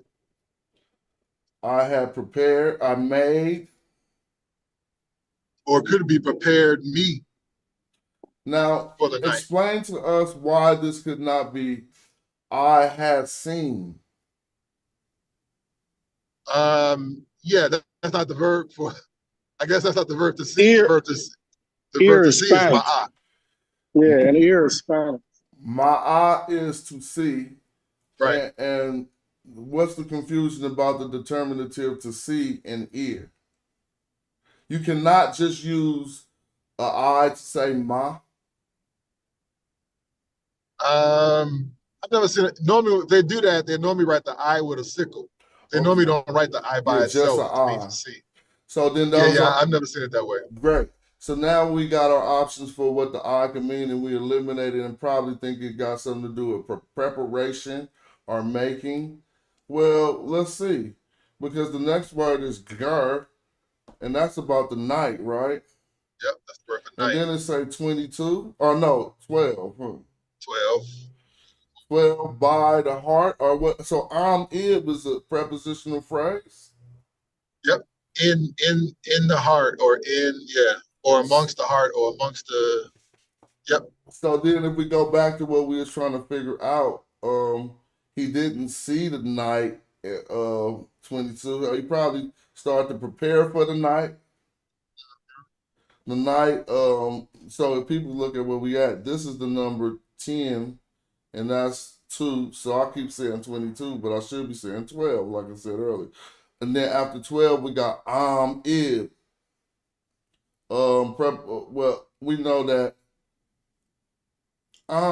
is the preposition here, right? So this is forming the prepositional phrase Ib, which you said it mean what?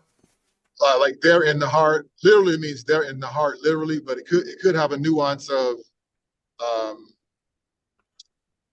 well, not among the heart. Something with emotion, could be a feeling, because the next word after it is his brother. Yep. Oh, dang, you did that. But that was so easy. I was gonna see if somebody was gonna hit that. You're right. So he like got love, and basically he in the heart of Sinu. Y'all see that? Sinu, and then we see the brothers back there.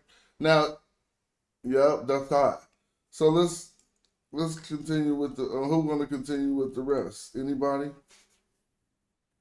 This next one might be hard, huh? James, Joey, Jasmine, come on, bro. You ain't. What you say? I'm not walking. I can't really see. All right, what you say, Joey? Something, her. Nah. Every time you see the S, you shouldn't think sa. But if the S is by itself, it's probably okay to think sa. But you got 2 things under the S. You gotta help me with that one. Now, I would possibly say Sajer, but I would ask others because of the way he wrote this bowl. It might be Sater or Sajer, maybe Sejer. But what y'all think for that?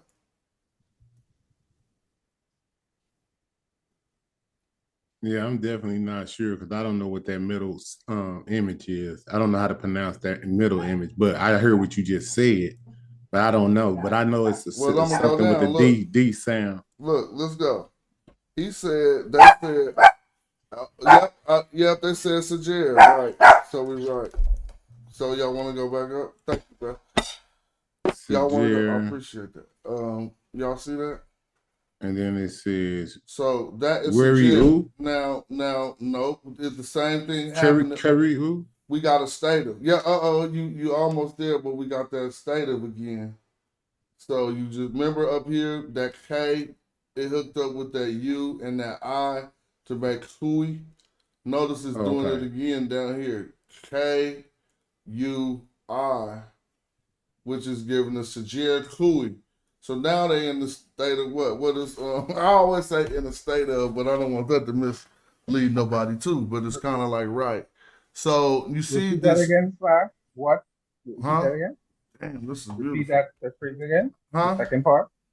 Repeat the second part again for me. Sajer. Yeah, the second Hui. Hui. How do you want to say KWI? I know that word. It's a I know that word. Yeah, either one of those work. You can say Kui or Gui. Mm-hmm. Yeah. Yep, Kui or Gui. Does that have something to do with sleeping? Sajer Kui. What'd you say? Does that have something to do with sleeping? The second part. Kui? Well, that's good that you're looking at the determinative now, but it don't look like dude sleep.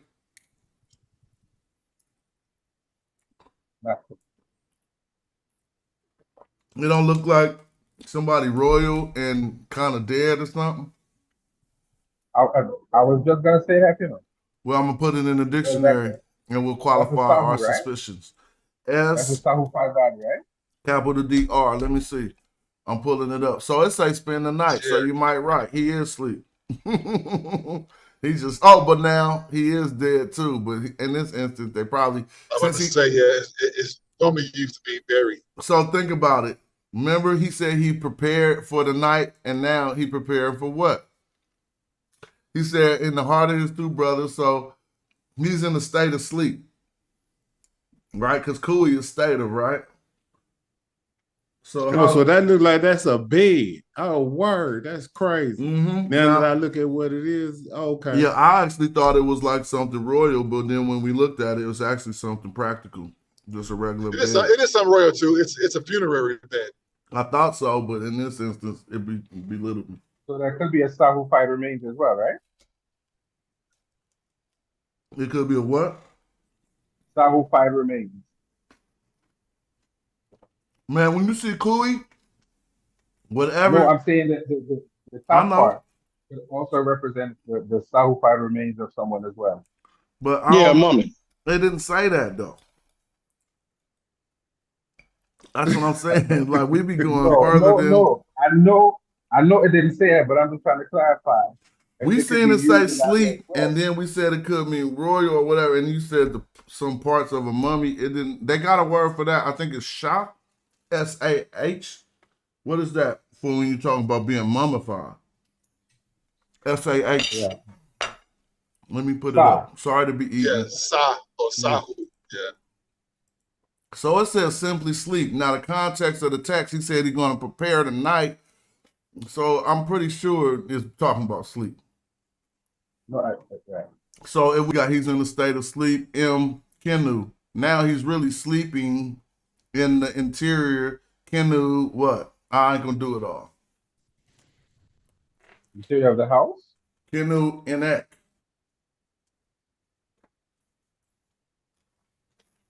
First M. So how would you work that out? Is a Kenu a verb? I don't know what it means. We got a Kenu Inek. It could be a possibility of a Sejum NF, so I'm asking is Kenu a verb. Feel me? Like, all right, I'm gonna go slower. Maybe we should go slower.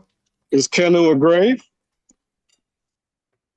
He's sleeping, he's not dead. No, he said, is it a verb? Kenu. I don't know the word. You got it right the first time. It's a compound it's a preposition. Compound preposition. Yeah, I know. I just was trying to illustrate something. So let me see. Kenu, what y'all getting out of that? I have no idea. So a Kenu, Kenu could mean in the interior or it can mean in the residence. Right, inside, something like that. Yeah. So in the house. So I messed it up. It Just can mean, interior. It can mean Just in inside. the interior or it can mean residence. But you don't necessarily have to be in that residence when they say Kenu. I tripped off that before. So either they say in the interior of, or it would just mean residence. But you could clearly be outside of the residence and they still could be saying Kenu. You see what I'm saying? In the interior of the holy place. No. It's in the interior of, comma. No, it's not in the interior of the house. It's in the interior of, it could be in the interior of the city. See what I mean? So we don't want to make people think that you are inside the house every time we hear Kenu. Kenu would mean in the interior of whatever you're in the interior of, but if you translate it as residence, it doesn't mean you're in the interior of the residence. It just means a residence. Okay. You see what I mean? Okay. I made that mistake to think that the person had to be inside that residence because of the relationship between the two. It's just simply stating a residence. Like he can say your Kenu, your house. That don't mean he in the house. So so in other words, to simplify it, we could say he's sleeping inside of something. Well, this one said he's preparing to go to sleep. So which translation would you go to? Interior or house or your residence? Because you see it's an X. Interior. It's an X after this Kenu, but it's a Kenu NX, so I'm going to let y'all reconcile that. That's what I was starting with. Remember when I was asking was Kenu a verb or a noun? Because it say Kenu in Ek. Now, Ek is still a suffix pronoun, right? So which one do that take us back to? What's up, Chris? Yep. Yeah, no. Yeah, you breaking it down. Yeah, I was gonna say, is it a verb or is it a preposition? So we know it's a preposition. So whatever comes after it has to be A noun. Noun. Well, it's a preposition, but they're using it as a noun. So when they say imhenu here, like Smash is saying, it's a residence, a place, your dwelling, etc. Okay. So they got that something, and then they got the wave of water, and then the suffix pronoun. So he's spending the night in a residence of in your house, in your residence, Yeah. belonging to you.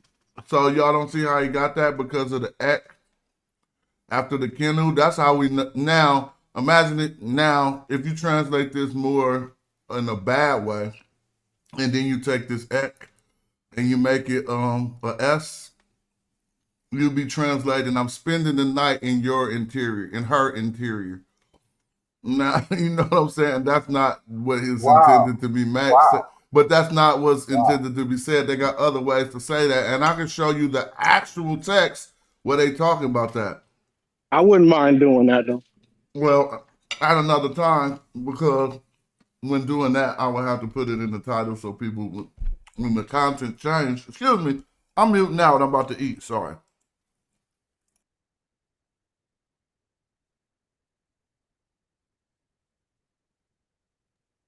Okay.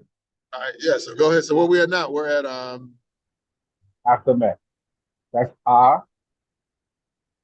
who. We see poo at. Say I again? see a op in a determinative. Yeah, it's op in a determinative. Where'd you see the Right, poo? there be I. Oh. The square is not a P? It's a P, it's not a poo. It's the N after the AP. You got AP. AP, yeah, I have no idea what that says. AP something. Sure it is. Yeah, I don't know what that is. Per N something T. N Look at it. Might be got. Hold on. Hold on. I don't think that's when you said per, let's go back to that per. What do you see after that per? Per N. Per N cat? Yeah. Every time I see an N with cat after it, I always have to question, is that a broke up naked? How do you know when it's not, well, he got enough space to have put the N on top of that cat if you wanted to, right? So I just wanted to throw that in. Sometimes you'll come around across N cat and you'll be trying to determine whether it's N cat or naked. But yeah, keep going. I think it's N cat. And what you're saying is nket is I think it's a verb, and naked is a city. No, in cat will have a preposition and things. Cat is things. If y'all see a different cat here, let me know. But I would think that would be like, I mean, I don't understand the house of things. Like, so somebody could break that down. Okay.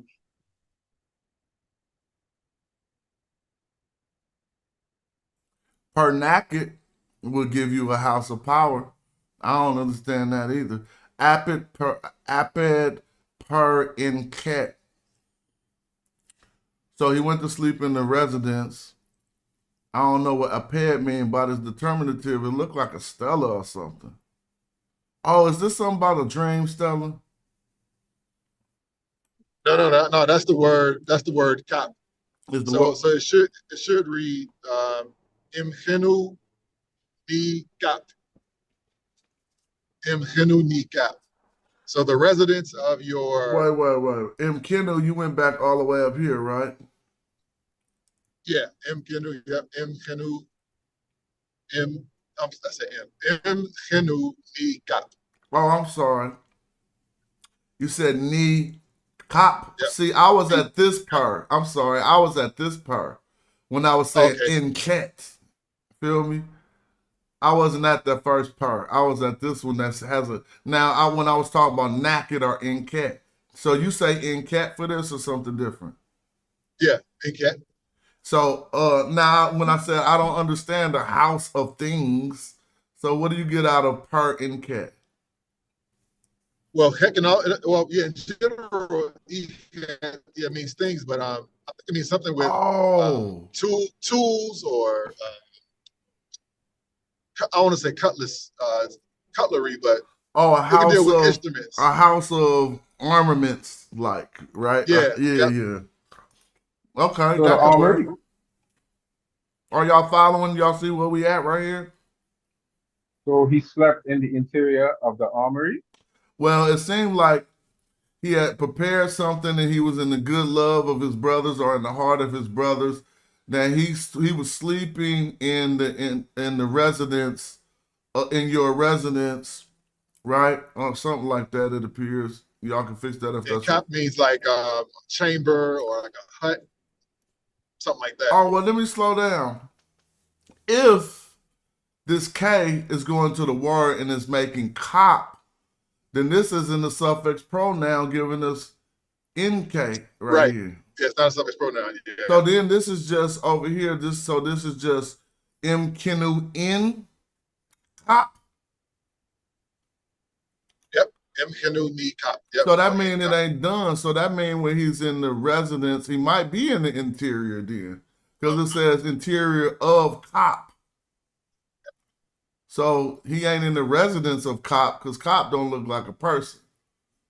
You know what I'm saying? So whatever, I'm gonna look up KAP. Sorry for taking so long to figure that out. Let me see. KAP, right? We about to see what if he in the interior of cop is a certain style of house. Something else. Yeah, it's like that word cop, like the child of the nursery cop. Oh, okay. Chamber. So you think it's the nursery? No. I'm saying the word cop here has the same kind of nuance. It's a private place. It's a not sacred, but it's like a personal place. Oh, this one had the determinative. Let me see.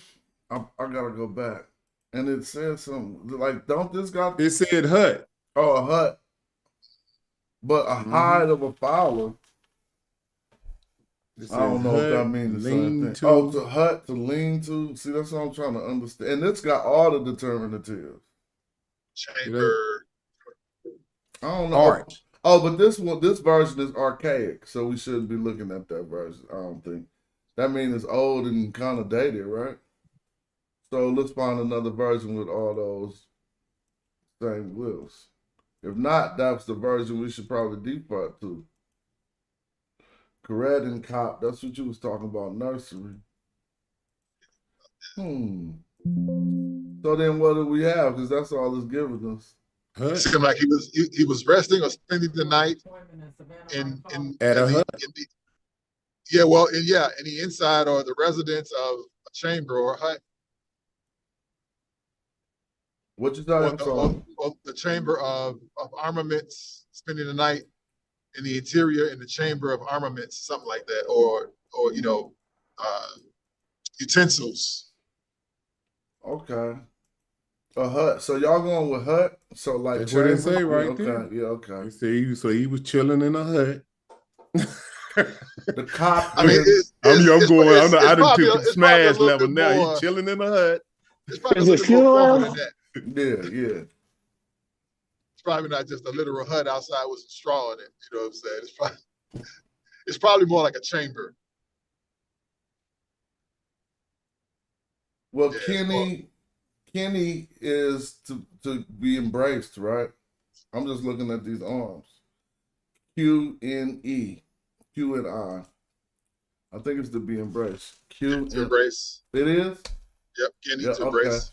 To hug. Yeah, because I just seen the hug arms. And then we got INE. Is that Ani? No, it's not Ani. So on.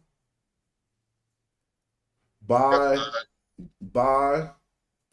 embraced by shoe yet? I don't know. Shuit. The word is shuit. What's that?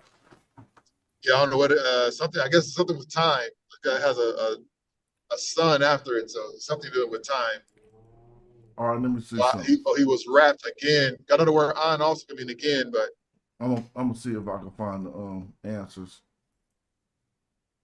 Or the not answers, but it should be on the same page. Is that the only one he didn't? Oh, there you go. I was placed on the shore. Let's go back to what we said. Because I said, yeah, we said allowed to go. We remember I was like, couldn't it be I was let to go to the canal? I said canal. yeah, but it's the same nuance though. It's so the verb is passive, and he was placed somewhere. He was put somewhere. Mm-hmm. Or I was put somewhere. Yeah, we getting great. Oh, what happened? Why didn't we notice that it was a female Netcher that did it?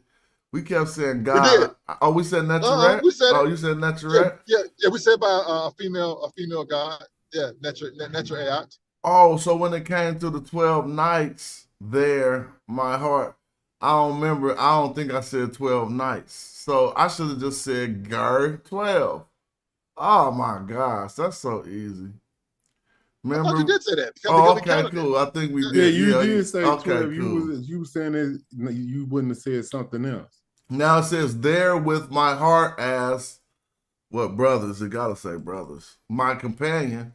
Huh? They left out brothers for Shinu. Okay, I feel them. They say right here he wasn't talking about brothers. They translated this as my companion. Yeah. Shinu can mean companion, or it can mean my other. Yeah, that's it. All right, I'll leave it up there. Y'all can deal with it. I'm gonna press mute real quick. Okay. Shinu. It says, laying in the interior of a hut of wood, I embrace shadow. See, yeah, what I said, a hut. Of wood. But look, I said the house of things, right? So a hut is a house. Yeah. And cat is just another word for things, but I should have been thinking more literally.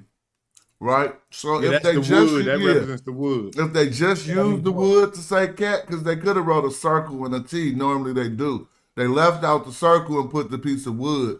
Now I know they want you to focus more on the wood instead of just frivolous things. Guess what happened? We missed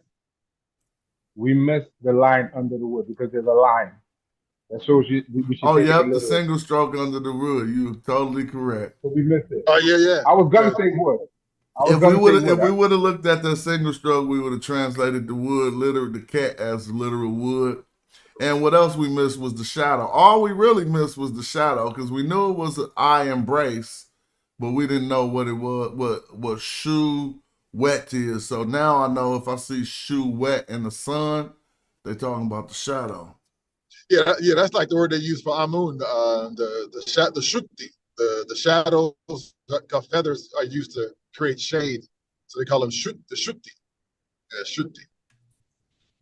Shadow. Those that make shadows. Yeah. Okay, good.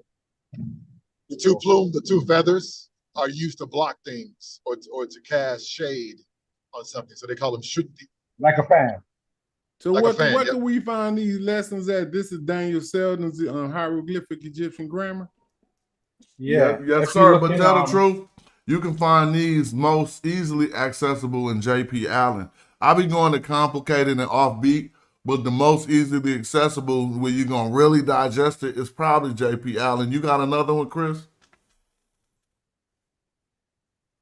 Yeah, but in terms of comprehensive grammar, Smash is using the right one. That's Hotch. Allen and Gardner could just be real twisted at times. Okay, so try Hotch. But this one right here is Daniel Selden. If you like the way he breaking this down, James. Actually, Joe, you asked me about this book the other day in the general, and I actually told you the wrong book. This is what you was asking for. Yeah, but if you go into ResearchGate, you can download it. Yeah, that's you can download it. Go into ResearchGate and you can download the full text. Yeah, this is pretty I appreciate, man, y'all helping this because this is crazy.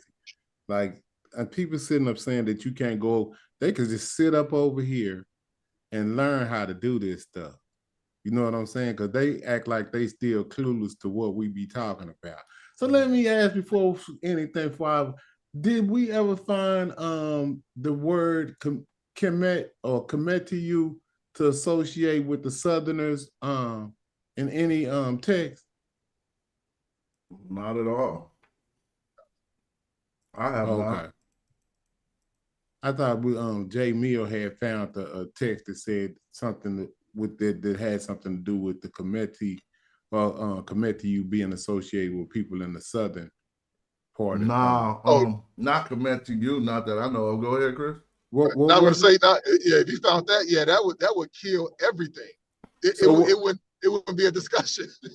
Okay, so what was the term that we thought we had came across? It was a different term, Kemet or Kim? Inhabitants of? I think it was that dude in 1974, Sir Sonoran, who said they never had referred to Africans in the hinterlands as Kim, and then we went out looking to see if they ever referred to Africans in the hinterland as Kim. We found that, yeah. Yeah, but we found it. The big black Nubian, yeah, it's used to describe them. But it wasn't Kemet. It wasn't Kemet. Right. Okay, it was just Kim. Okay, that's what I just went because I had someone that posed that question. And I thought that was what we but to even associate them with Kim is the same thing, right?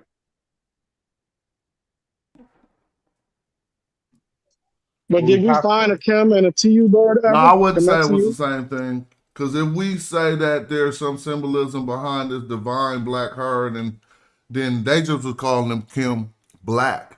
But I don't think that was including them when they said you look like a great black Nubian, and they even say in your appearance. So they probably ain't saying nothing more than using this color to describe the way he looks. Yeah, just a descriptive. They wasn't including him into the Kemetiu though, by way of that. You feel me? Right. Okay, so they just use it. You said we would just say just the color descriptive to say that they exactly. did. And that fits that checks the box because that's what we was looking for. Exactly. That's what we was looking for. So Smash, is it fair to say that when we use the chem without the hairdress, we're not talking about color, we're talking more about a state of being as opposed to a skin color? Because they have it with and without the hairdress. One refers to color, one now doesn't. that wouldn't be safe to say. It could be said and argued. Some people tried to argue it, but is it accurate? Not really accurate, because when I talked to linguists, they said that when you form nouns based off of color adjectives, you don't need to put the determinative of the color adjective. You form the new word that's just based on that. You know what I'm saying? Now, determine on what the new words you formed on, the relevance of the of the meaning of the original word means some less or some more. For instance, if I form a new word out of green and say watch to you, the relevance of green is still there because watch to you is a farmer, but he ain't green. The farmers ain't walking around green. But if I can't divorce the root color green from it and still render the proper translation. Hold up, I got a mute. Got choked up. Shit. You okay? Okay. So based on what you're saying, when you put the hair determiner, it could mean darker black. Right. We see the hair determiner kind of behind Kim. Yeah, dark or black. Yep. No, but no, I'm saying that when you put the hair determiner, it could mean that you're super black. No, not at all. Not at all. No. Okay. Now there's a word for like black, like jet black, I guess. Is it Keku? No, I thought it was I thought it was Abet or Ebet or something. I can't remember. I think it was. There's a word that means coal black. Iab or something like that. No, I don't think it's Kepu. You said Kepu? No, Keku. Kepu? Nah, I haven't seen Keku. Keku. No, a star. That, A that star no, Keku means darkness of night. That's not. no, that word has a D and a B in it. I know what you're talking about. I don't know if it's Dubai, yeah, I know it got a D and a B in it. I know that much. Da'ab or something. Yeah. No, the word Keku is for the darkness of night. We're talking about color. Okay. Right. Okay, so Keku means it's dark outside. Right, but that's the darkness of night. We're talking about palette colors, like art palette colors. Okay. All right. Black. Thanks for that. Brown. Just want to get it straight in my head. Dark. Like you wouldn't call a person Keku. Okay. All right. Cool. Well, they I haven't seen them call a person Keku, but I mean, in we use it though. we would say that. We would say that. Right. No, we use it. Yeah, absolutely, we use it. Like that nigga midnight, boy. That nigga black is right. We would say that. So that's another example of it kind of lining up with AAVE, but not exactly. Well, and you know, I found out something interesting, Chris. I was looking up, do all people have melanin? And I went on a medical website and it said all people have melanocytes, which is the melanin producing gene. But the difference in skin color comes from the amount of melanin that you produce within your body. All right. Right. And then here's something else interesting. No, here's something else interesting. It said the two places so 2 of the 5 places where you produce melanin excessively are in your hair and in the pupils of your eye. Mm-hmm. So I found that very interesting. Yep, and around the buttocks area is another area where a lot of melanin is produced in our people. Yeah. No, but so that meant that the ancient Kemetu understood biology. For them to use that. They definitely had a level of understanding of biology. Absolutely, they did. Yeah, they probably didn't have a great understanding of microbiology, but general biology, absolutely. Yeah. So I found that so interesting because I was trying to figure out where did hair glyph come in, and I accidentally stumbled upon why the hair glyph would be used because I didn't know that initially. It just looked weird, and I didn't understand it until I read the article. Yeah, but Carol Burr said that like 30, 40 years ago. Yeah, but said that in the 80s. I still think you're being romantic because the hair is black, bro. So you ain't got to know nothing about no melanin to pick a piece of black hair up and equate it to blackness. Absolutely. Sure. Yep. But everybody it's not a far stretch, right? It's not a big jump. Okay. All right. Or the pupil of the eye, right? It's not, you don't need to. Like, man, dude eyes are, even though we know it's dark brown, but like dude eyes are dark and black. I know, but I was just wondering if there was a deeper reason behind why they did that other than just the eyes are black. I was just curious. And then you add in being in the sun, you get muddy sclera. So, everything darkens anyway. The sclera gets darker. It's going to look blacker. It's not brown. Okay, that makes sense. Hence why some people's eye color change in life. That makes sense. Who want to tackle it? Who want to start with this sentence? I mean, it's, what's up? Wow. Shazmoo still walking. Just getting back, almost in the house. Come on. That's what I was doing earlier when I was talking to y'all. I was outside running.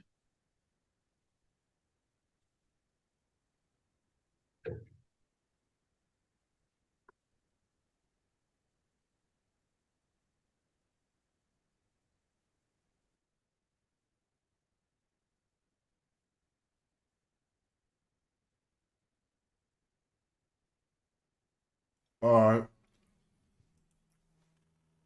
Since the whole another remedy that the woman does for it, since this is on the screen, I just want to trip off some stuff. We know we just found are rat as a participle, or is that not right? I think that's right though. Because you see the eye, that meant doing something, right? Yeah, she does. She's one who does. All So right. it So says, go ahead. we on the bottom one, right? Okay, yeah. No, I was on the All right. top one. We can go to the Oh, bottom one. yeah, because this I can see it. Oh, actually, you can see it. Okay, I can see it. I mean, I'm back in the house and I can see it on the television. Um, E, is that Seni? Seni? I think it's C. It's C. I don't know. What y'all say? Etienne. No, And no. It's like Iset. Iset. It's a particle. Oh, like IITT? Or no? ISST, I think. Iset. Iset. Okay. Yeah, right there. Yeah, that's like a particle. Okay. Iset.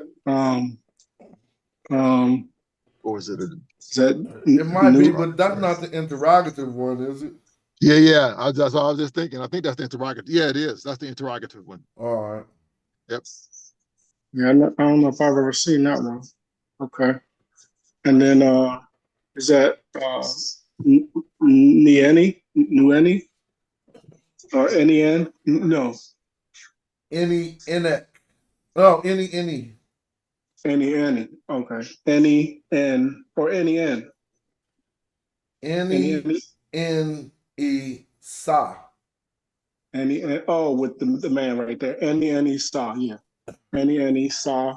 Murray Set or Murray Suit?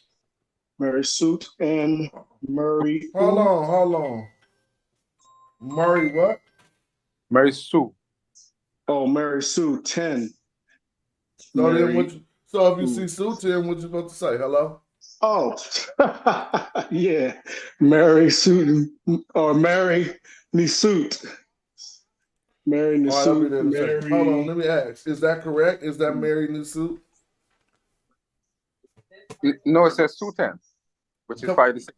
Or is it Mary Sue 10? 10? For some reason in the word Nisut, the Sue plant is honored. Okay. So it says it should say Nisut. So Mary Nisut, Meru or Merut or Merwet. Hold on. F. What do y'all see after you see Nisut? I mean, now I don't know if that's knee suit because they didn't put the determinative for the knee suit, but they got all this beloved around it, so I'm thinking it's gonna turn out that way. You reading that as knee suit, Chris?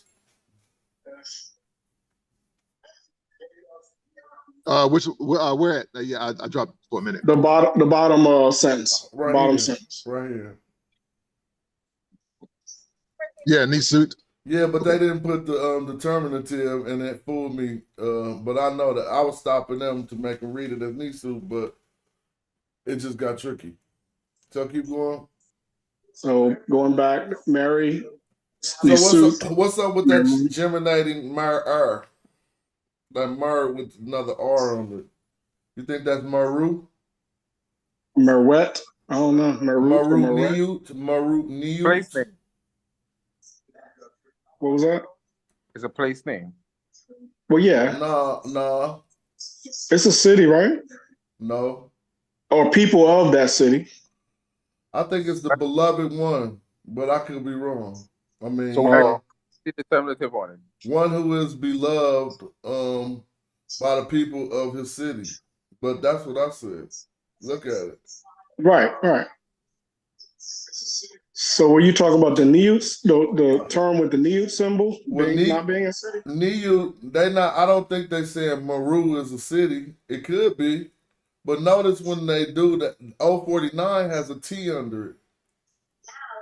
Right. So that's why I was saying Merwet or either Meru. If I sing 049 without the T under it, I would be thinking if the city was called Meru. Right. Or even Maruts. But since I see the 049 with the T under it, I'm asking, is it the I think that's all one word. Meru Niut or Meru Niut? No, the word Neutiu. Like sometimes they use that word to talk about city dwellers or inhabitants of a city.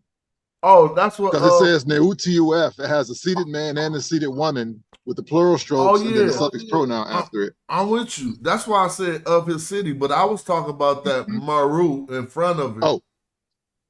To see that is he the beloved one of his city or beloved one of the people of the city? Yeah, that's what I was looking at. Yeah, I think it's probably going to be Neru. My bad, not Meru. Meru Neutiu. So those, his beloveds of the city. Because in front of Nisu, you already have Meri already in front of Nisu. Yep. So that takes care of that. So it's kind of like the beloved inhabitants of his city. And then So parse that grammatically so far. Don't instead of keep continuing. Let's. So Eset is the particle in front. Now we got a Eset Sejum Ne, right? I mean, Sejum is just representing the verb form. So this verb to go. Wait a minute, slow down. You're going too fast. Hold on. So say that one more time. No, hold up 1 second. I ate my food and got kind of choked up. So let me slow down. So you know that it's Shet or Eset that we're dealing with in the first. I wish I could highlight it. Right in the front. It's just a particle. It could be interrogative or interrogatory, or it could be a question. It could let us know something is being questioned.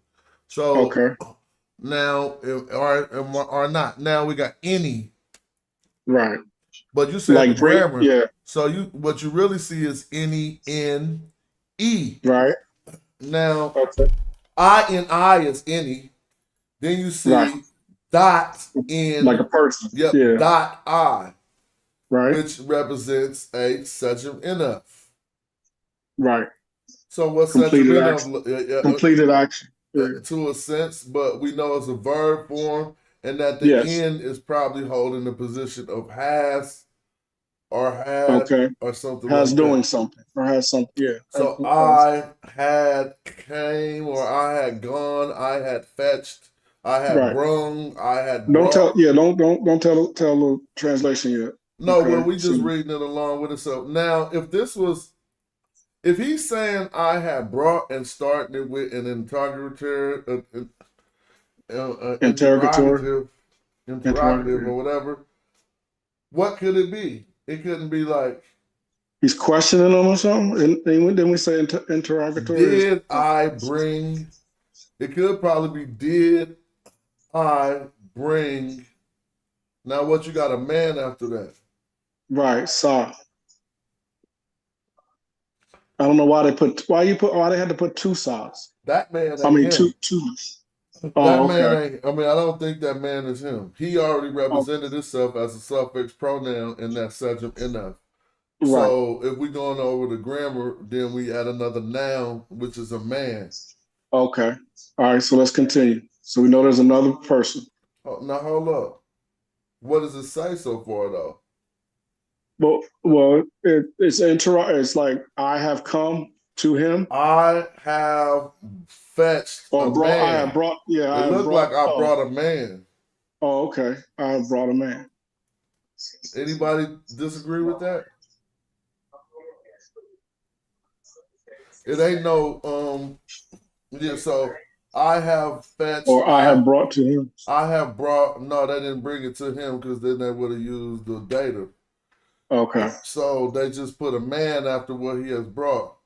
A man, Marie. Now, or I am bringing. Would it be I am bring? Since it says MNF, I am bring. I am bringing. He's not. I am, because then that means he's in the act of doing it. Or that H. I mean brought, that N is holding the have, has. Okay. You feel me? Yes. And so you don't gotta say the had. You can say I brought, I fetched, I. Right. They probably gonna say fetched when we scroll down. But it looks like he brought a man. But why is it saying Marie Nisu next after that? And Marie would be the city or the loved or beloved, the beloved king, beloved Nisu. Could that be beloved king Look, and the beloved see, of his? Oh, so he's. Oh, that's why it was a question. Remember? What? Now I said I Yeah, but brought it's a man, but we got to remember it was interrogative. interrogative. So he telling Right. him to go. I mean, he ain't. But I thought that would be imperative. So this is is. It isn't is set, and so this is probably imperative, which is telling a command. We thought this was Oh, fetch me ISST. a man. Okay. But we was right. I mean, I did say it probably say fetch because I know they do that, right? But they Right. telling You did. you, they say, I have brung a man. Now, since we got is in front, I'm pretty sure that this particle is mandating imperative and not interrogative. Imperative is a command, right? And Right. somebody could correct me if I'm wrong, but I'm just going off what I've been. Study. But Yeah. yeah, we can see that. And so now I didn't see the second part about this. Did y'all read that part? The No. Mary. Well, Did it they said, did they well, say beloved of the king? I didn't Whom the see it. king will love. Yep. Okay. Okay. Now let's see how beloved of the king turns to whom the king will love. Murray is one that Nisba. I mean that didn't Nisba Mur. If Mur is love, right? Somebody can help me because there's also Oh, okay. I just read it. Yeah, I just read it. Mur-E would be one who is loved, right? Beloved of the people. Just Yeah. like Loved if of the black town. was Kim, Kim-E is one who is black. You there, Chris? But Marie also stands is a word that stands for itself. So I think that this is built on the root for love, Yep. Mer-E, one who is loved, and here go the king. So Beloved one of the who is king and loved beloved of the town. by the king. Now, did they say beloved of the town? Yeah. Whom his town loves. Let's go back and show how they're getting that out of here. Now, I knew that this second, see that Jim, that Maru, I knew I was on point because I'm learning. And what I noticed was gemination. You noticed that?